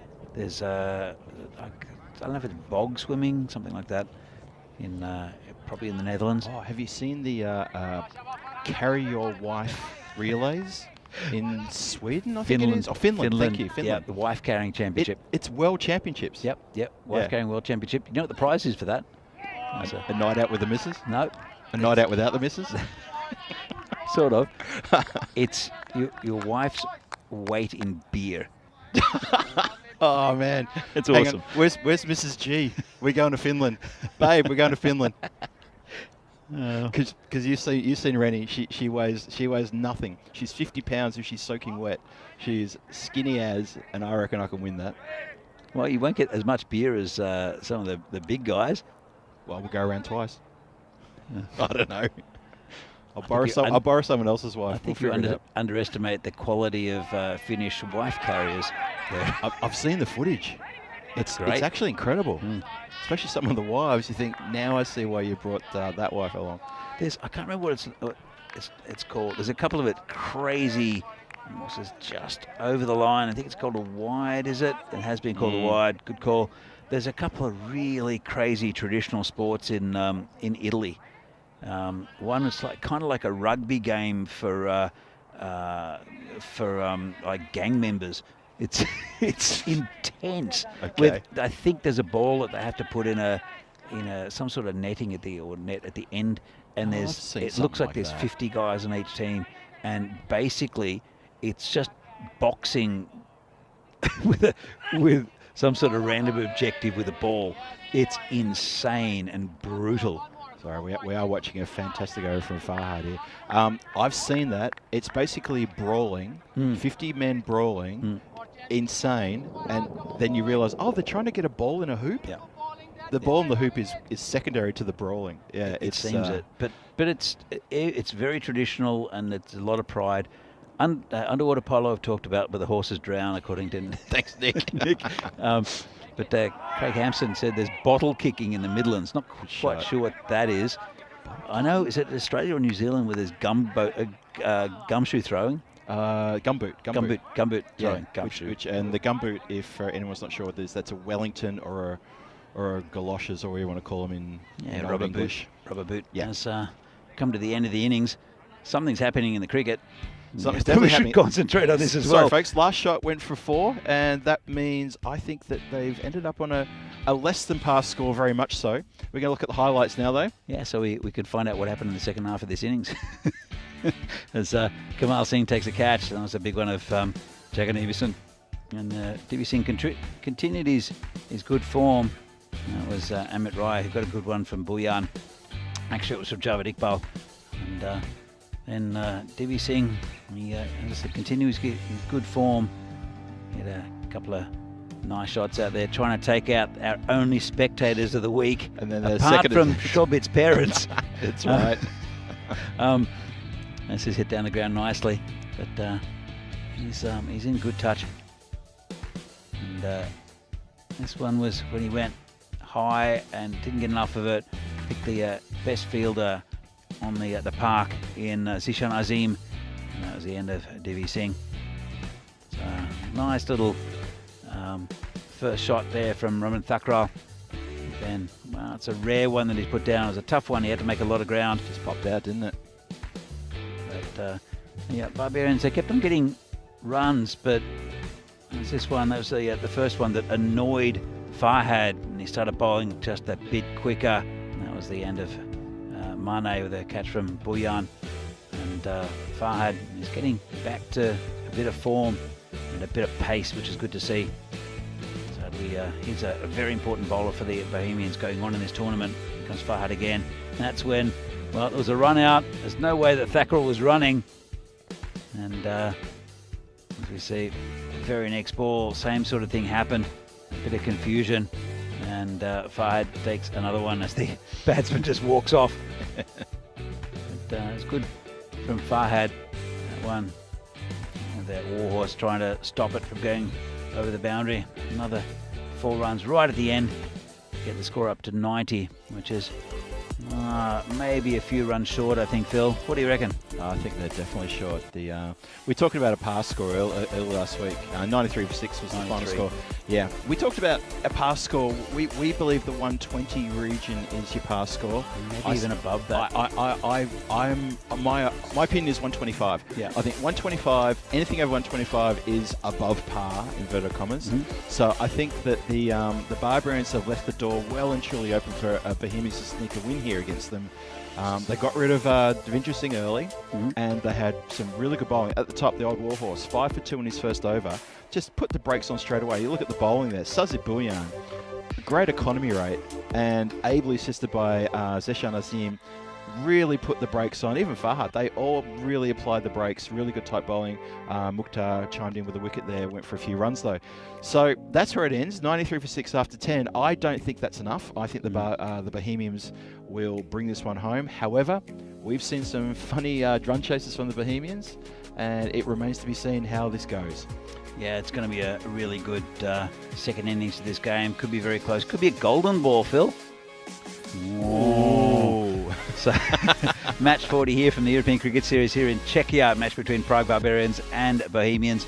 Bohemians need 94 runs to win.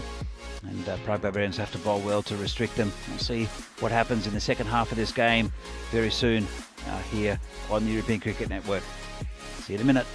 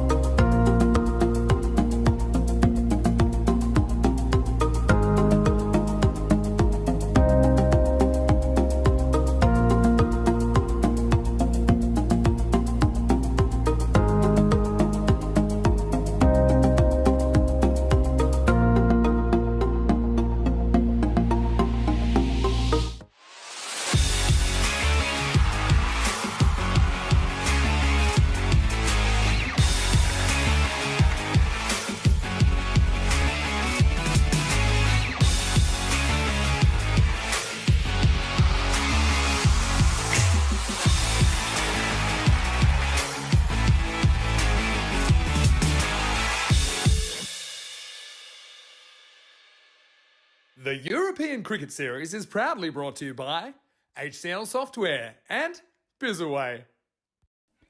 We're back to in Prague here for the European Cricket Series Czechia. This is match number 40 between Prague Barbarians and Bohemians. It's the Barbarians who have posted 100. What am I talking about? 93 for 6. Phil, it's been a long week. Danny's been time travelling again. He's seen a different scorecard. Yes, 93. But you know what? We expected something bigger from the Barbarians. To be perfectly honest, we did expect it. I mean, they rely so much on Divi Singh, who's behind the... Oh, this is a nice shot down the ground. 4 runs. And really good shot. First up. Yeah, really good start there. Look at that. Straight, bang. Zaid Mahmood, the batsman. And ably fielded by the injured Venkatesh, who's just away to our right there, carrying that nasty injury on his right wrist. You mean lefty Margahayam? That's the one. Lefty. He dislocated a little bone in his wrist. Could have been a lot worse according to the doctors, but he'll be out for at least between 2 and 4 weeks. So, well, it'll get the cast will come off in 2 weeks. He might be able to play cricket in 4. So he'll miss the international series and the rest of the Vinarati games. It's just been hit pretty hard with the fielder there. That's Vaishak at point. And it is Kanyalal, the bowler. He's bowling now to, well, he was going to bowl to Sahil Grover. And it's getting, you mentioned it's getting a little bit dark here in at Vinoj, Phil. Yeah, it is. Just during the break there, I just had a bit of a chat to Venki, who's day manager of duties here today as well, with his fleet of volunteers. Now, have a quick look. He's running off. Has he forgotten his box? Hang on a sec. He's going into the kit bag. He's pushing his mates out the way. And he has forgotten the box. He's forgotten the box. Oh, dear. Oh, dear, no. You've got to cover that up. He has indeed forgotten the box. Oh. There's a lot of grins around the ground. His dugout teammates are looking over here and laughing their backsides off there. They think it's hysterical. We think it's hysterical. It could have been even funnier. No, that would have... No, well, you don't like anyone it's a slow bowler on, though. That's why. I jest. If it had been a fast bowler... I'm going to lose it if he gets hit in the box right now. Even he's grinning.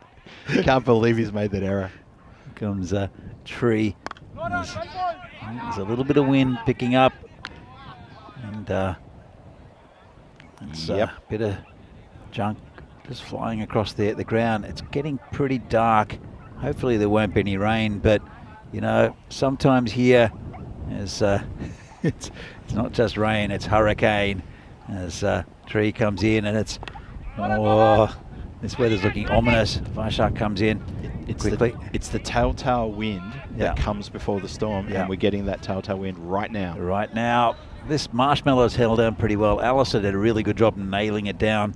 It's going to take a team of elements to pull it up later, or a Vinoj hurricane, which we've seen a few times. This is hit down the ground. Good work there. No run. Very nice work there by the fielder. That is Vamshi Madashetty, the skipper. I might start putting things in my bag here, Phil. I just felt something, a little bit of moisture flying in here.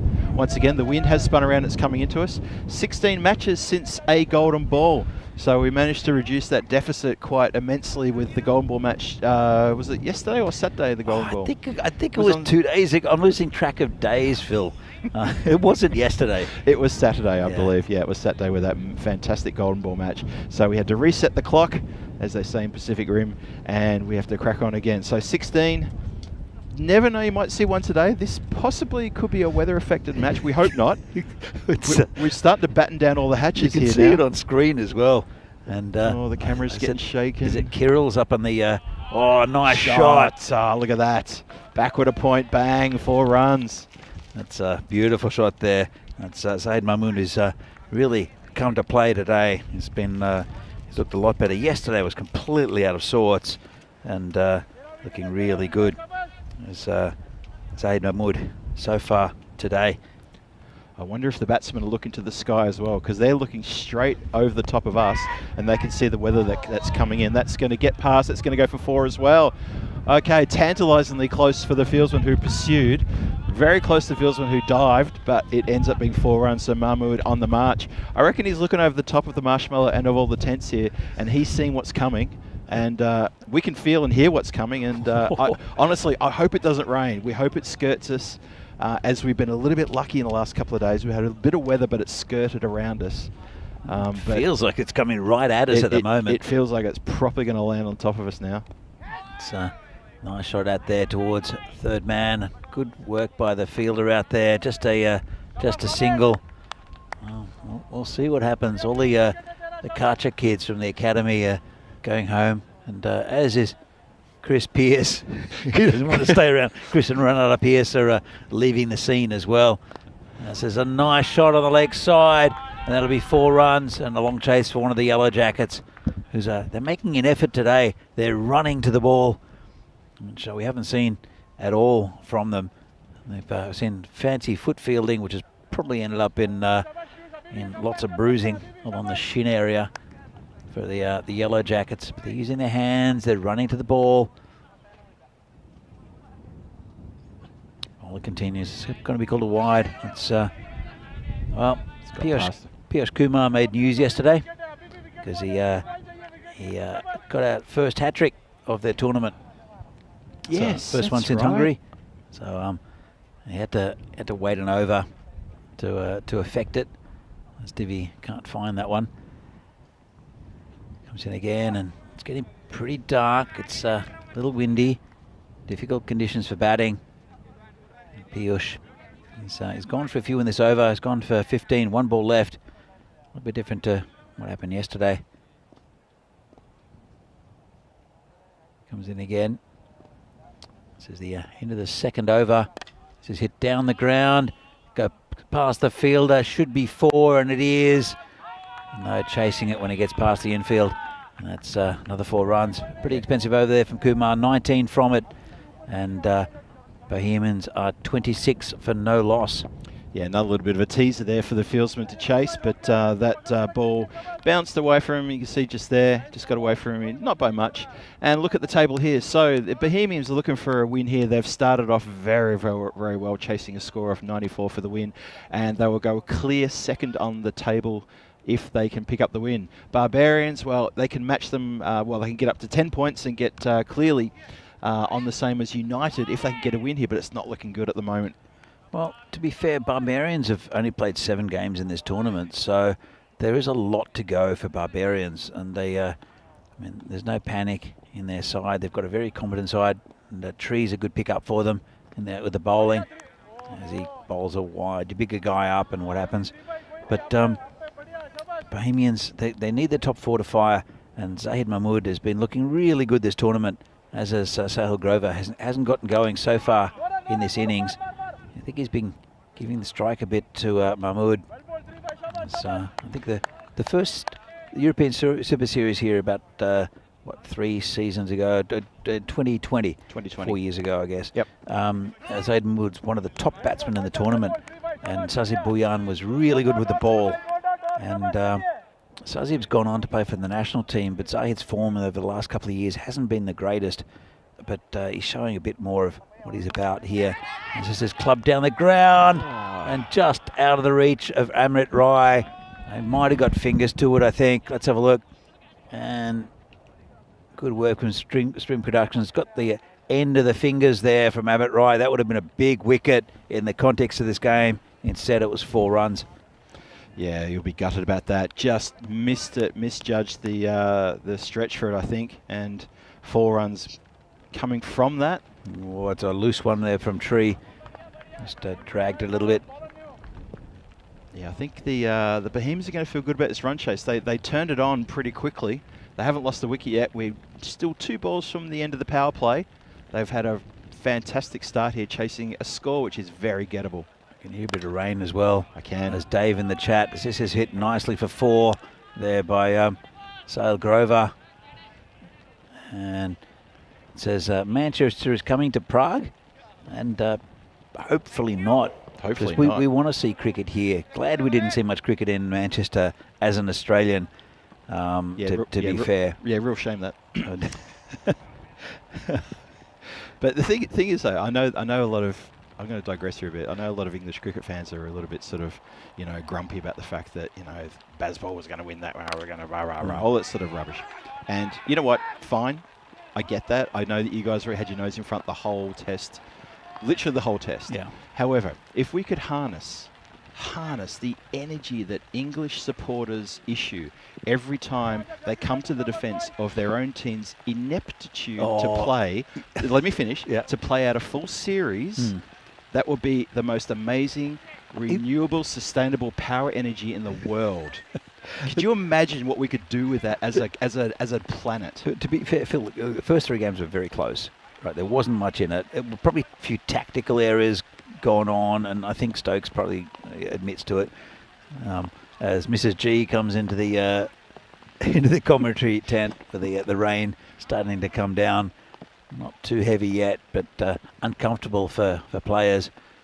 This is going to be called a wide, but to be honest, England looked in the third test. England looked sort of almost in control of it. Yep, they were definitely in control in the fourth test. Oh, completely. But the first 2, they were very close matches that could have gone either way. They just happened to go Australia's way. As this goes past the square leg umpire for 4 runs, and we've definitely got some rain coming now. The umpire got out of the way. I don't really know what was going on as they look around. It's probably slowed a little bit. Let's have a look at the side on. It's an umpire killer. It's straight at him. Good effort from the man in black. Is the umpire appealing? He looks like he's thrown his hounds up at a dead set appeal. Glad he saw it off the bat. Oh, me too. Vaishak is a good fielder. Chances his arm. It might cost him an extra 1. In fact, it'll cost him an extra 4. Well, overthrows there. Vaishak had a go at the stumps. It was pretty close if he'd hit, but he didn't hit. And have a look. Good pick up and throw. He's a good fielder. And went straight past the Barbarian skipper, Vamshi Madashedi. And there's Vaishak there. It was a good pick up and throw. If he'd hit, it would have been a brilliant piece of fielding. But the backing up. Well, it's got a wicket, and it's a big one. Sahil Grover has to go, and Piyush gets his man. He's been spanked by this Bohemian batting lineup, and he finally gets his revenge. That's a big wicket in Sahil Grover. Oh, he's just swiped it across the line. Look at that. Just very agricultural shot from Sahil Grover. Looking to get it on, maybe just looking to get out of these conditions. But the rain is starting to slow now, just ever so slightly. But he has absolutely gone the hoik on that. But you're right. Piyush has been absolutely spanked like a naughty husband forgetting his wife's birthday and forgetting to get her flowers. Spanked terribly like that. Talking about wives, Phil. Yes, mate. Dave in the chat says, "Hi, Mrs. Filthy." Oh, yeah. There you go. Dave saying hello to you. Dave, the Mrs. G has just blown you a kiss back. Fantastic stuff. And so first wicket down in the 4th over. We're 3.3 overs gone. Chasing 94 runs, 48 for 1 on the board. Bohemian Cricket Club. They seem to be in control here.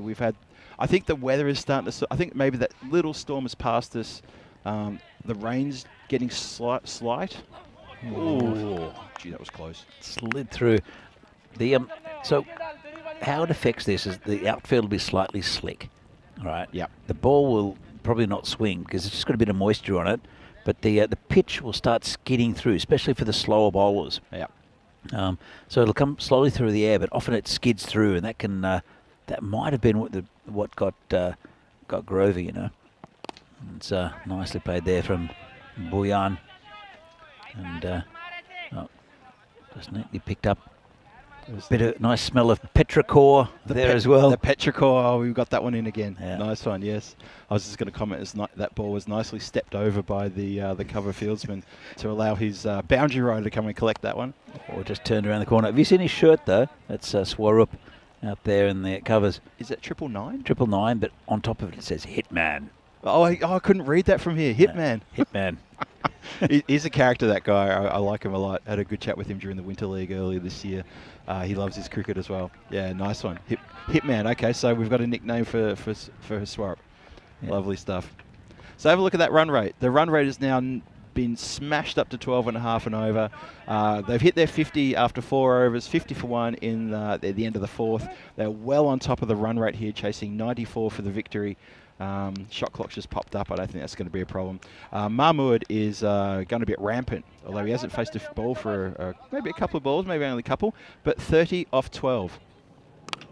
This is shot out to the hitman, who has a shot at the stumps.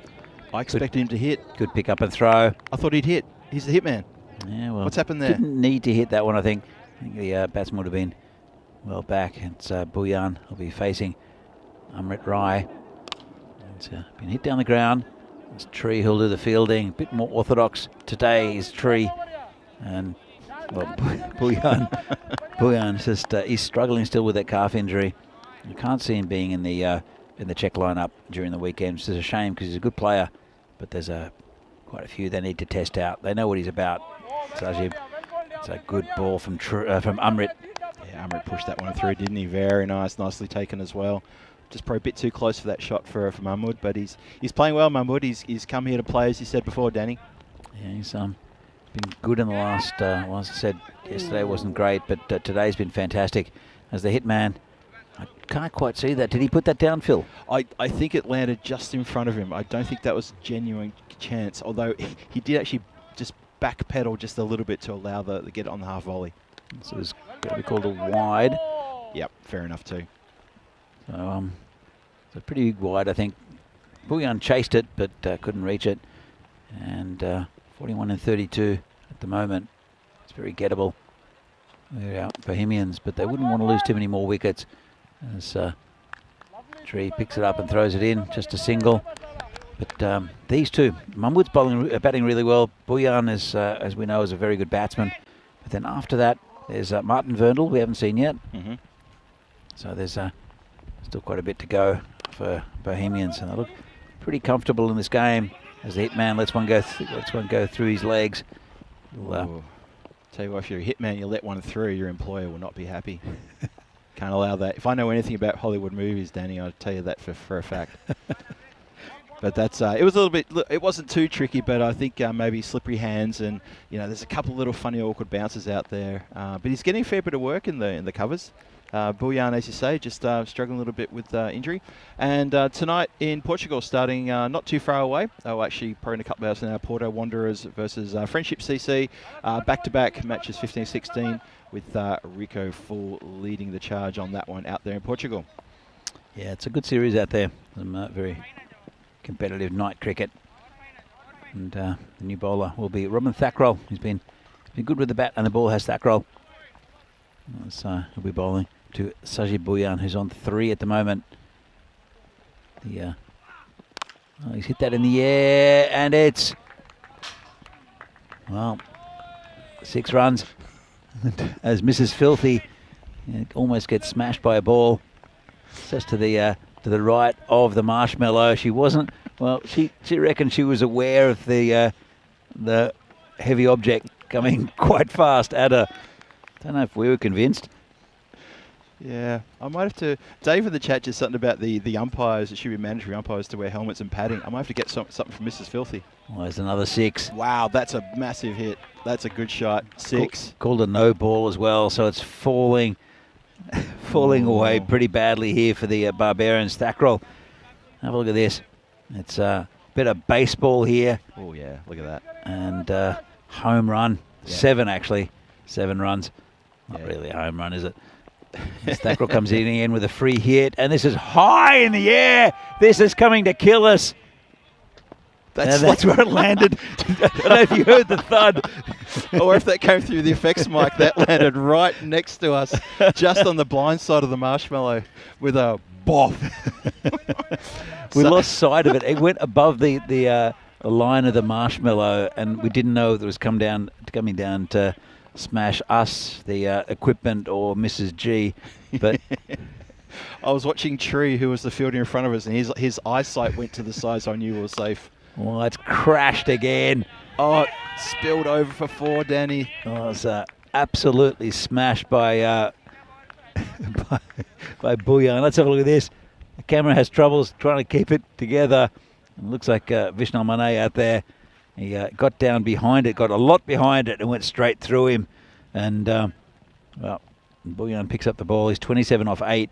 As we know, he's got a calf injury, so running's the last thing he wants to do. Interesting stuff.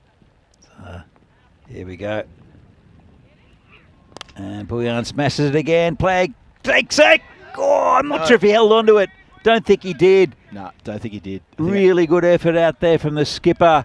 And he saved 3 runs. He looked like he caught it, got it under his body, but he hasn't claimed it. So a fantastic bit of fielding. But if you could have held on to that catch, that would have been an absolute cracker. And from the other end, Mahmood is just happy to hit a single where it's a little bit more explosive from the other end. Let's have a look at this. Smashed at him, and he had it, and then he lost it. Yep, it popped out, and he landed on top of it as he fell forward, unfortunately. Unlucky there for the skipper. Bouillon, yeah, just jogs the other end as the ball goes to the hitman. And end of a big over, 28 from it. Massive and over. It's a pretty easy target now. It's 9 off 24. So Bohemians, have a look at this. Bouillon, bit of a slow start, is now 29 off 10, and Mumwood's been batting really well with 35 off 17, and it's I think an early finish to this one as well, Phil. I think you're absolutely right. That last over, Bouillon, he didn't just step up a gear, he put up a couple of gears, and he just went the bash. And as you say, it started slow, carrying a couple of niggling injuries, but nothing to worry about there. And I'd be saying he's going to finish at this over. He's really found something else here. Second win, possibly.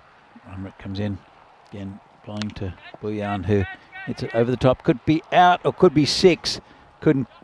Wasn't quite tall enough there, the fielder, Robin Thackrell. Let's have another look.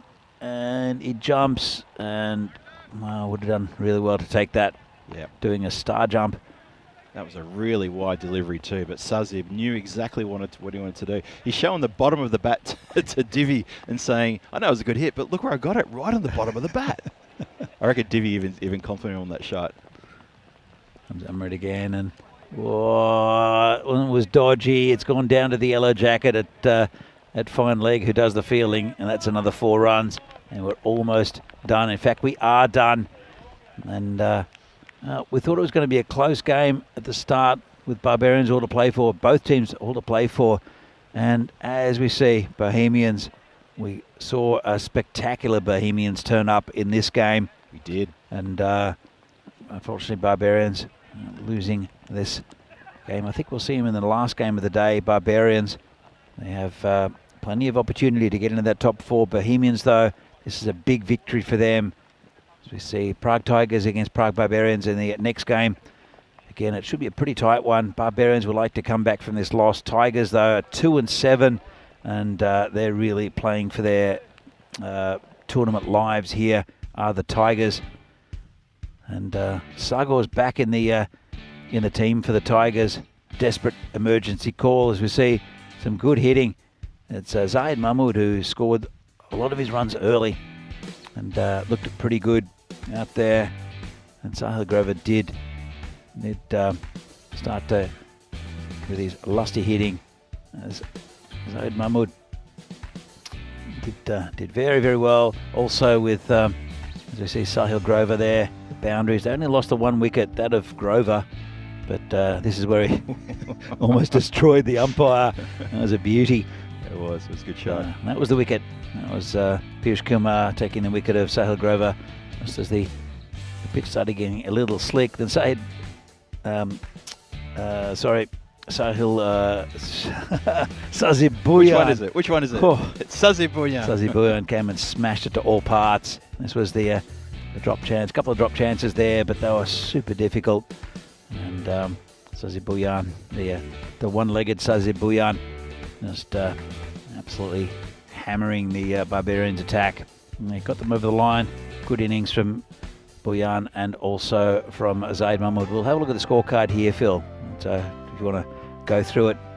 Yeah, well, I mean, have a look at that. So, Zahid Mahmood opened the batting with Sahil Grover, and Mahmood looked to be in the mood right from the very start. Sahil Grover was a little bit reserved. He got a couple of boundaries under his belt before he was bowled by Piyush Kumar, who'd already gone for a few in that over.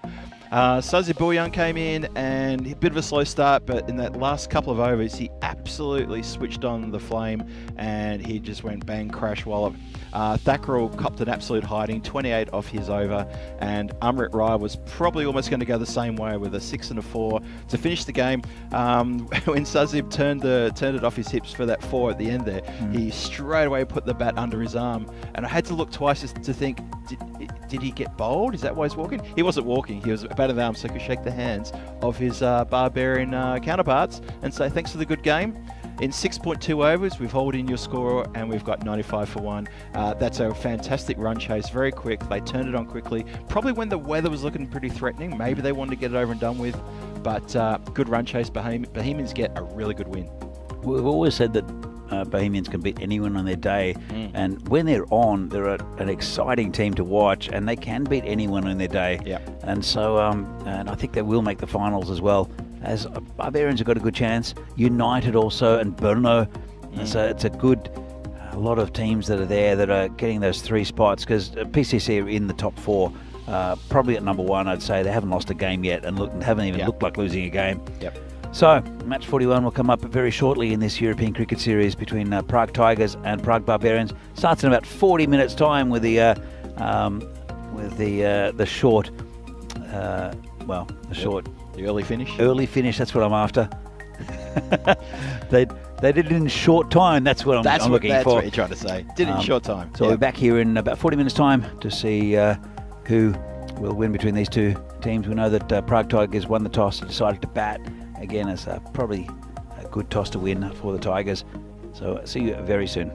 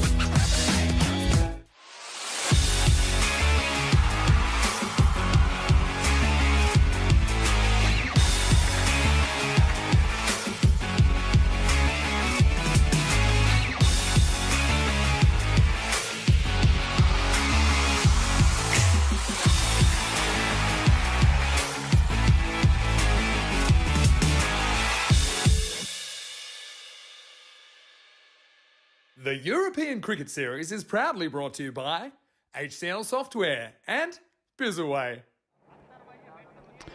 Well, welcome back to Prague for this European Cricket Series here in Czechia. The final game of the day, it'll be match number 41 between the Prague Tigers and Prague Barbarians.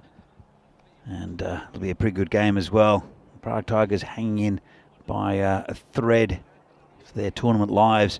Barbarians went down pretty comfortably, actually, well, to the Bohemians in the last game, and they'll want to bounce back with a big win. Here's the coin toss to see what happened earlier. Okay, Tigers to call. Heads. Heads is called. It's heads. We're gonna bat first.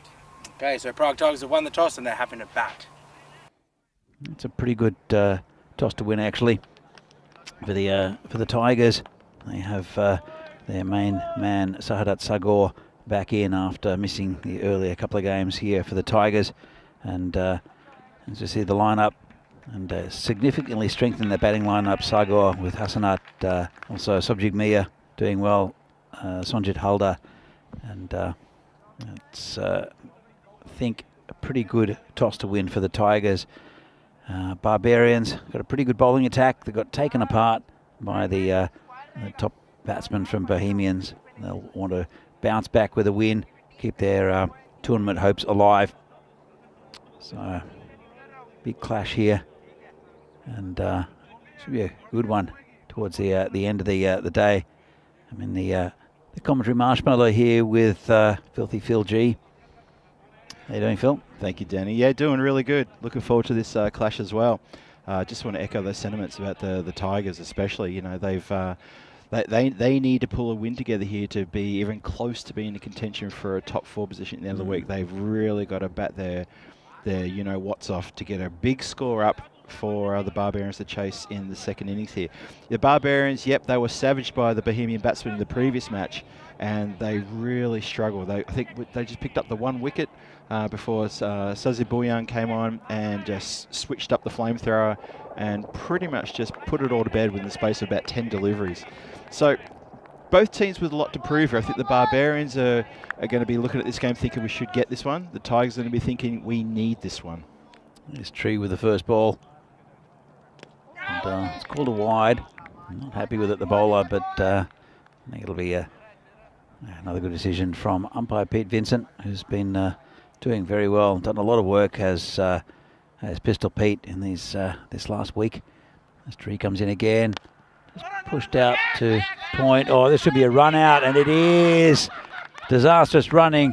They hit it to the best fielder in the Barbarian side in Vikash Jagannathan, who just picked it up, threw it back to the keeper, Divi Singh, and that's a big wicket first up for the Barbarians. Disastrous start for the Tigers though, Phil. Oh, that's a shocker for the Tigers. That's so unfortunate. Look at this.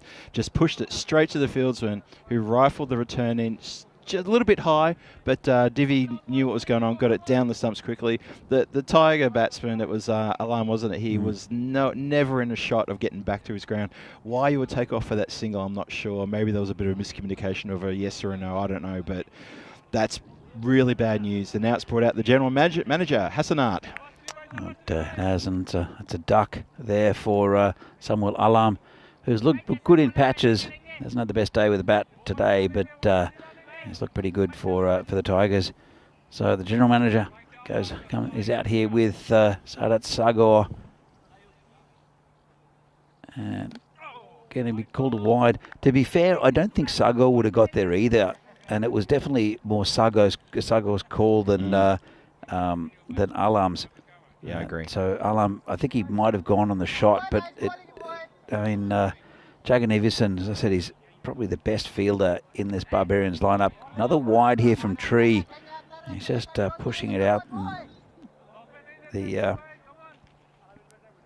And outside that wide line. Fair call. Was he safe from embarrassing Derek? I'm not sure, because it wasn't a legal delivery, so it wasn't an embarrassing Derek. I think it might have been. Yeah, technically, if that first ball was a wide, if he's out on a run out on the second ball, that makes it embarrassing Derek. Yeah, so it's the first legal ball of the game. So well spotted, Krub. He did wide, safe, and embarrassing Derek, but I think legal delivery, that's a pretty good call.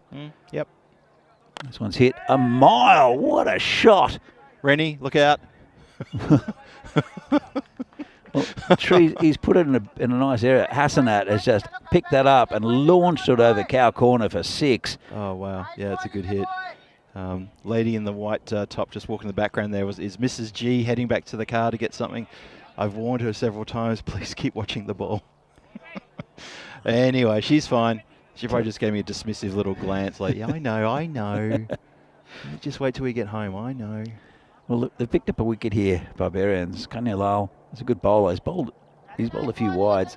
I think the only runs off the bat was that 6 from Hassanat, and then 3 wides. Yeah, that's it. Let's get back to the action. And this one's, could be close, Pistol Pete. He had a look. I think it may have been angling down leg, but see that one again. That was a good shout. Let's have a look at this. It's well pitched up. Yeah, a little bit of doubt. You can see that leg stump. I've seen those given, but I can see why it wasn't. And this one is going to be dropped. Unlucky there. That's right, Robin Thackrell, who put that down. It was a good effort. It was low, but probably should have been caught. So, been an eventful first over, Phil. This has been a crazy first over. Living a bit dangerously there. Have a look at this. Yeah, just on his toes coming forward. Always a difficult one to take.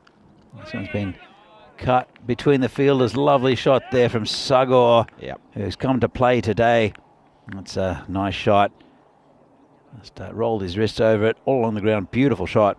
Yeah, that's 4 runs. Textbook. Yeah, that's going to release a bit of pressure now. The over's now gone for 14. We still haven't finished yet. One more ball to come. It's still going. Yeah, we're still going. We've still got one more to come. Hard to believe this is really dragging on. Just when you thought it was over, it's not. It's been a long one. Like a monster from a horror movie. It's not dead yet. Let's hit the pad, and they'll decide not to run. Probably pretty wise. They've taken enough off the over. That's a good start there for Tigers, even though they lost a wicket. 14 for 1 off the first. So see the expected scores. Let's ignore the expected scores. Let's look at the average runs for and against. So average runs for the Tigers 95, which is below par on this pitch. Average runs against 141. So you can see why they're at the bottom of the table at the moment. They're a competitive side, whereas it's pretty even for the Barbarians.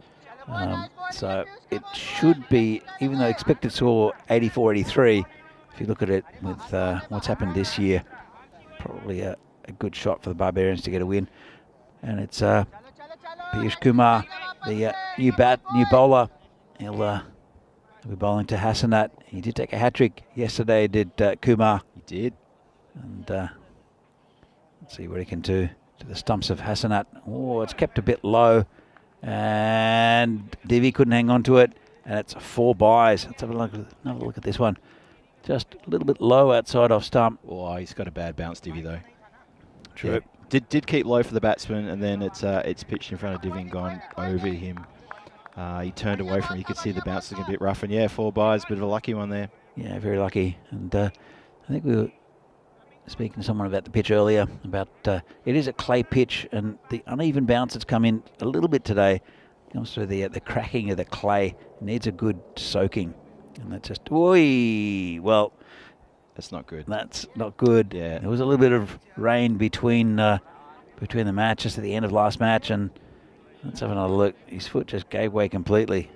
Yeah, wow. That's a cringe moment there, and sort of like sucking the air through my teeth. Sorry, that comes through the effects mic, but yeah, just you see that ankle just going one way, and you're thinking, oh no, please don't land heavily.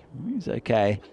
And it's a good ball, but I think it was played between his legs pretty much by Hassan. Let's have another look at this. He's played that really well. Really good ball, and played between his legs. Yes, indeed. He's done a trick shot. It's a nice one. We saw the for the Bohemians, we saw Javed Iqbal with a similar shot earlier in the day. It's something they've been trying to perfect, these batsmen. Got it right then, did Hassanat. It's the new look of world cricket. The nutmeg, or the natmeg apparently. They call it a Natmec? There's an England women's cricketer that has tried to perfect it, and this is another one that's got through. Wow. Oh, this is a rough over to watch. Let's have another look, and it was a pretty thick edge past the keeper. Yep. And not much you can do about it. No. He's really pitching it up, Kumar. He's not doing much wrong, to be honest. One between the legs, one outside the keeper. There were 4 byes that kept a bit low. That didn't go towards the bowler's figures, but it's been a pretty good over, even though there's been 12 off it so far. And well, it's a bit short, and that's gone over the top, and one bounce over the boundary. That was a better shot. A bit shorter from Kumar. Can't afford at his pace to drop short. No, you're going to get punished every time, every day, all day for that, and quite rightly so. It's a shame. It's to me, it's like the one bad ball he's had in this over, and unfortunately he's gone for 12 already. Those unfortunate ones that's got past the keeper. The previous one, I don't think Divi could have done much about that. But there were 4 byes also. And the 4 byes, yeah. Oh, so he's been hammered and away from the fielder, and that's 6. Very expensive over here from Piyush. Kumar, and couldn't get there, the fielder. That's a tree out there.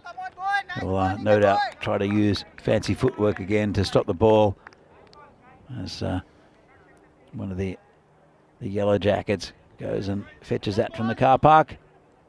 And I think they're waiting on the ball to come back. Maybe we haven't got a spare? I must have spares. That's interesting. Okay. Well, Hassanat's on 25 off 8, and Tigers after that this missile on the first illegal ball, 36 for 1, and going at about just under 20 and over. Comes in again. That's a good ball. Got right up in his grill. That ball from Kumar, the bouncer from the off spinner. That's the end of an eventful over again. 36 for 1 off 2. Phil. Yeah, well, Piyush Kumar finishes with a pretty good delivery there. But let's have a look at the table first. What does this mean for these two teams? Barbarians sitting 5th on 8 points, but as we said in the last game, they've got a couple of games in hand. They've only played, this is their 8th game. Or they played 8 games, sorry. Tigers, they're languishing on the bottom, only on 4 points, 2 wins. They're really going to want to get this one under the belt to have a shot at participating in Finals Friday. Really important match for both of these two teams. Barbarians are still not a shoo-in for Finals Friday yet. They need to win a couple more matches to be at that point. Here comes Tree again. And there are... This is not picked up by Vaishak, who charged in on it. Went to a little bit squarer. I think there are 3 teams that are looking unlikely to make the finals, and I think Tigers are one of them. Yep. I think, unfortunately, Vinarati are one, and Spartans are the other. They do have an outside chance. Whoa, big shot there. Well, told you about an outside chance. If they keep on batting like this, Hassanat, the general manager, they could get any score here. They think they still have a chance to get into the 4. They have to beat Barbarians, and they're going great guns at the moment. Sagor at the other end's only faced 3 balls. He's just a spectator, but I think he likes what he's seeing from Hassanat. Yeah, I don't think Sagor were too upset about what's going on at the other end. Hassanat 31 from 10, and he's lighting up the stage here. Oh, geez, they're getting lucky, though. That's another one that's gone past the keeper. Big, thick inside edge and through the keeper's pads. Can't believe it, Divi. And there's not much you can do about that, to be fair. It's just a thick inside edge for 4. That's it. That's the one. But swing hard, you know. And well, that's what's happening. And he's getting away with it at the moment, Hassanat. He really is. Comes in again. There's Tree. This is over the top. And it's going to be back there again. This one, I think, might go all the way. And I think it's been signal 6 by the fielder. And Pistol Pete is going to ask for the replay. But I think it might have gone all the way. Thick top edge. Yeah, Pete wants to have a look at the videotape, or someone to look at the videotape just to verify that. Let's have a look. Well, we're trying to find it. And just over the boundary, I think. Yes. Oh, yeah. Yeah, I think for me, that's runs. Just over, yeah. Wow. This is a blistering start by the Tigers. They're saying stuff this being on the bottom of the ladder. Especially Hassanat. I mean, he's had reasonable innings. This is in the air. It's coming towards us. That's another 6. Lovely shot by Hassanat. Shot. Wow. And he's racing towards a 50. And this has been remarkable. We've seen little glimpses of it from the general manager, but nothing like this. He's 47 off 13, Phil. That's incredible. That is crazy batting. The general manager's come out and just said, stuff this. Watch what I'm going to do. We need runs. We need a massive score here. It's a good bowler in Tree as well. He's gone for 37, and he's still got a ball left. Oh, where's this going to end up? What's the end of the power play after this ball? 50 here? Yes! Wow. That's the biggest one. That's endangering cars. What a shot! Oh, My goodness. The general manager. Well, 53 for Hassanat. And well batted, sir. Well batted indeed. 53 off 14 is absolutely massive. So there's been 3 dot balls. You have to forgive him for that. 4 fours and 6 sixes. Strike rate of just about 380. That's ridiculous. I want to talk about these dot balls, though. What is going on there? Have a look at the wagon wheel's an interesting one, isn't it? The wagon wheel is pretty much everything. It starts at 12 and everything then till 3. So he's had those lucky sort of shots behind and all these little edges, but he's had some powerful strokes on the leg side as well. Well, this is ridiculous. It's 3 overs. Power play's gone for 65. Mayank Purohit, the left armour, is coming in, bowling to Sagar, who want to get, well, he's getting into it as well. That's another 4 runs. Too short from the left armour. Have a look at this. Too short leg side. Easy one around the corner. I'm sure he wants to get Hassanat on strike to Sagar, but when you get a ball that says, thank you, hit me for 4, that's you crazy. have to take it. That is nuts. There's 2 balls coming back at the same time. The yellow jacket fetched that one from the car park. That was probably the biggest hit we've seen this week, I reckon, from Hassanat. Just lined it up and launched it. Yeah. Oh, this is good fun to watch. Oh, it's Not if you're a barbarian. Well, I was going to say, the 11 guys out there would disagree with you. Left a wide. And has it got, well, whoa, mix up. Could be a runner. This will be tragedy. And he missed the stumps. Oh, what a turning point in this game. How do you miss the stumps? Purohit. He gets the ball, flings it at the stumps and misses. Let's have another look. So Hassanat likes the run. It's probably on, but then it's a no from Sagar. And the general manager, whoa, it would have been close anyway. I reckon he might have just gotten home, but the point is he missed from point-blank range. And it says, again, huge from Sagar, who's now he's the one taking on the attack. Another one in the car park. Danny, has someone parked in their spot out there? Because they're aiming for the car park and seriously getting some elevation and distance of these shots. That's huge. Sagar is the one.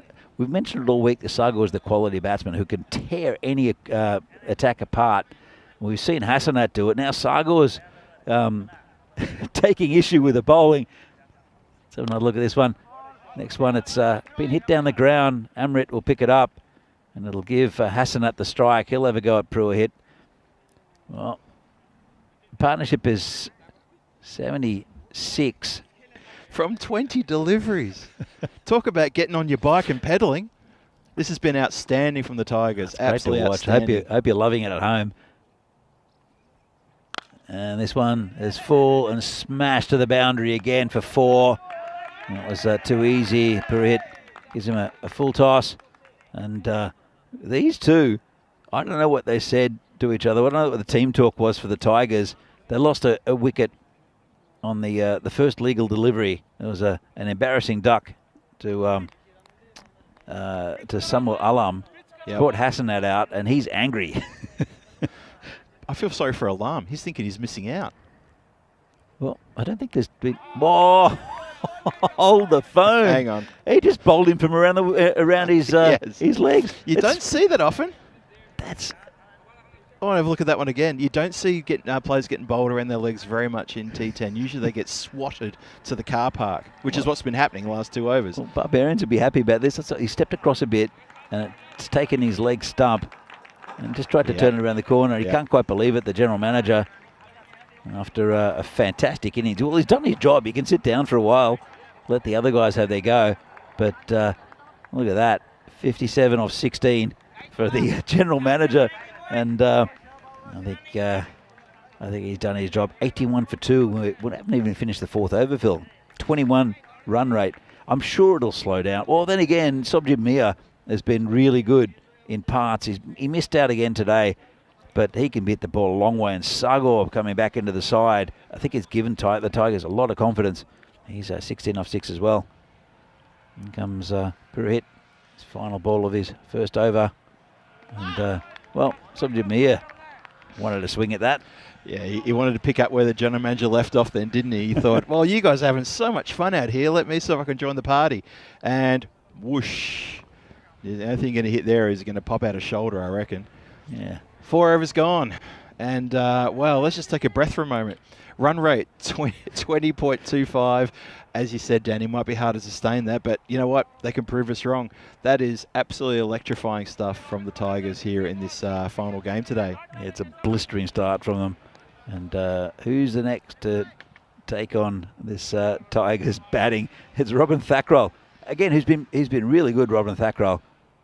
And this one is right in the block hole. Nicely played down the pitch by Sagor. He's I think Sagor's is a good cricketer. He's been a bit. He hasn't been in top form in this tournament. But if we see the best of Sagor, we'll see a fine batsman as he walks away. Do you reckon the Barbarians collectively are just looking at each other and saying, what was that? That was not part of the game plan? That definitely wasn't. But then they've had the luck. As this is hit over the top of cover, and that'll be another 4. Lovely shot for Sagor. Just shy of the boundary for a 6, though. Lovely strike. Well, the field restrictions have been lifted. Yep. A couple of overs ago, and that was a really nice shot there. That's no one behind cover. That man is straight, but well, straight-ish is Umrit right in front of us. It's a bit wide as the long on though. This is it perfectly straight. Umrit gets a good bounce, just be a single, and it'll bring Mia on strike. Well, we're this is the last game of the day. Often the last game is a pretty good one, and it's been pretty good so far. Yeah, there's no boundary rider square on the offside. There's Amrit in front of us here at long off, and then you've got to go to deep third man for the next boundary rider on that offside. Just again nicely played down the pitch, playing the ball on merit. Not a bad ball from Thakral. I think Mia might have a swing at the next one though. So it's a great start for the Tigers. And Barbarians, I don't know if they came here and expected to get thrashed by the Bohemians, and then getting a thrashing from the batting, as that's another 4. Lovely shot by Mia.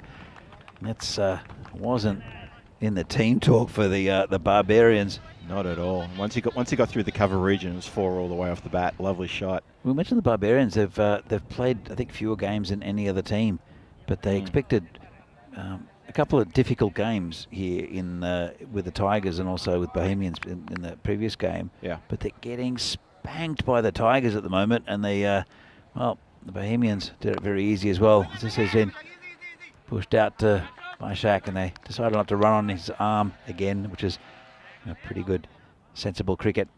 90 for 2 off 5 at the halfway mark, looking at 180, Phil. Well, you have to say that Robin Thakral has pulled the run rate back a bit there. As we look at the ECI Czechia schedule coming up this weekend, Saturday 29th and Sunday 30th, 5 games on Saturday, 4 games on Sunday, where Czechia will be hosting Cyprus and Greece for some international T10 action. That's going to be a hell of a lot of fun. I'm looking forward to that one. And on the Saturday, there's going to be a few little events going on down here at the ground as well. Czech Cricket going to turn it on for the locals and for friends of Czech Cricket players to come down and enjoy a bit of a South African fry-up and a couple of beers from Namibia. Try on a bit of the gear. There's a shout for a caught behind. Divi's adamant. Well, not everyone's adamant though, especially the umpire, and that's the one who counts. Let's have a look. Angled across. It wasn't a wide, I don't think. It's difficult. They're difficult those because they're just angling across the right-hander. It was inside that tram line, but I don't think he had much of a chance to reach it.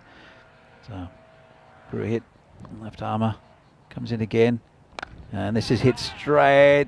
Player coming around, and good catch. Oh, really good catch out there, and that's Vamshi Madashetty, the captain.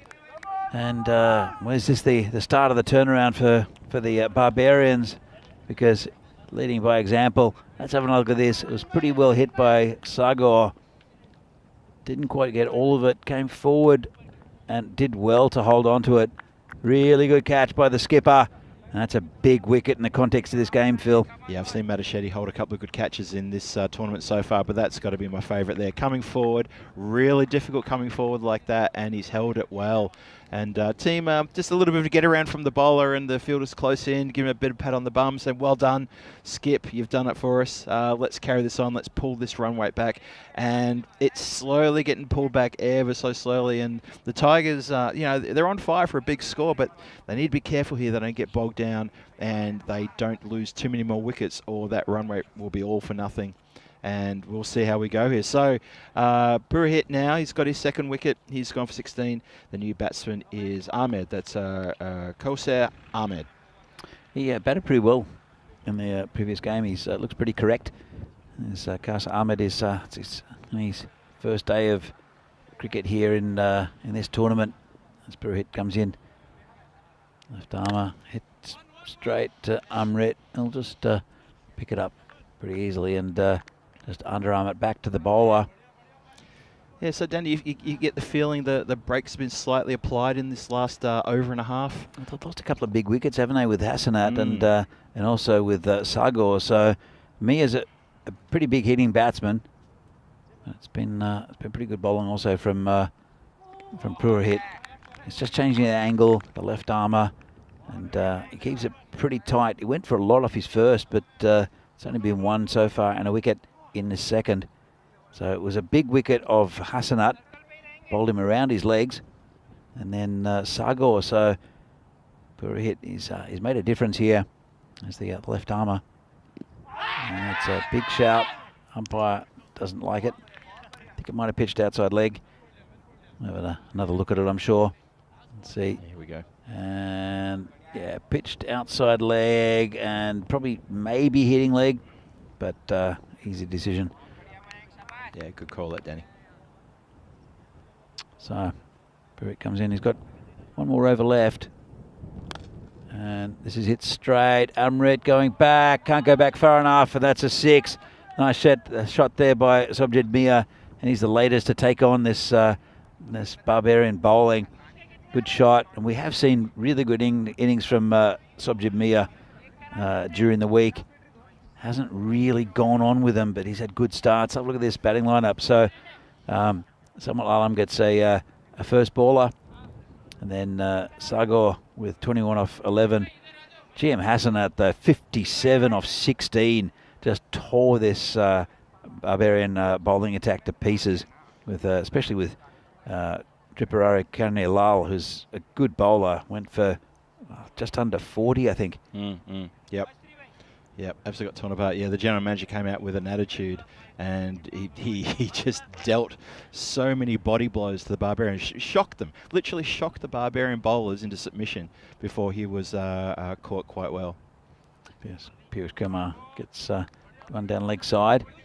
He went for 18 off his first, and well, he didn't. Well, actually, more than that, because there were 4 buys as well. So 22 off that over, all up. Piyush wants to get it another couple of wickets, and just a bit of a nothing shot there from the batsman, just outside off stump. Yeah, it's one of those ones with the it's a nothing shot is a good description. You look at it and you're thinking, what's the batsman trying to just run it down softly to a third man position? Not sure. Could get a tickle on that one. Does well, does the keeper, also the batsman, to get back. But again, it's been a good over so far from Piyush Kumar, keeping it nice and tight. And batsman there. Okay, so he was really good before when he was just standing in the crease and playing normal cricket shots, and does well there just to get Sobjid Mia back on strike. Sometimes you get frustrated at the non-striker's end, and you try to hit a big shot straight up after not facing a couple of balls in this format of cricket. So Mia, you'll have to be a little bit sensible at least with this next delivery. Let's have a look. He wouldn't want to lose his wicket, and Tigers' chances will significantly be reduced as he pushes that down to third man. Just be a single. That's a very sensible cricket there from Mia. Just stabilise things. They don't need to do anything silly in these overs. If they can get 8 or 9 run overs, I think they'll be happy at this stage for the next couple at least. Then launch an attack in the last one. Yeah, Dave and Josh from the chat having to talk about the run rate, how it's come down from 22 to 16 in quick time. I mean, oh, that's gone. And that's at the end of Ahmed. Well, he only scored 2, soaked up 5 balls. Nice catch there by Divi Singh behind the stumps. And it's been a good over from Piyush. Takes another wicket. Yeah, he's come back, hasn't he, Piyush? He got dealt with a little bit in his first over, but started with a wide. We got a bit nervous for him, but he has come back very well. And look at this one. Maybe just push that through a bit quicker, you think, and Divi stretched. He's not the tallest guy on the field, but he's taken a pretty good catch. Yeah, that's another blow to the Tigers. Yeah, it's a good catch. The run rate now down to about just under 15 and over. It's been a good couple of overs, especially from it was Piyush and also the over of Purohit after going for big overs. There was an onslaught from Hassanat though, and also Sagor to a point. But once those two are out, I think it's just for other batsmen to they can't replicate that. That was an exciting innings there from the general manager. I mean, Hussain is the new batsman. Gets that almost past the field. It's a good pick up there at the point region. It looks like tree out there. It's been all around the ground, has tree. Was a good pickup. If had he got through, that would have been all the way to the boundary for 4. Let's have a look at tomorrow's matches. Starting at 9:15 here in Vinoj. Starts with the Barbarians against the Spartans. Then PCC turn up and they take on United. Next match will be the Barbarians against the Spartans. That was a sort of return match from the first match for tomorrow. PCC United, another return match from the previous one, sort of suffering deja vu reading this. And then PCC will take on the Spartans in the end match of the day. So PCC will be there for 3 matches tomorrow, busy day for them. Spartans also 3 matches tomorrow. Tune in. That'll be good day's cricket again. Hope you've enjoyed it out there. It's been good fun. But, as I said, Hassan in the chat says, Barbarians are pulling it back. Indeed they are. Well, this is dropped. Oh, wow. Through the hands, I think. Through the hands, indeed. That's a fielder out there. Just trying to see who that was. Oh, it has 2, just blown straight through his fingertips. It's I feel like Kumar, and it was hit pretty well. He got 2 hands to it. It did go for 4 because this ground's lightning, but that would have been a very, very handy wicket out of the skipper. I mean, Hussain and Amit Rai. He's coming to the attack. There's still 3 overs left. And got him. Oh. Well, got his revenge. Straight through the skipper. And that's another wicket down. They're 5 down now, the Prague Tigers. 105 on the board. They'll want to get that total up to about 130. I think it'll be a pretty good total. And there's still plenty of time. So another 25, 30 runs, Phil, I think would be pretty handy for them.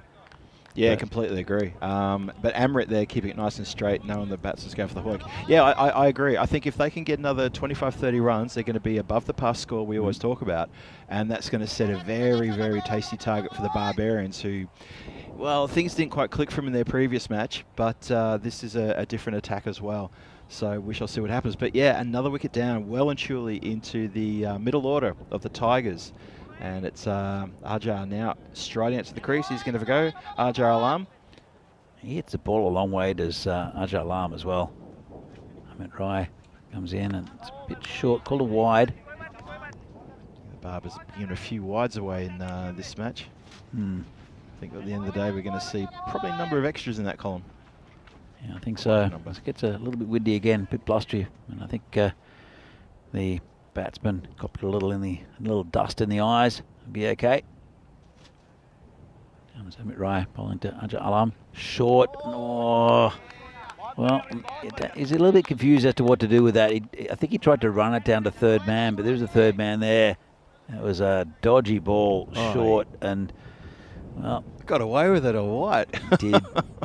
I thought it was going to get dispatched over the leg boundary. That's what we've been seeing all day. The line was pretty another good. one. I think the line was Yeah. pretty good from Amrit, who's a pretty clever bowler. As he comes in again, and this one was maybe wide. This is high in the air. Amrit, I think, has called. In fact, Divi's called it because he doesn't have to move, and that's the end of Aja Alam, who goes for a duck. He doesn't get to bother anybody too much, does he, for that duck? That's quick time. But hey, all credit to Amrit for his bowling. He's had a cracker of an over here. They've brought it back well, the Barbarians, and it's it really, after that onslaught from Hassanat and Sagor, it's I think the Barbarians have been on top, and they're bringing it back. As I said, if they can get another 20 or 30 runs here, the Tigers will be happy with this. But they're starting to run out of batsmen. It's 6 down at the moment, and it's been a really good over here from Ahmed Raya. 2 for 5 he's taken, and 1 ball left to this. Tanim is the new batsman. You need to get Subjib Mir on strike. Guarantee he'll take a single here, Tanim. I reckon he will too. Oh no. Let's see what happens. Amrit should be rewarded with a good delivery here to complete a good over. Let's see how he goes. And dot ball, end of the over. Very good one there for Barbarians. Park Tigers though, 106 for 6. And really good over from Amit Rai, who's taken 2 for 5. I'm sure we'll see him again.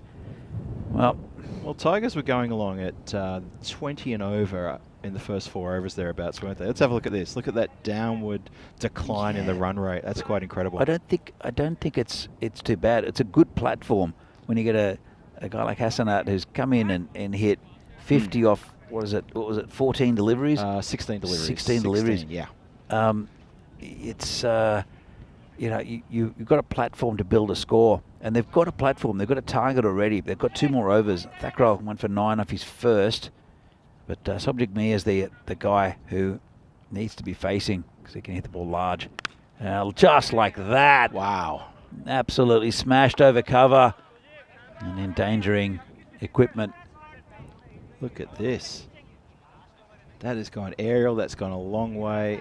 Yep, that's gone just behind the dugouts there. Massive strike. You're right, Danny. You called it straight away. Get him on strike because he's a big hitter, and there is a perfect example. He moves to 17. So they've still got 11 deliveries to try to get that final score up into the 140s. I know a couple of overs ago we were talking about 160s. But to the credit of the Barbarians, they have pulled it back very well. They have. But again, just 130 is a good score. It is. You know, 125. Yep. And they don't want to do anything silly. This has gone through, talking about doing something silly. This has gone through the keeper, rolled along the ground, and they're taking an extra one. And even more important is that Subject Mir has retained the strike. And it's come in and just rolled through the legs of Divi. Yeah, he's just missed that completely. Yep. This one's going towards third man. Should just be a single. Bit of fancy fielding there. Knocked it up for himself. It's pure intent there, Danny. Pure intent. Look at this. And just knocked it up. There it is. Just threw it into the left armour in Purohit. Purohit, part-time juggler on the side. And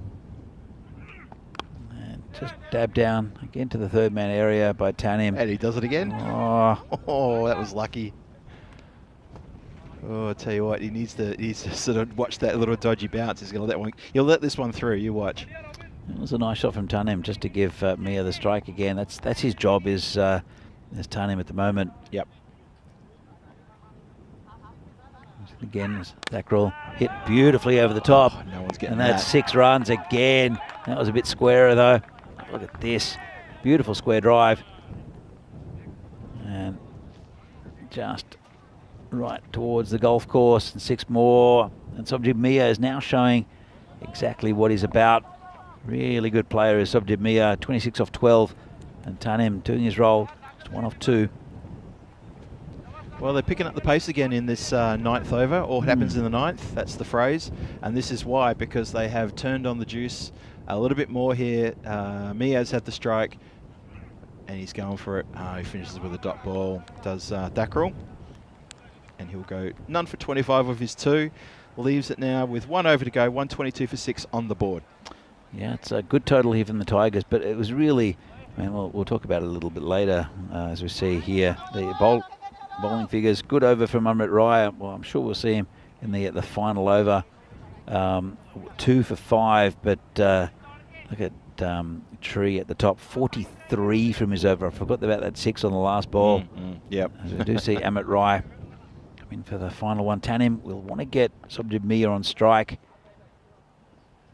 As Amrit comes in and hits it pretty well through the covers, and it does the job. Brings Subjib Mia to face Amrit Rai for this final over. 123 for 6 at the moment, and yeah, if they can keep it together and get another few runs. It's a good bowling from Amrit. He's been impressive actually this tournament. Yes. He's been, I've known Amrit playing here for many years. I've just never seen him bowl as well. He uses his height well as a spinner, varies his pace. Comes in again. And this is high in the air, and 6. Well, yeah, just dangled it a bit short, unfortunately. On that I delivery, was trying to get you to help me there because I can't actually see that part of the ground with the. I'd lost it. I was leaning to the side to see. All I could see was a fieldsman barely moving, just going, there's another one. Sorry about that, mate. It's all right. This one slightly mishit. They might look for 2, you know. And there's a bit of a fumble. It's gone to the bowler's end, so job done by these two, especially Tanim, who knew straight away he had to come back for the second. Yep. Just a little fumble gave him time to get back. But again, Tanim, he's in this partnership. He's only scored 2, but it's been pretty vital. It's been very good as Tanim. But Subjib Mia hits that one a long way. That's onto the other field. And we've got one of their yellow jackets chasing it. Cracky shot, that one. Well, he's got a hold of that here in this last over, and that score has now been beefed up yet again. So it's a interesting tale when we look back at this innings in a few minutes' time. But yeah, Mia's now come to the party as well. There's a chance for a 50 as well. Not that he really mind. He just want to get as many runs as he can. He's 40 off 17. And it's a perfect innings from Mia at this stage. And this one's tossed up. It's hit hard. Tree won't get it, will he? Puts his foot out. He's stopped it. Stopped it dead. 2 inches from the boundary rope.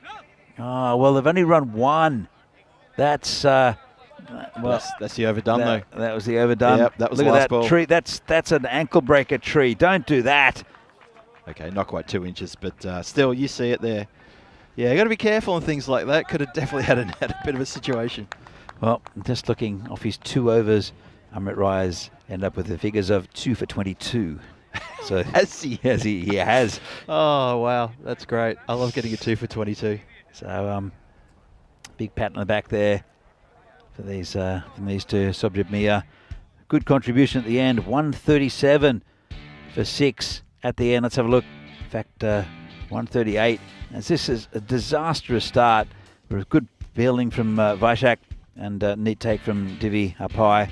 And that was the end of Samuel Alam. And he thought it's going to be curtains for Tigers early, but that wasn't in the script for the general manager, who absolutely destroyed the opening bowlers for of Pride Barbarians. He was dropped with a tough chance low, and then there was an over where everything seemed to go behind square like that. Yeah, this was the over that really just suddenly just got the spark, wasn't it? There was another one. Yep. I think it was 3 or 4 in a row.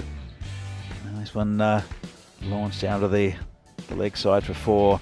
There was one shot. This might have been, that wasn't it. There was one shot where he hit towards the car park, which was absolutely massive. It was the one to bring up his 50. There you go. He had a bit of luck, the general manager, to be fair. But yeah, you make your own luck. You have a go. You swing hard. And a fantastic innings from Hassanat. So, and then he got bowled behind his legs. This is not the one I was thinking about. No, sorry, it's not either. No. So this was this almost a run out. But he missed the stumps. This is... Yeah, we're not going to see the one where we launched it to the car park, I don't think. This is the one where he got bowled around his legs. And Out of Hassanat- nowhere, that delivery, wasn't it? Just bang. It was just slightly misjudged by Hassanat. Yep. His luck kind of ran out. And then Sagor took over for a while, and he hit the ball very, very firmly. Good, looks to be starting to get a bit of form. But, he was caught with a very good catch there from Vamshi Madasheti, and then got a bit slow in the middle overs. It doesn't look like it. There you go, nice catch there by Divi Singh behind the stumps.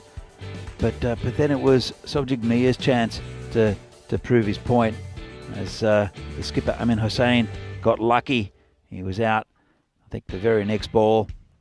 Good bowling from Amit Rai, who was really good in his first over. Got a little bit hammered in his last when Mia started launching an attack. And that was the catch there by Divi Singh. That was his second wicket, Amrit. This is when Sobjik Mia started to hit the ball large. That one was right over the top into the golf course. That one's a similar area. And Phil, impressed by Sobjik Mia. And also the general manager, as we see, one of the yellow jackets fetching that ball. Earning his lunch was the guy in the yellow jacket, our volunteers there. Yeah, what an innings. Look at this. Okay, so yeah, we lose alarm in the first legal delivery, and you said it, Danny, at the top, you said that's disastrous. And we thought it was going to be all that way, but then the general manager, 57 from 16, Sojib Mia, 42 from 18, just muscled his way in the last couple of overs to give that more sort of impetus to the total. Pushed up to 139 after 10. The bowling figures, well, Tree won't want to be spending too much time looking at that. But Piyush Kumar, he picked up 1 wicket, went for a 22. Who else got there? Purohit, two wickets for 23. But our pick, probably Amrit Rai, although he did get taken apart in that last over, 2 for 22 from his 2 overs. So that's the standing at the moment. Prague Tigers, 113 on the board. Very good effort. Very, very defendable total there. The Barbarians are going to have to put out all the stops in this final match, though. The final innings here on this match 41 here in Czech Republic and Vinoj. This is going to be a really good run chase coming up in about 5 minutes time, 6 minutes time. We'll join you then. So on behalf of myself, Phil G, and Danny Hudacek, don't go too far. Get ready. This is going to be exciting stuff. Stay with us.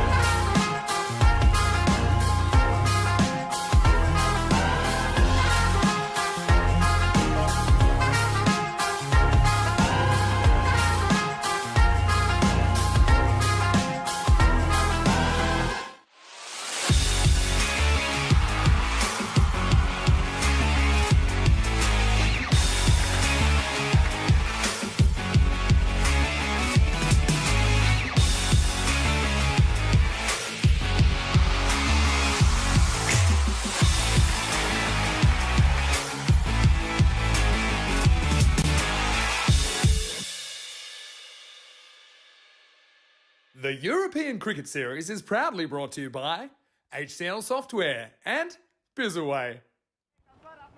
And welcome back to the final innings of the day from this European Cricket Series in Czechia. A match between Prague Tigers and Prague Barbarians, match number 41. And, well, the Tigers upset the apple cart a little bit, 139 for 6, with a blistering innings from the general manager Hassanat, and also really good contributions from Sagor and Sobjib Mia, getting up to an above par total. Barbarians have to bat very well, especially these two, Devendra Singh and also Vaishak Jagannathan. And the Tigers, they're a good team. The Tigers at times have struggled a little bit in this tournament, but they've come to the party today in this final game of the day. Phil, what are your thoughts? Well, I mean, I was still catching my breath from the general manager, GM Hassanat's innings. That was a fantastic innings we saw in that previous little hit. That was amazing. Top and tailed firstly by him at the start, and then there was Mia in the last couple of overs who launched himself up to, I think, 40 not out by the end. And the Tigers have put up a really, really good run chase here for the Barbarians. So 140 for the win. This is going to be exciting run chase. A good start here. And it's Anja Alam who's the pick of the bowlers for the Tigers. Starts by hitting Devendra Singh on the pad. I think there's a couple of messages in the chat for you, Phil. Oh, yes, sorry. Chris Smith. Hello, Chris. I saw you join the chat. Good to see you there again, buddy. And, of course, Dave's still in the chat too. Good to see you here, Dave. Just keeping us company. Oh, no. It's the first wicket gone for the Barbarians. Just so I'm saying, a lot of people in the chat, Divi's gone and clipped it straight to the man at backward point. He's gone down. Oh, no. I think the magic spray after come out, he's taken a bad one to the fingers, I think. I think so, but that's a huge wicket. And it's Devendra Singh who goes for a duck. Well, that's not what the Barbarians wanted. Devendra Singh has smashed that, and it's stuck. Can't see who has taken the catch. Let's have another look at this. Brutal cut shot there. Takes the catch, and it's Sobjib Mia who is looking at his left hand and has gone down in pain. The magic spray will help, and it is the magic spray that will come out. It is. And it'll fix everything. But Devendra Singh has been in fantastic form for Prague Barbarians. Goes for a duck. Well, that's an incredible start. Not in the script. No, not at all. Especially when you get your key in-form batsman going out in the second ball of the match. We lost Alam on the second ball. Well, the first legal delivery in the Tigers innings. Look at that. Look, he's taken it pretty roughly in the hand, but he's held onto it long enough. And obviously that must have hurt because he's gone down like a sack of you-know-what. But hopefully he's okay. The magic spray's probably perked him up again. And Tigers with their tails up. Absolutely. No. Has to be gone. No, says the umpire. Might have been a little inside edge. I think I heard something there. I heard something too. If there wasn't an edge, let's have a look at this. And this is bang on target. And if it didn't hit the edge, I think it was gone. Whoa. If there was an edge and the keeper didn't take it cleanly, I wonder what... Oh, yeah, that's interesting. That's Alam. With that the fielder, well, the batsman, it's Amrit Rai, Jagannathan at the other end. A lot of responsibility on his shoulders as well. Those two need to mount a good partnership. So the Tigers, they're such an interesting side, the Tigers, because they have these spurts where they batter teams. We saw them in the rain-reduced game against the Spartans. I think they beat the Spartans twice in that day. Yes. So Alam comes in again. This is pushed out to third man just for a single. So I reckon the Barbarians, they're going to go through a bit of deja vu of the previous innings, which is looking at each other and saying, what's happening? It's deja vu all over again, Phil. Deja vu all over again. They've suffered it twice in this match. Just looking at each other going, we're a bit shell-shocked here. Divi out for a derrick. That's the first in this tournament. He's been so good. Bowler Alam comes in again. It's been a little inside edge. It's gone to a fielder. just be a single. And it's not the start that they wanted Barbarians, chasing a pretty big target. They are 3 for 1 at the moment, and a very good over from Aja Alam. That's a really good over. What a really good start. They got rid of the danger man, the in-form Barbarian batsman. And we have 17 matches since the last Golden Ball. We had one recently on Saturday. We hope you all caught that. If you didn't, check it up on ECN's YouTube feed. Have a watch of that game. It was an absolute cracking game, expertly called by Vinny and Danny here in the commentary position. And Barbarians with a lot of work to do. And, well, it's still got a lot of time, but they need to be going to 15 and a bit per over. So the next couple of overs, this power play is going to be really vital. We'll see where they end up. And Sundrit Halder is the new bowler. Comes in bowling to Amit Rai, who, well, that's a good start right over the stumps. And Halder just needs to really not do anything too silly, just bowl good areas. They're in control here, the Tigers. They don't need any panic. Even if there's a couple of 4s and 6s, just need to hold it together and I'll get a victory against a good side in Barbarians. Long way to go in this game, though. As Holder comes in, this is hit straight, going towards a boundary. There's a man there, that's Sagor, just picks it up at just another single. They've only scored in singles and then 1 wide, I think. Well, maybe even not that. I think it's all singles so far. All singles, yeah. Not going to get very far that way. Yeah, you could hear the sound of that shot there. Just didn't hit it properly, and it came down here with really slow momentum. Ball comes in against short and put away. Unlike that. Well, he's waiting for that, I think, Jaganeesan. He's very quick with shots like this. When he sees it, he waits a long time before he hits a shot, does Jaganeesan. Sometimes gets him into trouble, I think. But he's got very quick hands. He relies on that. I'd like to see a little bit more from him in just the way he bats, because he is a very good cricketer. This is called wide. But especially when it gets somewhere near the where he can hit it through the leg side, he does have a huge swing at it. But it's low percentage for me. He swings hard at it late. Yeah. Whereas he relies on a good hand-eye coordination and fast hands, but not his timing, which I think could improve him. There's Halder. Again, bowling to Ishak, and there you go. That was too short and rubbish, and got the treatment. It's another 6 there from Jaganeesan. It's a nice shot. He does get into position, doesn't he, for that sort of shot. Reminds me of a right-handed version of Sabah, who loves it that length and that sort of line. Gets in position early. Maybe Sabah rocks back a bit more. Yeah. But Jaganeesan, he's, as you say, quick to the hands, and he gives it a really good punch. Well, he's a player that could make the step up into the national team. He has been there or thereabouts, but there's something just that he needs to work out with his batting. And if he does, he's an excellent fielder. If he can get regular big runs, because he's got 13 at the moment off 4, which is good, but he needs to go on. If Barbarians have a chance in this game, I think at least 2 or 3 batsmen need to get big scores or stay in through the innings. Hopefully Ishak will do that. This is hit on the onside, going towards the boundary, and big shout for keeper, but the fielder falls over the general manager.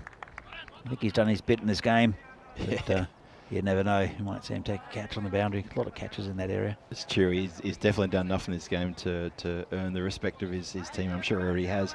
There's the standings at the moment. The Tigers languishing on the bottom of this table with only 4 points. Just a couple of wins to the belt. The Barbarians, middle of the table, desperately wanted to get another win to push them up into contention of the top 4. They need to secure a win here to really push themselves along. But the Tigers, hey, they're on hiding to nothing. They get a win here, suddenly it could shake things up a little bit. They got a few more matches in hand than some of the other teams as well.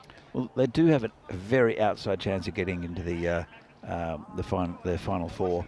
To the Tigers, don't write them off yet, especially with a score like this. If they can keep the Barbarians down and then change that net run rate a bit, and they've got a chance. It's a very small chance, but they do have a chance.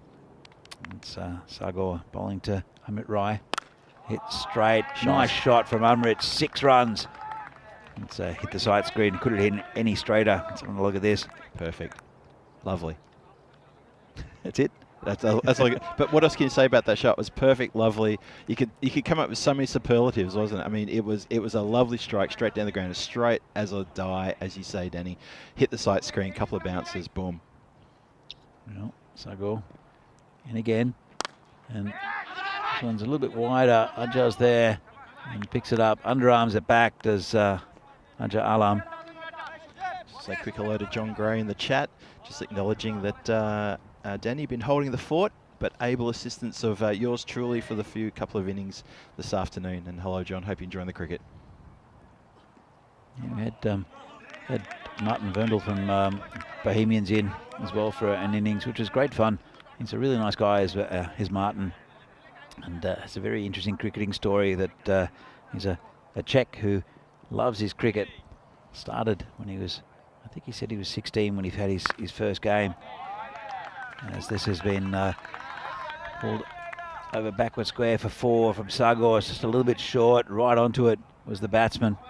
But then really enjoyed it. And then went on a cricket coaching course in Bristol, and he's been there ever since. Yeah. Mainly, well, partly due to COVID, but he likes it in England. Said he's going to stay for a while, and he plays pretty good level cricket in Bristol for 3 different teams. So, can have a look back at that interview. I think there might be an interview with Vinny Sandu as well for the social media, having a chat to Martin, who's cool. A really nice guy. Got a fine mullet too, Phil. Talking about mullets, I have seen your mullet. The one that's... oh, yeah, that was going back a bit. But 1989, I think, is the last time I had my picture taken when I had a mullet. That's another good straight shot. It should be cut off, though. Bit of work for the fieldsman to get around from long off. I wonder if he's got a problem with his shoulder there, the fielder. Because he's underarming it. He's underarming it. Yeah. I mean, he doesn't really have to do much. I'll see a couple of the PCC boys do the same, just bowling it in, or it's easy to do a shoulder. And speaking of mullets, a man who hasn't had a mullet for a while, Vinny, he's back in the chat, just lurking. He's just popped up again. I reckon Vinny's never had a mullet in his life. I reckon he has. You reckon? Yes, of course he has. Because he's from Australia and he's around about our generation? Yeah, he's a bit younger than us, is Vinny, but still, I still reckon he had a 90s mullet. You know. Yeah, I had to get my mullet shaved off. Well, not shaved off, like cut off. I got a really good office job, and I remember I bumped into one of the directors who just gave me this look up and down. And about 2 hours later, my boss called me in his office. He said, "Lose the hair. You got to get a haircut. Don't come in tomorrow with that. Not even a ponytail. Take care of that." So that evening, I had to go get a haircut, and that was a job as an accountant. How I regret shaving off my mullet for a job as an accountant. Well, to be fair, that was a pretty good fashion statement from an accountant to give you to cut off that mullet. I think, because mullets, well, they've come back. I don't understand the AFL mullet. Oh, it's a strange thing. I can't get my head around it. I really can't. The shaved side of the head and the long hair flowing back, just wrong. It's kind of interesting, but okay, his new bowler. It says it high in the air. It's going to be safe, I think. Land between 2 of them. They'll come back for a second run. It's Amit Rai who is facing. It's Vijayan who missed the last game. He was a late out. It was Vijayan. He was replaced in the lineup by I think it was.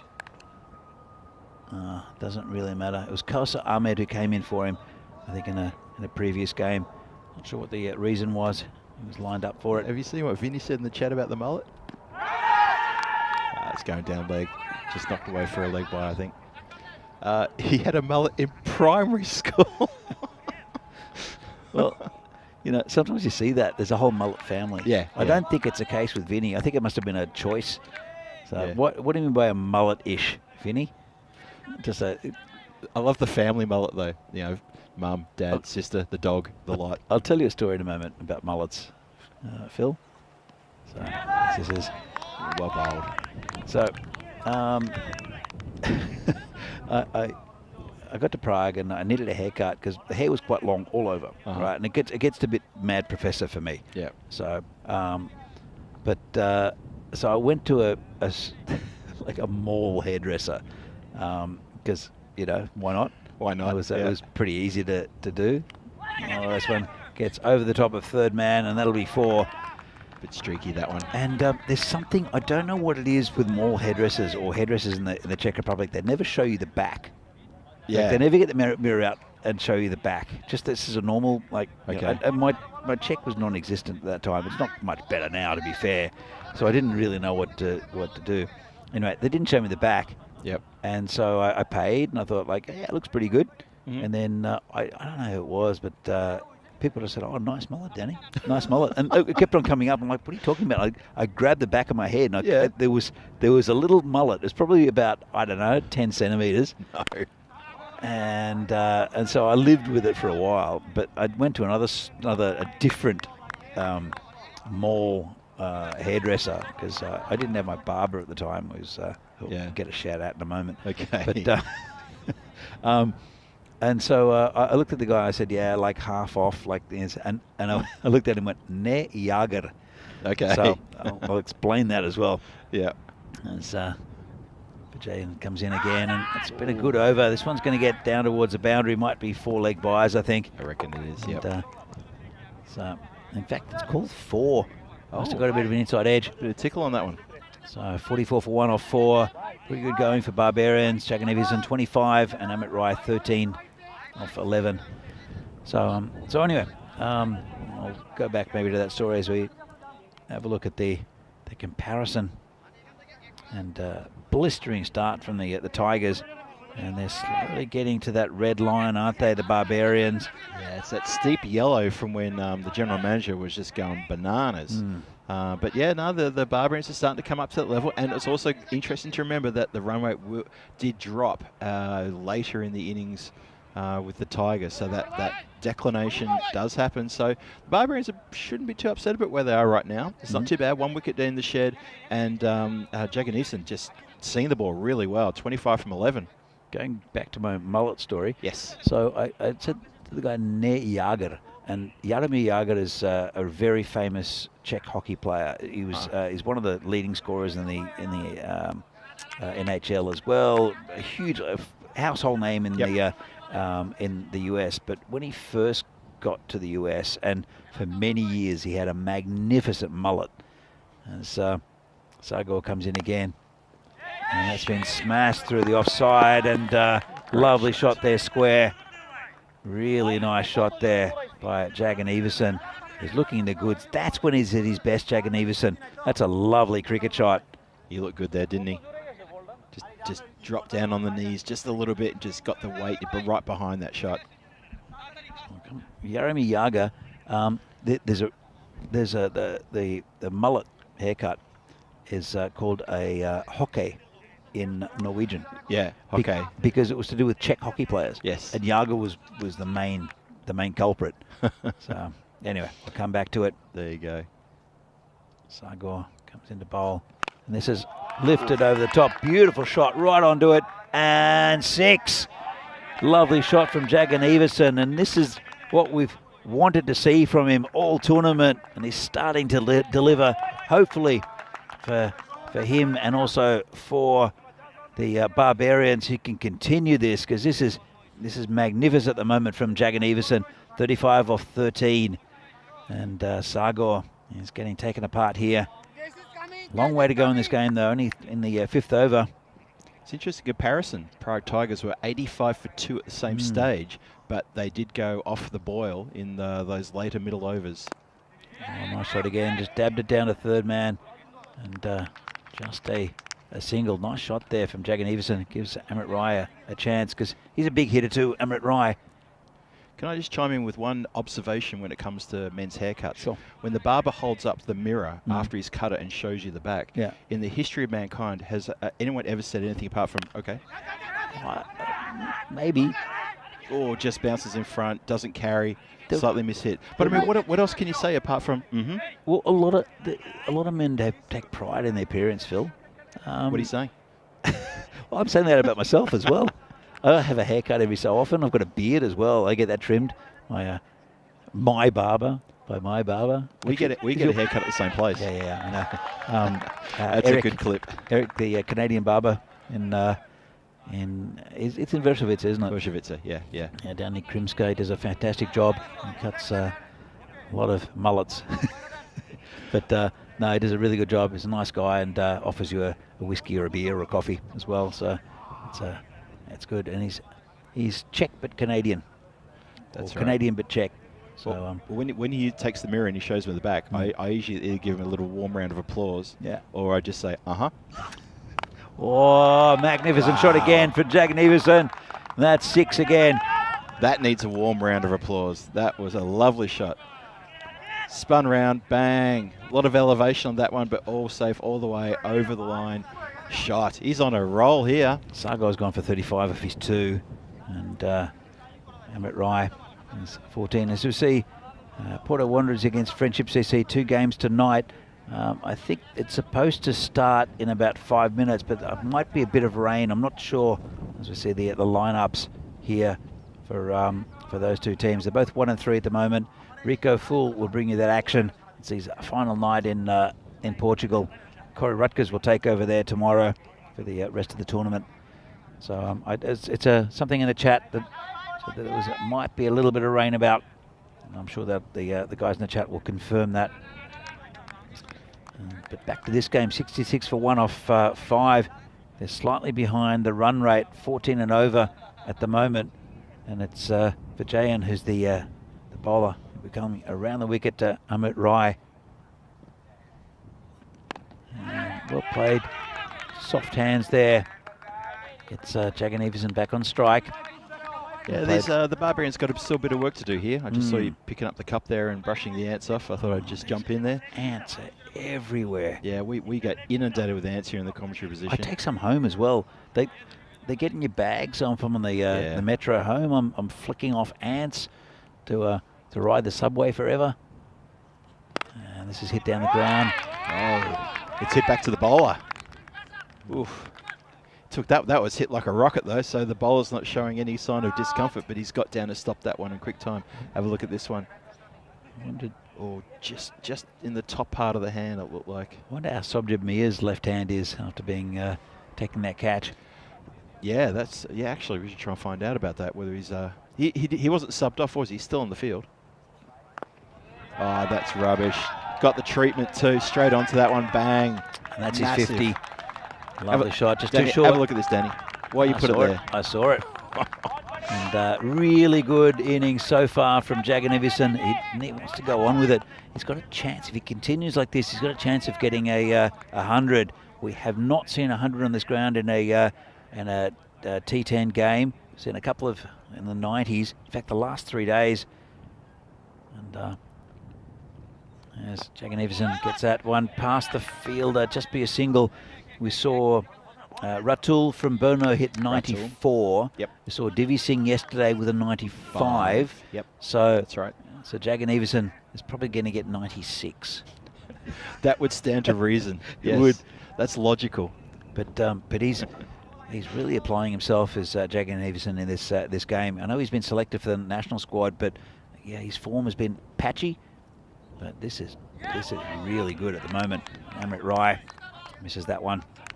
And a couple of balls left in this over. Amrit, he'd like a couple of boundaries, I reckon, and keep Jagan Everson on strike in the next over. Yeah, Amrit's got to be sort of a bit of a team play here and watch out that he doesn't use up any dot balls because they just don't have them to spare, the Barbarians. He's a big hitter, is Amrit. He tries, and that's out. What a catch! Oh, wow. Well, he just stuck a hand out, did Sakabul Tanim, and the ball just rested in his glove. Really good catch. Came flying to him. That's a ridiculous catch. Absolutely ridiculous. Let's have another look. This would be a good angle of it in slow motion. Just stuck a hand out, and there you go. Snatched it out of the air. Amrit Rai, he can't believe it. And to be honest, though, he's eating up a couple of balls. He's gone for, I think, a runner ball 15. Can't really afford that at this stage with Jagan Everson doing so well from the other end. And, well, 74 for 2 after 6 are the Barbarians.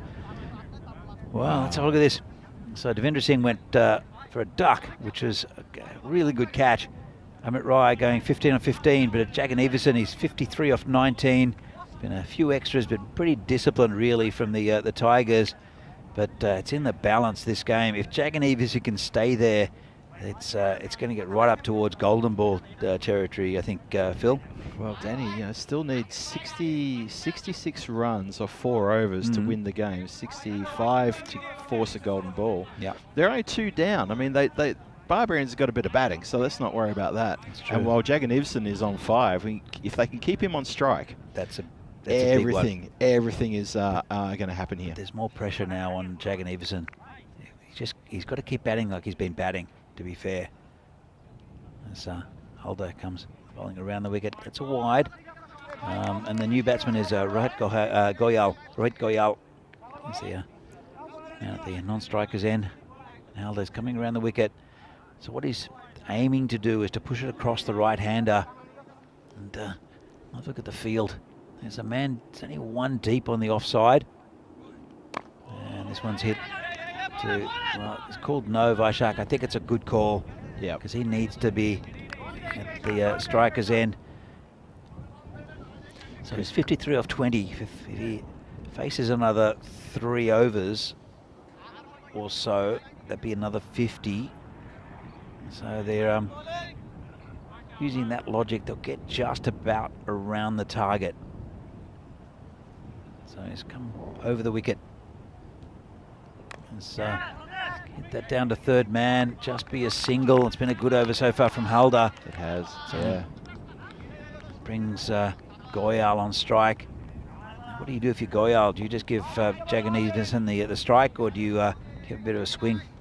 I think you look for the single. Unless it's in your slot. Well, it's not in his slot, and he hasn't found that. Well, he's almost found the single. That's what you don't do. You don't allow a dot ball. Dot balls are vital at this stage, and the Tigers will love these dot balls. Chris Smith in the chat, just going back to that catch in the previous over, calling it a screamer. You are absolutely right. That is a dead set screamer, that catch. Yeah, it was a beauty. Or a screamer. Goyal misses another one's called a wide. So that's okay for the Barbarians. But Jagan Everson needs the strike. I think he also needs to have a think about having a chat to Goyal if he can't get the bat on ball. Only 3 balls gone in this over. But it's been a tight one from Holder, apart from a couple of wides. And hits one down the ground. This will be that single that he wanted. So they need a boundary here to the Barbarians. But more dot balls for the Tigers will heap the pressure on this Barbarian lineup, especially Jagan Everson. I don't know what they're having a chat about. Maybe he's running in front of the umpire, which is something that Pete Vincent has a chat about.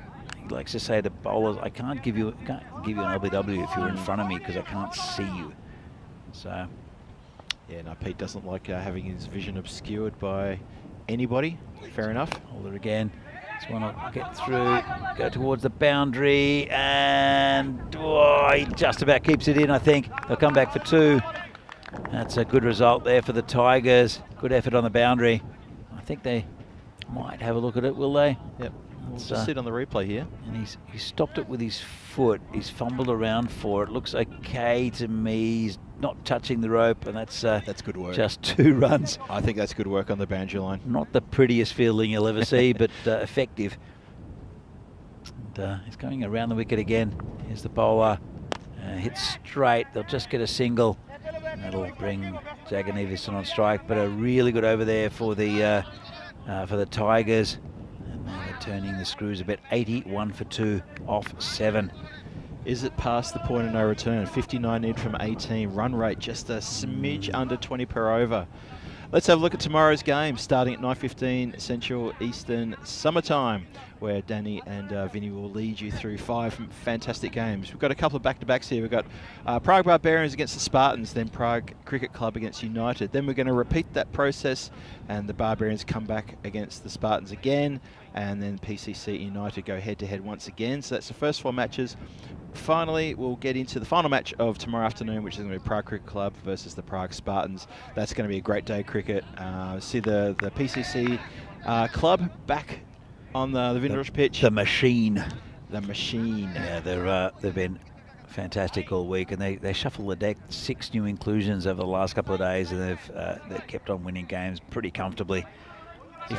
Danny, let me ask you a question. If PCC are the unstoppable force, who is the immovable object? I think it's Sazi Buyan, who's got that leg injury, who doesn't move at all. So that's choice. Oh, it's been launched.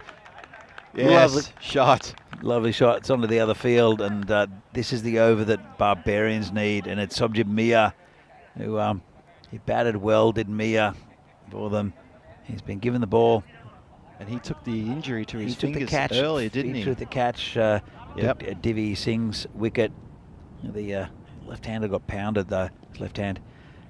Jacob Everson moves on to 63. Short. Gets away with it. Did he ever? Oh. That's a surprise short, quicker ball from Mia. And pretty good ball, actually, to be fair. You're right. This is a massive over for the Barbarians. They need to capitalise on this. This has got to go magical if they're in with the shy. Well, that helps. Just a bit too short there, and that's gone again. And there's for the boundary right next to us, there's the general manager who's throwing his arms around, just having a go at his bowler. He is. He's gesticulating all over the place. It's Not getting happy. tense. He's probably thinking, all that work I did in the previous innings, don't come undone now. Not now. Jacob Everson, I think he's found his mojo. He's got a good rhythm in his batting as well. 69 off 26. And this has gone again for 6. Oh, that's not good bowling. No, the general manager won't like that either. And it was a better ball. It was it was swinging in slightly, but it was right in the hitting arc of Jagan Everson, who moves on to 75. Oh, is he going to get his 100? He's got time. He's got time. And especially if Sobjib Mir is bowling. Oh, I tell you what. Mir in again. He's got to come back from this. Well, let's see if he does. Short again, and beats him. They'll take 1. It'll be a bye, I think. It's a pretty good time to take it. They've done a lot of damage in this this over. They've got the run rate they need in this over. It's called a bye. So, Goyal, what he needs is a boundary here. Goyal. And what he doesn't need is a single. And that single brought up the 100 as well. And here's the 100 up. You're right, Phil. Well observed. 40 needed off 13 balls. And called to wide. Oh, this is getting tense, isn't it? Golden ball, maybe? Oh, I haven't got that type of tingle just yet. Don't know if the chat's got that kind of tingle just yet either. Well, regardless of who wins the game, as Subject Mir comes in and called it wide again. That was a tight one, I think. Mir's having a shocker. Yeah, it's not a great over. Let's have a look at this. And yeah, good call. Very good call. Fair enough. Regardless of who wins this game, I think everyone wants Jagan Everson to... That's going to be 4! Clever. Well, that's a good shot. Oh, lucky he played it with the soft hands. He got it past the short third-man fielder, or fly slip, whatever you want to call him, and all they could do was watch it go past him. Clever shot. Well, that's exactly what they needed from Goyal at that stage. Brings Jagan Everson on strike, who's 75, not out. Couple of overs left. Let's have a look at this. And that worm is getting closer. Look at that. They're meeting each other now. Look at that. Getting closer. So it's about the same. It's exactly the same run rate they need, I think, of the last over. And that is. It's a very good bowler, though, in Ajay Alam, who'll come in. 1 for 3 off his first over, including the vital wicket of Devendra Singh. Jagan Everson, he's 25 away from 100. And I think, as I mentioned, we all want Jagan Everson to hit 100, except for these Tigers, regardless of who wins the game. Is that fair, Phil? That's absolutely fair. I agree with that sentiment. We want to see the first 100 ever We'd love to here see that. in a T10 game in the Czech Republic. We've been going, I think, this is the 4th season of cricket here. And we think we'll see it this year, but hopefully we'll see it today. Alam comes in and hit through the leg side, going towards the boundary and pierces the field. And that's very good placement. Didn't try to hit it too hard. 4 more runs to Jagan Everson. Well, he's on. I mean, could he get this over even? I mean, a couple of big hits, you know. I think he shouldn't. I think he should just play the ball on his merit, as he has done the whole innings. I think it's a really sensible innings. And he's 79 from 29. And the run rate dropping slightly down to just over 16, which is still a lot. Alam comes in again and clamps down on it, doesn't get it over the keeper. So it's a win for the bowler. Very important dot ball, that one. Really important. Suddenly it's 30 runs from 10 deliveries. Dave saying, I just jinxed him. Who did I jinx? Dave, I don't understand. Dave, are you watching the right stream, mate? Who did he jinx? Alam comes in again. And this is in the air, could be out. Player under it, takes the catch. Very important catch there, Rakib Al Hassan. That's the end of a very good innings there from Jagan Everson. 79 off 31. And now it's going to take a little bit of a minor miracle for the Barbarians to come back from this. Let's have a look at this. Just a bit late on the shot. And scoops it up. Good catch to Rakib. And big round of applause there from the Barbarians. And he's upset with himself is Vaishak. Oh, he shouldn't be that upset. I mean, he's played a blistering innings. He's carried his, you know, all the way through, and he's gotten them so close to a victory here. Well, there's still a chance, especially with the big wicket of Devinder Singh going for a duck. And well, he shouldn't be upset, because that's the best I've ever seen Vaishak Jagan Everson bat, and hopefully he'll sneak into that check side, because he's a top fielder as well. Yep. So it's for the ECIs coming at the conclusion of this tournament on the weekend. That's the new batsman is Mane, who can hit the ball a long way as well. And this one's pierced the gap. He's got the gap. He's going towards the boundary. Good run. And gets the 4. Sagar can't get it. This ground is super fast. See Sagar trying to keep up with it. It was a race. It was a race, and just ran out of ground. Sagar was never going to overtake that one. The ball was tantalisingly just keeping the same pace as Sagar. 4 runs. So Mane starts with a boundary, and he's going to have to keep that trend going. Well, they've still got a chance. Mane's a good batsman, and he hits the ball a long way. And it's only got a couple of balls left from Ajay Alam.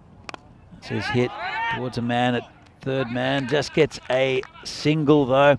Brings Goyal back on strike. It's been a good over from Anjar. His first one was pretty good as well.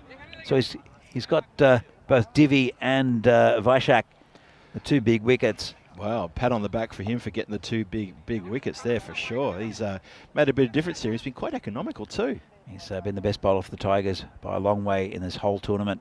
He's got 1 ball left in his spell. And got him. Well, really good Yorker. And that's the end of Goyal. And the Barbarians, they've still got a chance. But Mane's going to have to go ballistic. It's the old, it's not impossible, but it's getting towards improbable. So Dave has just gone, I warned you, Danny. So I jinxed him for something that hadn't happened before. Thanks, Dave. Why is Dave warning you? Yeah, because I jinxed Vaishak for some reason, even though nothing had happened, but I jinxed him for the future. Oh, so have a look at these bowling figures. So really good bowling from Vijayan and also from Anjar Alam. A bit expensive with a few of the others. And the last over will be taken by Amin Hussain, the skipper. Oh, the pressure's on the skipper. He's taken responsibility. And some of his bowlers have gone for a few. And Vamshi Madashetty is the skipper for Barbarians, who's the batsman at the non-strikers end. I've got to say that Vishal Mane is the man most likely for Barbarians. And 25 off 6. Could be a golden ball, Phil. Could be. So he needs more than that. That's just a single. I'll bring Madashetty on strike. Okay, brings it to an even 24 from 5 now. So obviously 4 big hits will do it. That's asking a lot, I think. They needed a boundary or a 6 first ball. They didn't get it. Matachetti has not been.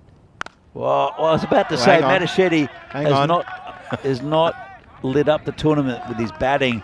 Well, he's lit up this game. That's a massive 6. Great shot from Matachetti, the skipper. So it's skipper to skipper. It's to do with the 100. Just saying, we all wanted him to get the 100. That's what Dave was talking about. Right. Okay. Makes sense now. Thanks, Dave. Comes skipper again. This is it straight. Sugor's got work to do, but it ends up fading and just a single. Oh, that could be it, I reckon. Could be. Well, 17 off 3. Mathematically possible, Danny. Well, it is. They need a boundary minimum to keep them in it, and then they need they need 6s, don't they? They Phil? need 6s. They do. It's not going to happen there. Not today. And the Tigers, unless they bowl quite a few wides, will get this win. It's been a good performance from both teams, really. Oh, Vinny said Danny has lifetime jinxed Shaq. Oh, that's Thanks, a bit Vinny. harsh. That's very harsh. Oh, no. This is in the air. Could be out. Player calls for it. Tough catch, drops it. And they're like, well, it might be a run out. No, it won't be a run out. Oh. Bit of ball watching though. Yep. Matachetti, I think realises that the game's over. And that was, he made pretty good ground there at the fielder. And that was Sonjit Holder put down. This is the final ball of the game. And it's an appeal, not out. It's gone down towards third man, and they've run 2. Could be good to run that extra one with the with possibility of run rate being a factor. Yeah.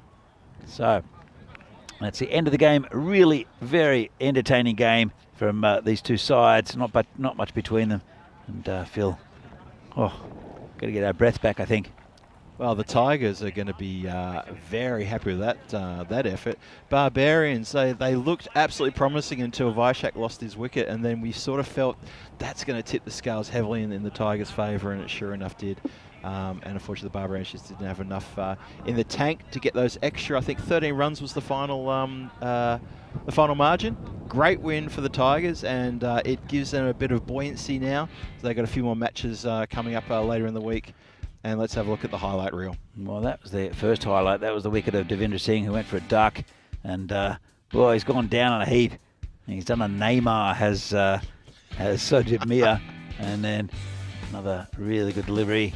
That was Amrit, Amrit got bogged down a little bit. Man who didn't, well, it was Vaishak Jagannathan.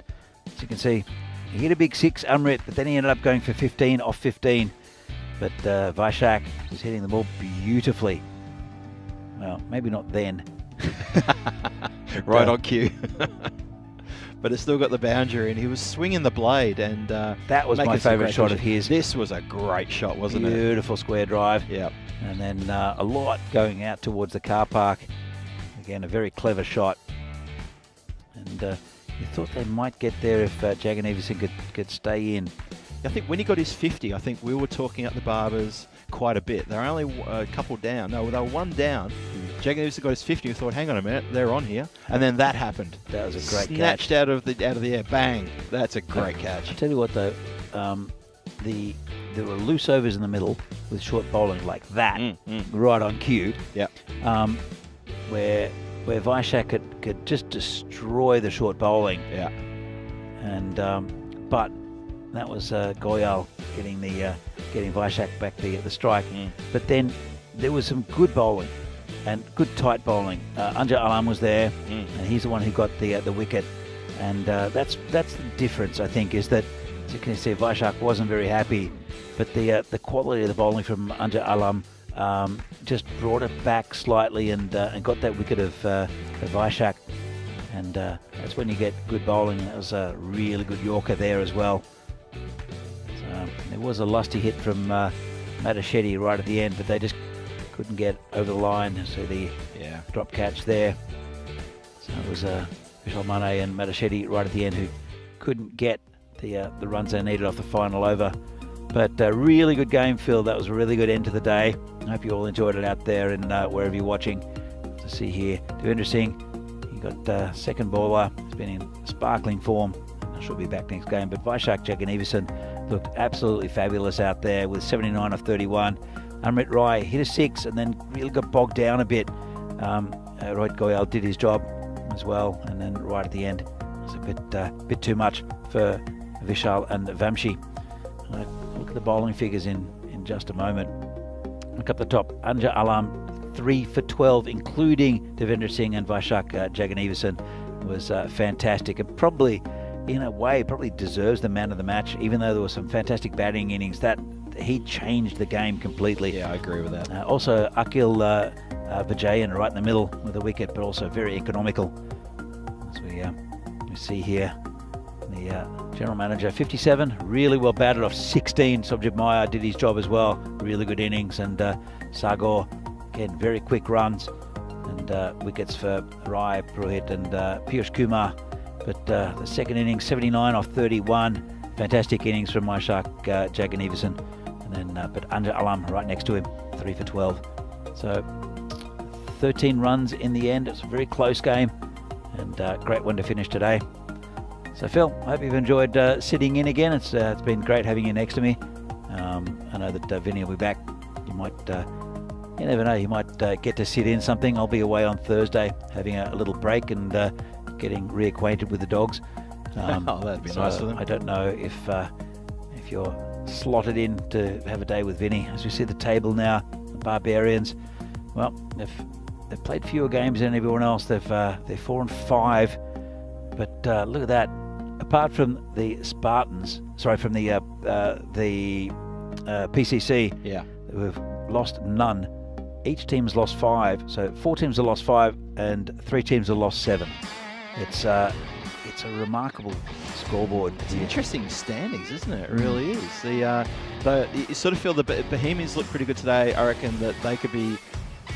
For me, they're the guys who will get they'll be the second team into the finals, and I think the 2 other positions, 3rd and 4th, you know what? Throw a blanket over 3 other teams. Absolutely, they're going to be battling it out. It's going to be some great matches later this week. Birdo in there as well. They played one as the well, yeah. Bohemians. So we're going to say goodbye from Prague and from the European Cricket Series here in Czechia, and we'll be back tomorrow with some more great cricket.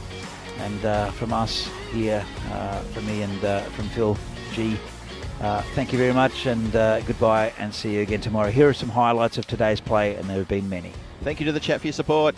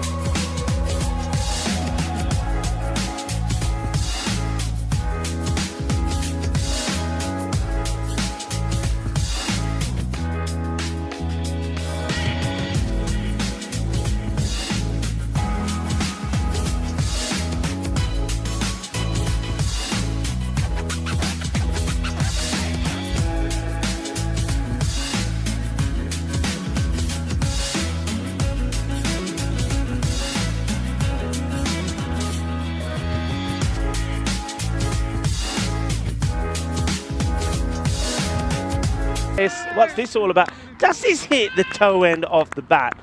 I love to see this side on as well as full on. And it's the easiest of cordon bowls you'll ever see. So this is first full front end. Does it hit right the toe end? And it just slices. It's an easy peasy one, isn't it? Sweetula will go. Let's see side on if we can see where this hits. I think it is right the toe end of the bat.